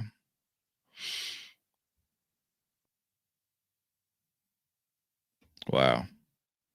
We only got a few more pieces left because my perspective on it ends at the 3-hour mark. We're gonna get through this and then we're gonna wrap it up on a good note. dating history has to do with her getting hit, Dodger, I but got Dodger on stage. She's had her hand up for a while. Yes, yes. Hi, can y'all hear me? Yes. Thank you for allowing me to jump up. I just got a quick question. So, Rory, you had made a tweet that said Kendrick is attracting a lot of light-skinned women to his concerts. Hold on, Moni. Hold on. Wait. Even if you leave for good after this part right here, we got to talk about this part right here. We got to talk about this part right here. This is probably the most important part of the whole video. Because this speaks to a more specific version of his anti black attack on his anti-black woman attacks. They're more pointed, they're more specific. Like you gotta stay for this part right here. And it's not about Kendrick, it's about what he said about it's the context he spoke on the concert end that's important. It ain't got shit to do with that. But you gotta stay for this part right here. Or something like that. Can you expound on that? I don't have much to expound. You had made a tweet that said Kendrick is attracting a lot of light-skinned women to his concerts or something like that. Can you expound on that? Okay, we know he not gonna get nowhere with it. He gonna find a way to wiggle out of it. But that particular thing, in tandem with the word Kdot, in tandem with Kendrick Twitter, in tandem with Harriet Tubman music, in tandem, well, not tandem, because I think tandem is too, but in connection with rapping like you trying to get the slaves free, in connection with black ass music, this light skin shit shows that it's not just specifically black women or black people. It's dark skinned people. They feel as if, and they being Rory and the other people that's in his head and the people who are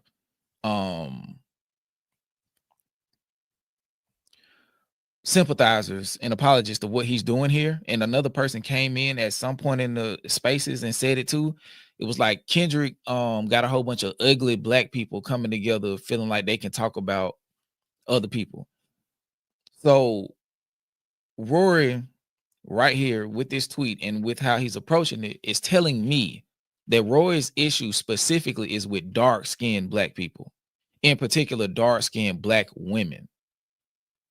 And the type of music that attracts these type of women and these type of black people is the type of music Kendrick makes. And then when you think about the dark skin, light skin dichotomy in reference to our lineage and ties to slavery, it's giving house nigga, field nigga connotation.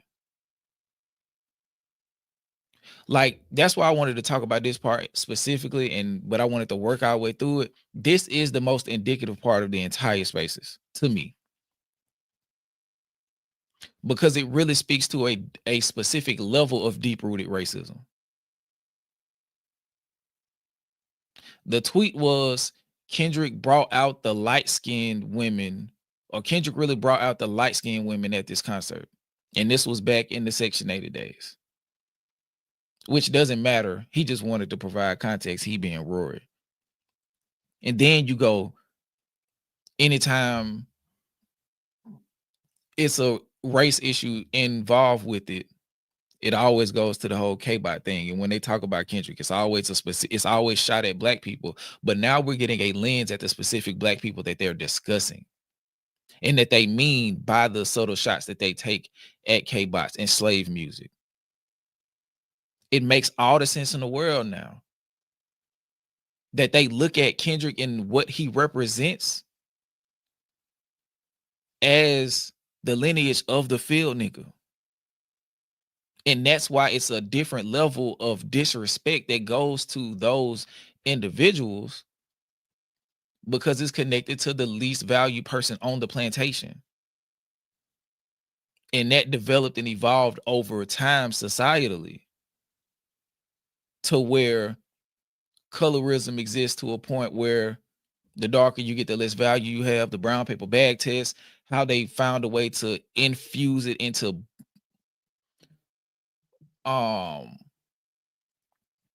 intra-racial situations with black people specifically. Like, this shit is crazy.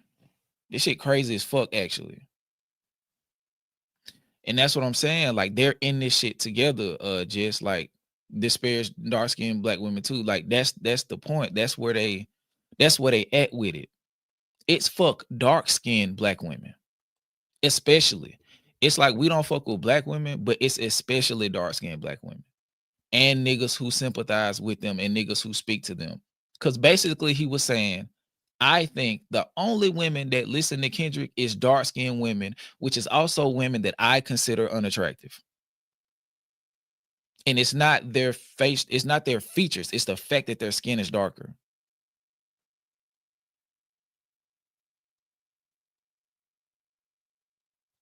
I'm sorry we had to work our way all the way to this point, but that's what I wanted y'all to see in particular.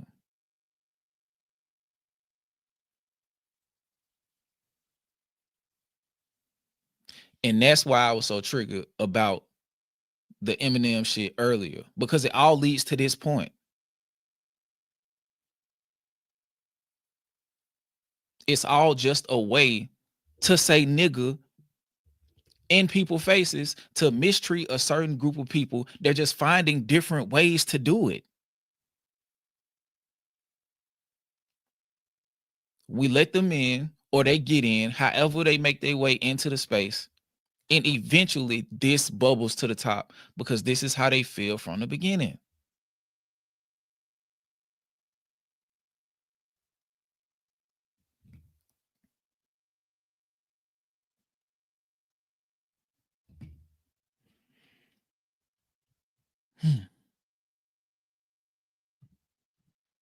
If you want to leave now, Mona, you can. I just wanted to address that. That's like that shit was very indicative of that. Like, that told the whole story for me.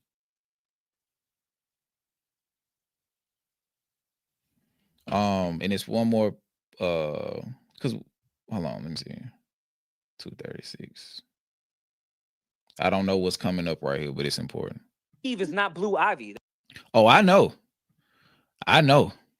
Yeah, I know. That's why they go back and look at some of even our respected journalists, panelists, thought leaders, and look at how they took special exception to the racial connotations, even when they were more cultural than not. Even when they were more cultural conversations than not. Look at how defensive they were.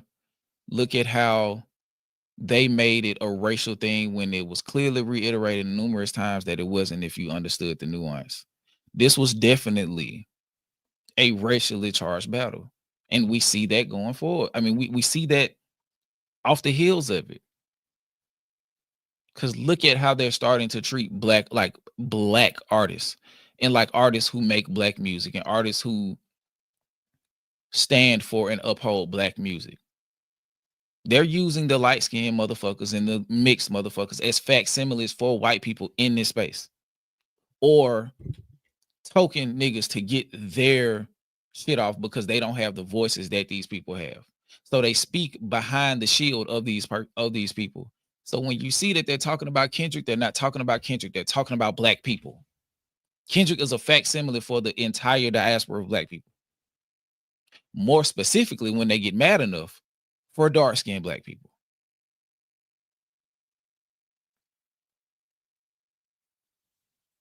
Drake is a representative for what they hope black people could be. Cool enough to be absorbed and integrated in the white system, but black enough to still be cool if curated correctly.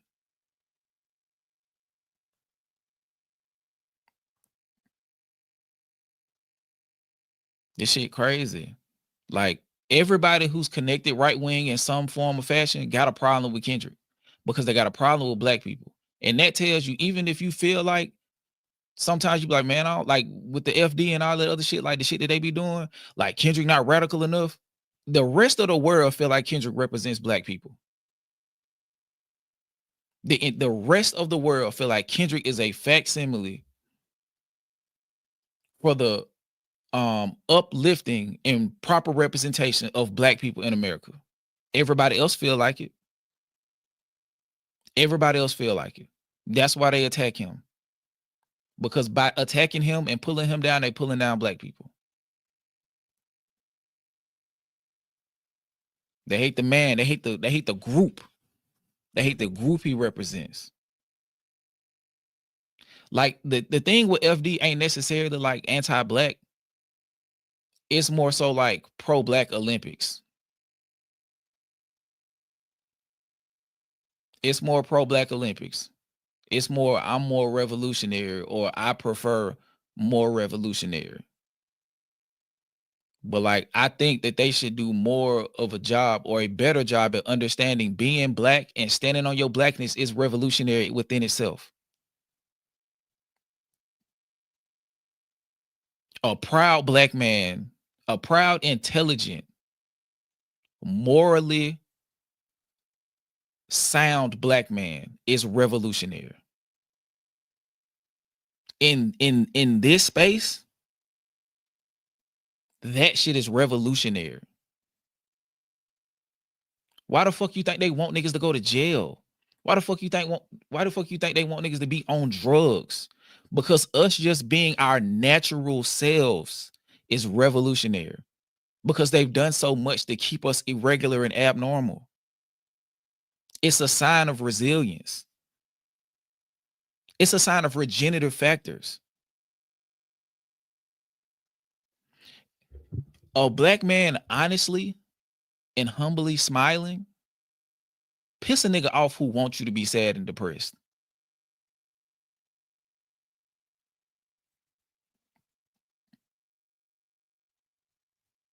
So imagine somebody who wishes the shit that they did to you killed you and killed your lineage off, and you walk around this whole living your best life.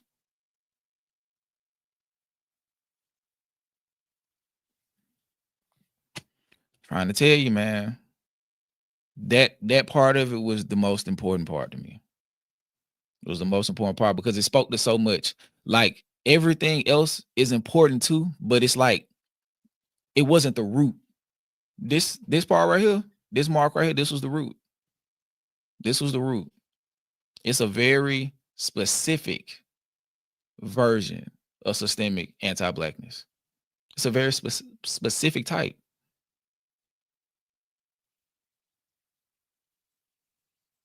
It's a very specific type. That's why the fairer skinned people got special treatment. That's why. Because they wanted to further subjugate the ones that reminded them the most of where we come from.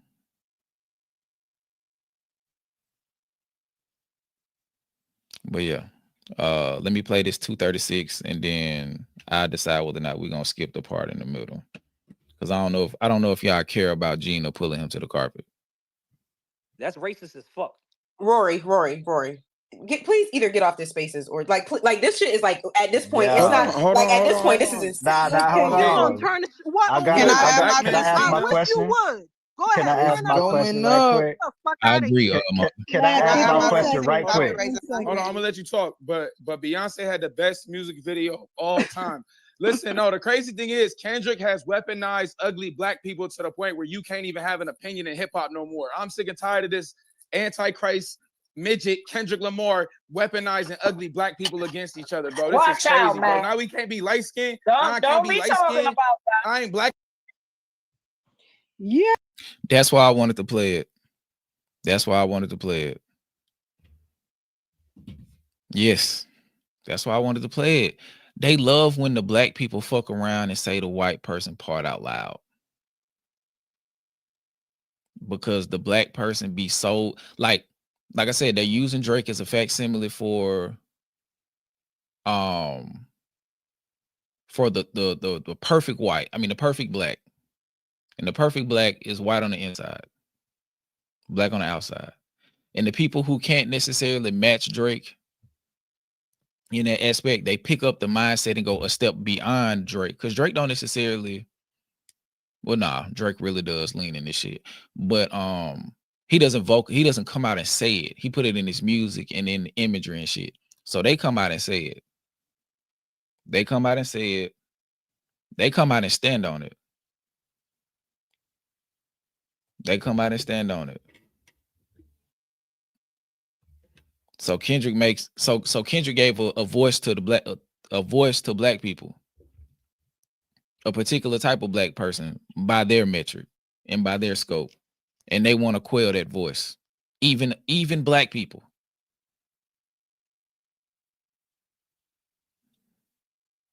I don't give a fuck about what Gina said. We're gonna skip that and then we're gonna do the certified boogeyman and then we're gonna start to say our highs and goodbyes. But I really just wanted to get to that point because it was the crux of the entire conversation to me. Cause like even if cause I looked at it by the time I finished, I was like, this shit ain't even about Rory. This shit ain't about Rory. I want when y'all lead a stream that I did, that I was a part of, for y'all to understand that the ultimate gameplay has found its way to reveal itself to be completely and utterly racial.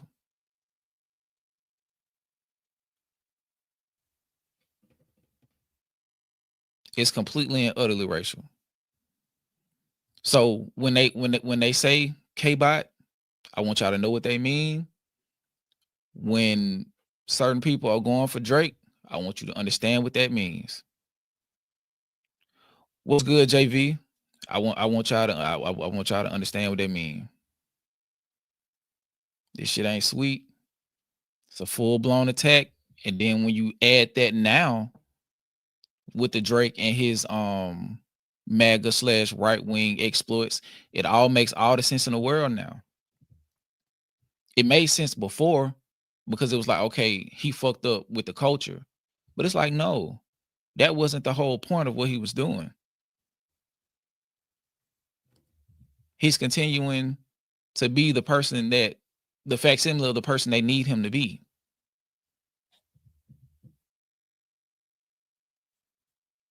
What's good with it, bro? What's good with it? But Drake is Sydney Sweeney. Drake is Sydney Sweeney. I need y'all to know that. Drake is Sydney Sweeney. But we gonna go into Certified Boogeyman Crash Out, and then we'll see where we at. I was living Since with a black 09. woman at the time that was active, who probably hates me at this point, that would get on this space right now and be like, y'all are fucking bugging right now. I've been on Twitter since 09, Like, dog. no, nobody was even thinking about that. It was jokes back and forth at the time in 2014 amongst our crew. The black woman that I was living with probably was the one that took my phone to do that shit. Boom. Boom. What? The closer he got to getting exposed, what'd he do? What'd he do? He throw a black woman under the bus. I'm telling y'all, this shit is all like for the exploitation of black women, bro. Specific type. Trying to tell you. And y'all said that he was making fun of her for her braids and shit, calling her Beanie Siegel. It's more than a microaggression, ladies and gentlemen. He got in her face. He got with her so he can be able to demean her on a closer level. He wanted to try to break a black woman. He wanted to enjoy the fruits and mentally break her and make her doubt, question, and resent her blackness while he reveled in the fruits of it. Trying to tell you, this shit evil. This shit really evil. That nigga went through, not nigga, he's not a nigga. That white man went through all of that to ultimately say, yeah, I'm gonna throw her under the bus. I'm gonna throw her under the bus. Nigga, that white man is evil. That white man is evil. Did she do it I or get you it. did it? Which one is it? And Rocky, you know who the fuck I'm talking about too. Like, it's like, Did she No, I do mean, it I or get you it, did it? but Rocky, you met her. Like, what are we talking about right now? This is insane. Give As a him that white vote. man, This is fucking as a Um, white man, insane. folk, you can't joke like that. Is that As a Buffy? white man, you can't joke like that in no sense, folk. And if you do joke like that, Facts. All and right, black cool. people I'm are with you. I'm offended, with you. I'm you with need you. to I'm be with you. no. I'm with you. You I'm with talked you. enough, bro. You talked enough. If Go black ahead. people are I mean, offended by it, you need to apologize to the black people that you offended. That's simple, bro. You sitting here trying to double down on the shit and you looking real smug and real fucking rape. Like, the shit is plain and simple, bro. You either gonna apologize for the shit that offended people. Don't sit around here talking about it's a fake tweet. It's on your page, bro. We know how the internet and you works. tried to The fact that you sitting here, delete it. wait, hold on. The fact that you sitting here and you trying to insult our fucking intelligence, bro, is what's pissing me off, bro. I sat in this bitch and I ain't even hop up in the speakers because I ain't even want to address it. But you sitting around this bitch trying to tiptoe around this shit, and it's motherfuckers around here, actual black people that are allowing you to tiptoe around this shit. If you said this shit and you said this shit in a time where Twitter was insensitive, oh, bro, that ain't own up to it, nigga. If they getting on your ass right now and you said some shit that offended motherfuckers, don't double down on it and try to insult people's intelligence and try I'm to not. insult people's Why do you think minds, I'm bro. sitting here now? Apologize for the shit that offended people and move on, bro. Okay. Simple. The only This reason shit I'm ain't still rocket sitting science, here brother. when everyone This else shit is ain't telling me to rocket get out science, this brother. space. And Because I he's guarantee comfortable. you, He's I thinking it's guarantee gonna you, tweet. your I black think we line saying the brothers, same fucking bro, thing. your black line brothers will violate your ass if they saw some of this shit, bro. So you need to clear the shit up, apologize for the shit, and move on. But the double down on it, bro, somebody clipping this shit up, and they gonna send it to the coppers, and they gonna get on your ass, bro. Like Okay, you they can gotta own up. they You can clip gotta own up clip to shit anything. and be a fucking man, bro. Stand on your shit. No, the Simple. reason is me This being a some man shit is why I'm in fucking. this This some fucking shit space when a father everybody's telling figure me should not say. to. He kept cutting them off because he wanted to break up what they said. He wanted to make it less impactful. If he would have gave him the floor, if he would have actually gave them the floor to say it and it be clear, uninterrupted, in its full power, it hits way harder. It hits way harder. Like sometimes when you talking to somebody, like even if they want to help you interject, even if they're interjecting to help you, you be like, bro, just let me get it off. Just let me get it off. Let me say what I gotta say. Because you running the risk of fucking up what I'm trying to get off. I don't know how long God got me on this download. I don't need you fucking my Wi-Fi connection up. I don't need you fucking my Wi-Fi connection up. Tell your ass, bro. You a grown ass man, bro. Stop trying to insult motherfuckers' intelligence, bro. How am I insulting anyone's intelligence? Simple. I'm in this I space just said because how you trying to do it, bro. You sitting up here talking about, oh, they're fake tweets. It's not. It came from your fucking page, bro. You retweeted this shit, nigga. We know how retweets work. We probably about the same age. So I know how retweets work, nigga. Back in the day, retweets work by you going to another motherfucker page and you dropping a comment behind a retweet. But it came from your page, bro. You're not finna sit here and insult motherfuckers' intelligence, bro. That's the only thing I'm here to say on it, bro. Own up to it, or stand down on it, or get the fuck off the space, bro. Listen to your co-host. Simple, bro. But don't insult black people's intelligence, bro. If am I doing that? Said, if black, you're a visitor in this culture. If black people said that you're a fucking, that you fucking offended them, apologize, bro, and move forward. It's simple. I've said before, if I offend anybody, I apologize. But I'm not That's going to it. apologize. That's for- it. It's the undertone. It's like, It's what are we the talking about right now? After that, wait. After that, we don't need to hear shit else. That's it. I apologize. That's it. None of the double downing on shit. None of the smug comments. None of the What were the backhanded smug comments? None of that Tell me goofy the shit, smug bro. comments. Just say that and then move on. Get off the space like Damaris told your ass, bro. Okay, what were the smug comments? That's it, bro. I'm not about to go back over it, bro. You know what it is. You're not finna play with an intelligent black man right now, bro. Like I'm not finna do it with you, bro. Insulting You anybody's bro, intelligence. you know what you said. I'm not finna rewind for you. What did I say? I ain't repeating shit for you, Rory. Rory, I think Move on. I think he's addressing the sarcasm that I told you earlier. Probably wasn't. I'm not repeating shit, Rory. Move on. And- Apologize for the shit and sarcasm then of get off what? the space like Damaris told your ass, bro. Okay. Now what? That's it. What you mean? Now what? Ain't shit, nigga. That's the internet. Fuck is you talking about? Now what? That's the shit motherfuckers talking about. Just don't say shit. Get the fuck off the space, bro. Like that's it. You apologize. Now move on. Your visitor pass is over with. Goodbye. Go get ready for the next show. I'm one of the Go people get ready for the next show, says brother. the opposite of that. Fuck is you talking about? Okay. We saw all the shit you said. Now you trying to, it was fake tweet. Oh, but Beyonce is a ghetto. Nigga, you don't even have you shouldn't even have the mouth to say Beyonce is a hood name or a ghetto name or nigga, shut the fuck up about anything about black people and black names, nigga. That's them microaggressions, Rory. We know what the fuck shit is, nigga. You ain't talking to no fucking Neanderthal black people in this bitch, nigga. Them is microaggressions, my good brother. No, I fully understand. Them is microaggressions, my good brother. He was cooking, Rory. About black people and black names, nigga. That's them microaggressions, Rory. We know what the fuck shit is, nigga. You ain't talking to no fucking Neanderthal black people in this bitch, nigga. Them is microaggressions, my good brother. No, I fully you know understand. what the shit is, Street bro. Creole Stop playing and with the people. entire thing. You sitting here playing with people, bro, and that's what's pissing me off, bro. How am I playing with people? I don't even get like this, bro, but you playing in How niggas' am I face, playing? bro. With all this smug I respect shit everything you're bro, saying, and I do agree. So I'm not I'm going really back asking. over it, nigga. The people in the comments that's throwing up the hundreds, they heard what the fuck you said. I ain't about to repeat shit, nigga. I said what I said already, and you know what you said. I ain't about to go back over the shit, nigga. That's it. Hey, Rory, that's it, bro. Hey, he sound like Sticky Fingers. He sound like Sticky Fingers, bro. You apologize. Now move on. Let's move on to another topic or something. I can Or apologize if somebody if we have else, a conversation. If somebody, no, I don't want to have a conversation with you, Rory. Which is fine. Okay, You don't have to have one with me. That's That's fine. bro. I'm not asking that you need to have a conversation with me. Rory, I ain't come here to have a conversation with you. I came here to bark on you, and then Which you is can fine. shut the You fuck can bark. up, and then you can move That's the why fuck I'm here. on, bro. Fuck is you talking about? Okay, we No, got I'm saying I'm the one that's saying here to Simple. address everything. Next I'm not running from anything. Next person can talk.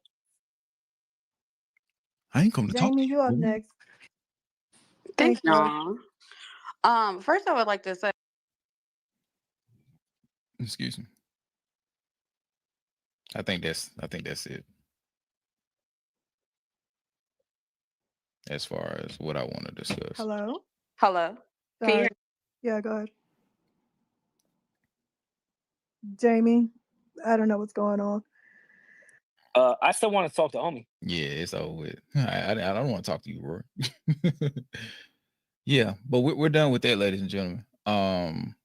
Thank y'all for hanging in there. We had to get to it. We had to cover it all as much as possible.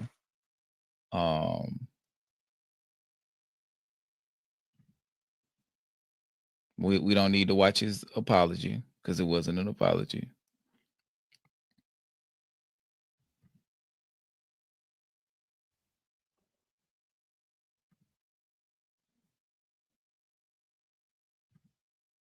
Let me see. We don't need to listen to them.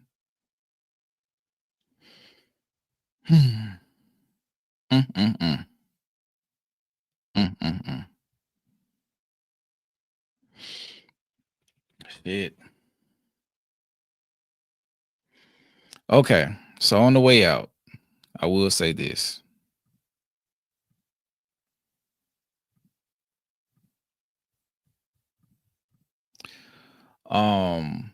I looked this up.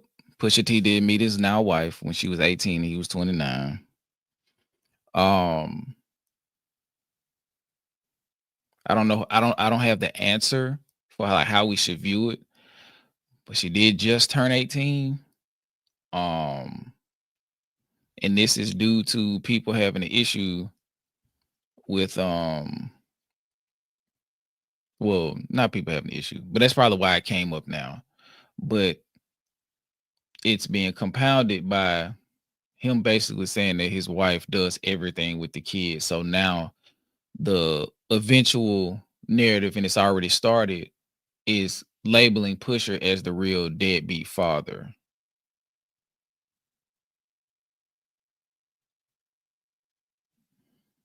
So just be mindful of that. They're about to definitely try to call. They're about to try to what they call it, destiny swap Drake and Pusher. They're about to try to destiny swap Drake and Pusher. A man who has a wife who he's been with for almost 2 decades. They finna have a second kid, hopefully, prayerfully. She has a healthy pregnancy and delivery of their second son. Pusha T, I genuinely hope you're doing something with the kids. I hope this was not some like distasteful joke. I hope that you are cemented in your role as a present father. Because this did not go over well. I get it. You was trying to uplift her and speak on how valuable she is in the parenting space in your household, but it sounds like you're not doing enough. And as a black man who's changed diapers, who's gotten, you know, all manner of shit done by these kids, thrown up on, had to clean up shit, clean pee off the floor, like just all type of shit. Like that is a part of parenthood. So you removing your responsibility to conduct yourself in those moments is like dismissing what makes a parent in a lot of respects, particularly as a parent caring for an infant. Like those are the primary things you're doing is feeding and cleaning the kid. Like, and it couldn't have been at worse time, like on some business shit. Like y'all are campaigning y'all ass off for the Grammys, bro. Y'all are campaigning y'all ass off for these Grammys. And now you done brought your familiar situation into question, bro. They are finna kick your ass for months behind this misguided social media post. And then if it's not, if you're misaligned like this in real life, I hope that this provides you with some perspective that you are way too inactive. I tried to make excuses for you earlier, but that was before I read the whole post, and it was just like, damn, push. Like you met her and got with her when she was above age. You know, you kind of got a little Jay-Z in you. Jay-Z was 12 years older than Beyonce, if I'm not mistaken, from what I read. She was 19, he was 31, 32ish, so y'all kind of in that same boat. They, you know, they was above age, all that type of shit. But like, you got to get, if this is the case, you got to get more involved, bro. Like, bare minimum. You're not doing the bare minimum outside of being the primary breadwinner, bro. It's not enough. It's not enough. You got to be more present. You got to be more involved. I'm sure you're doing stuff with your oldest son. But like, in them infancy stages, you need to be doing more. I get it. You rich enough to afford au pairs and help around the house and shit like that, but it's just important for you, like, as a man who said that he was in mourning for a lost child. You don't get these experiences too many times. Like, and you should understand that.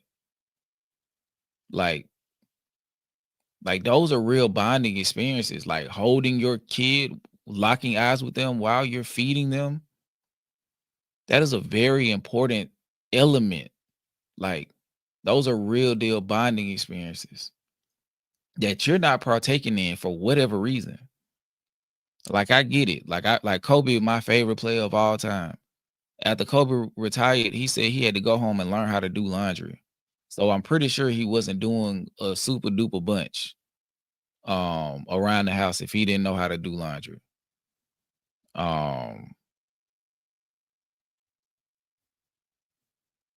But yeah, if that's the case, you got to find a way to make yourself more impactful in the parental unit. I mean, as a part of the parental unit. So yeah, this tweet at bare minimum was distasteful. At bare minimum was distasteful. But looking at it on his face, it looked like you're not doing enough, and you invited a bunch of people into y'all situation. Unnecessarily too. You could have just did a little post. You could have stopped at what's better than that. When you said what's better than that, you should have shut the fuck up. Cause now you just introduced a whole bunch of shit. And this niggas out here fiending for a win. Fiending for a win, bro. They are fiending for a win. And you just gave them something that they did not deserve. But even more than that, on your family front, you just revealed some shit that you should not be allowing to happen as a parent.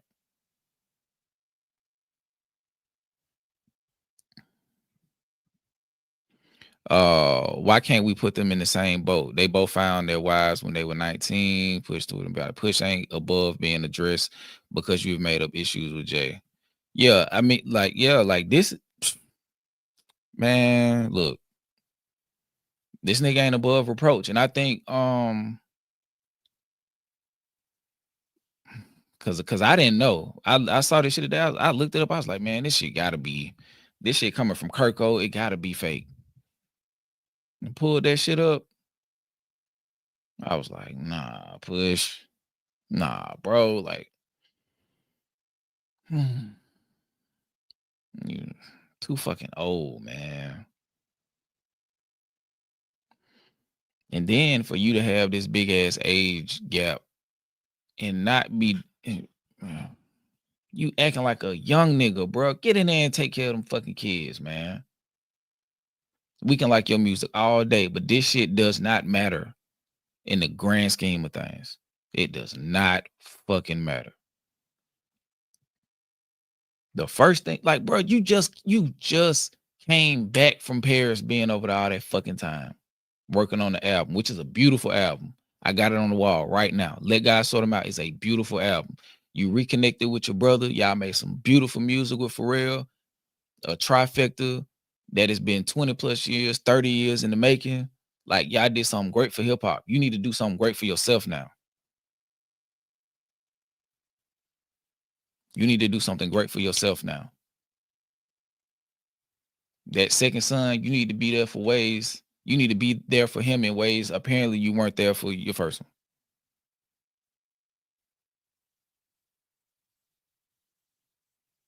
I don't give a fuck. Like, Mr. Unfamiliar, I don't give a fuck. Like, I'm talking to him. I ain't even talk. I'm talking to him, but if he was to pull this up and take issue with it, it's because I'm hitting a nerve. It's because I'm hitting a nerve. It's because I'm hitting a nerve.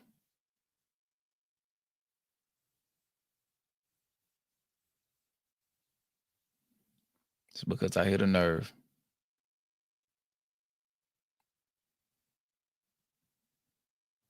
He, you know, but I, you know, like I said, like I can see this from a bunch of different perspectives. I can see like Pusha 50, like that nigga was born in the 70s. Like that whole traditional, what's good, Apps? That whole traditional parenting model. He probably subscribes to that. Then I get that. But yeah, bro, go be present. Go be available, gang. Go be available. Because they finna kick your back in for the foreseeable future behind this shit. This shit already made it to the OVO side. Drake liking this shit. Like this the type of shit Drake need to bring his little like Weasley ass back out of hiding. This the type of shit that he need. Like he need a win. Don't be surprised if Drake pop out and drop some shit in a song soon.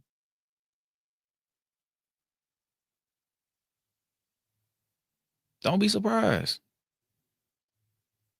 This nigga need a win so bad, he gonna bring your wife up again, and this time you gave him the ammo.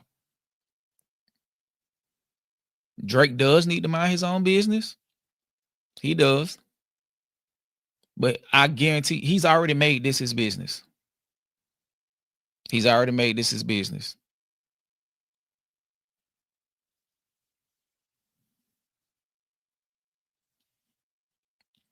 And the thing about it is this time, he got a whole fan base of anti-black motherfuckers that would love to see him disrespect and demean a black woman and a black man and help do what he can to by extension drive a wedge between a black family. Because at the end of the day, we just saw earlier today or earlier tonight what the sentiment is from Drake fans and people who are using them as a proxy to get off racist shit. That whole light skin at the man, like I said, that shit deep. Pusha T represent everything that them niggas hate. Aesthetically. Black man, well spoken, braids, dark skin, brown skin, beautiful wife, beautiful son on the way, financially secure, integrity based. He represents everything that they despise.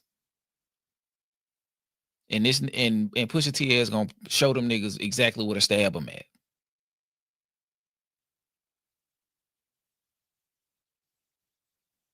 It's like, damn, like this the shit they've been waiting on for Kendrick.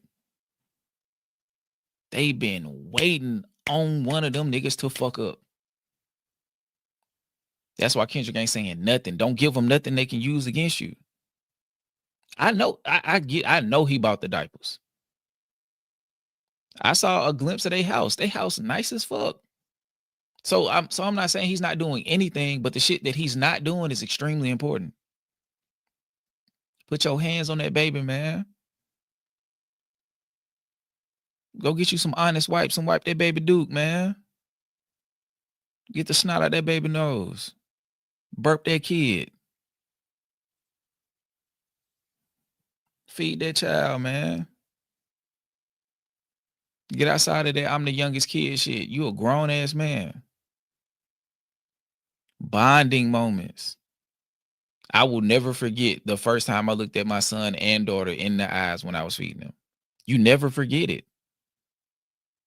You never forget it. And he's denying himself one of the most important experiences as a parent. Those initial bonding moments, they're extremely important. He might be scared to handle a newborn, but he can handle a brick. Come on, man. Come on, man.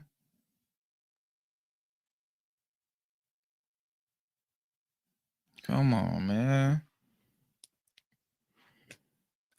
I hope it's a joke that was done in poor taste. I hope.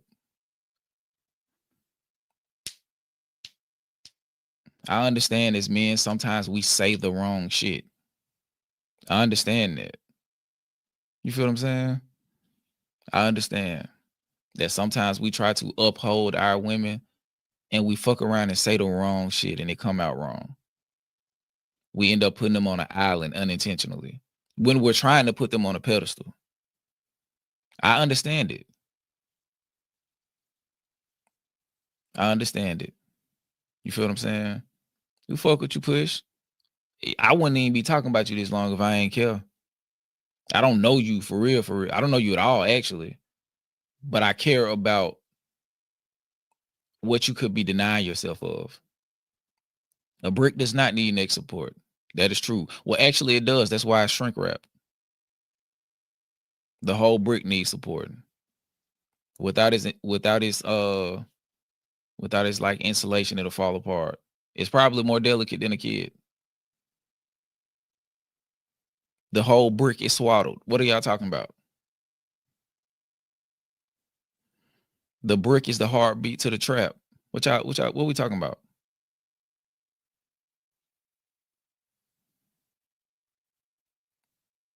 The whole brick is swaddled, and the brick is the heartbeat to the trap. Come on now. Yeah. Come on.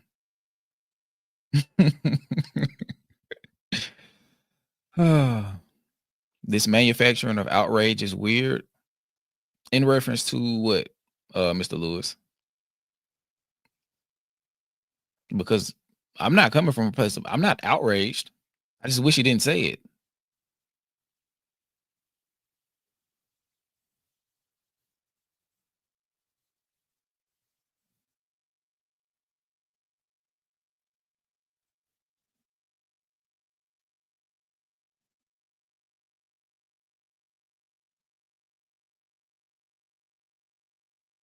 That's what I'm saying. I hope it's a joke.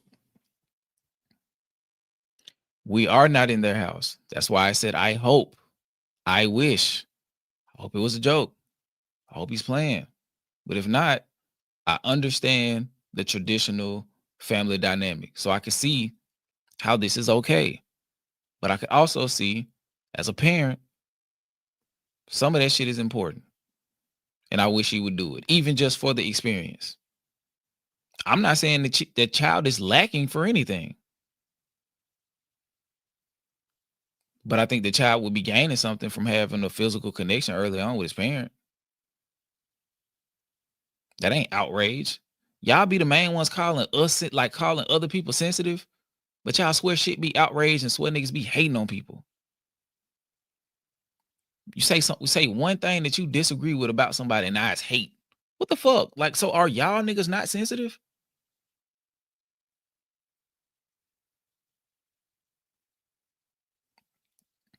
It's like, damn, it gotta be love or hate. Why it can't be nuance? Why it can't be somewhere in the middle?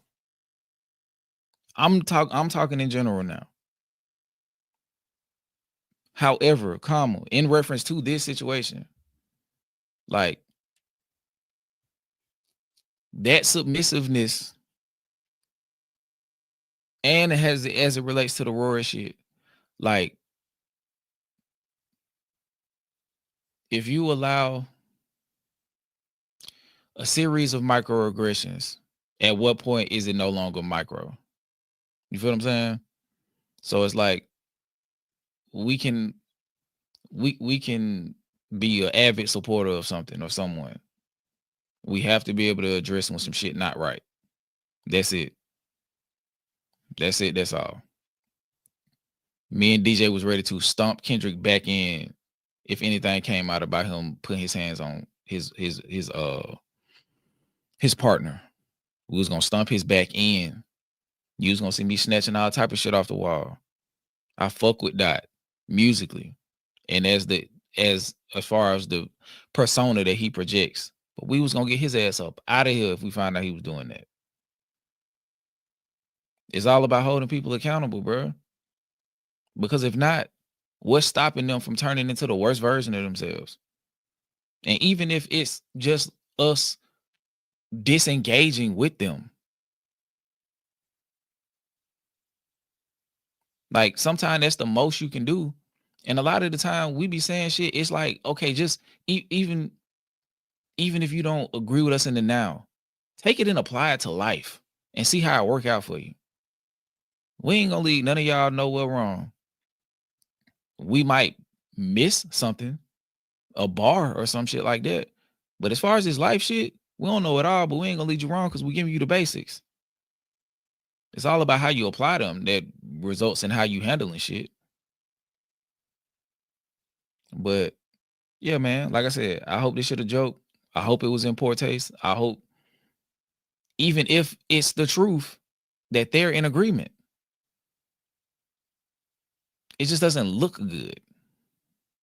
That's it. It doesn't look good, and it's gonna give people opportunities to tear into what they got going on.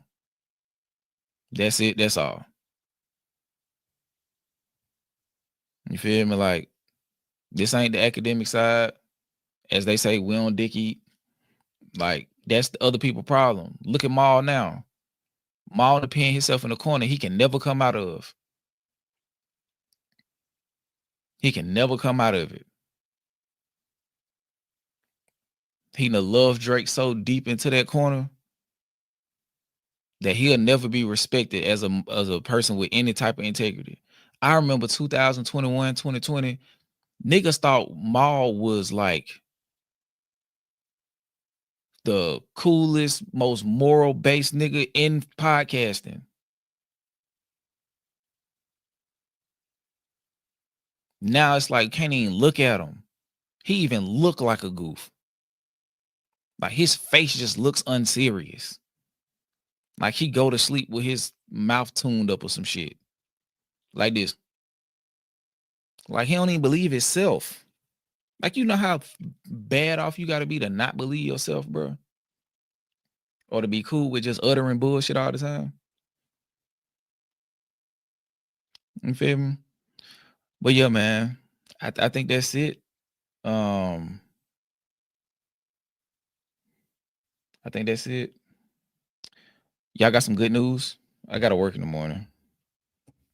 Trying to shake all the way back from this prolonged period of government shutdown. What Lil Bill do?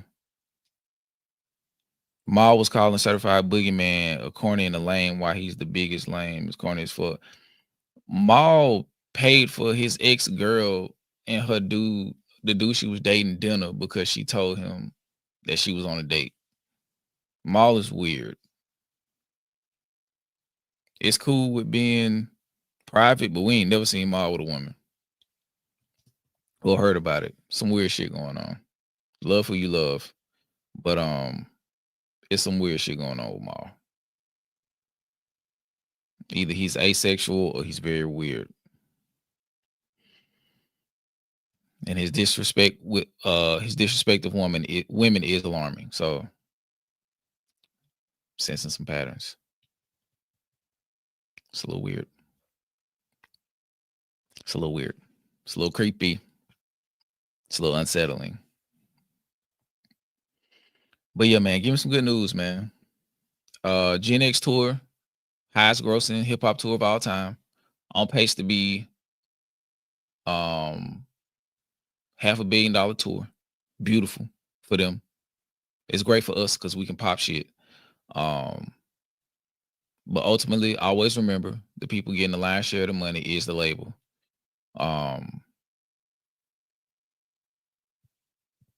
So yeah, while we campaign and celebrate the accomplishment, which is dope for Kendrick, UMG and quite possibly Live Nation are going to eat very handsomely off of a black man and a black woman's labor.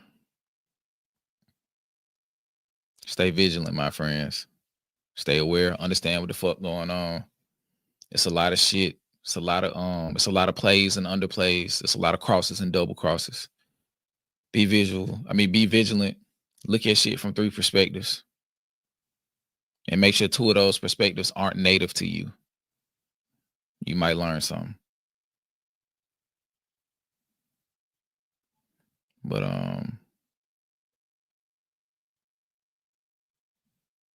trying to see. Make sure I got all the super chats. Okay.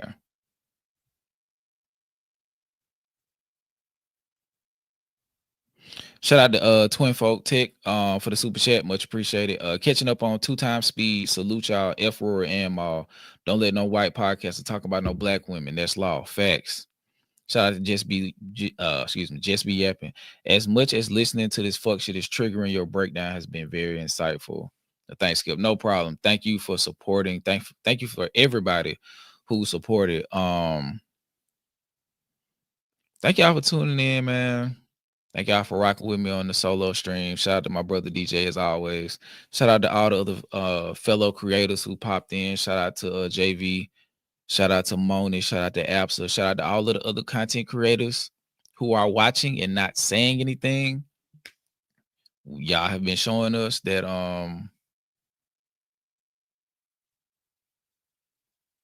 we're visible in the space. I appreciate that. I don't take no slight to it. It just means we're doing something right. So if you do if you do pop in, just say what's up. Just say what's up. Let me read this last super chat. Shout out to Down in Dixie. Skip, we are starting a Me Too movement Birmingham chapter since you added on to the shit in Absa's chat.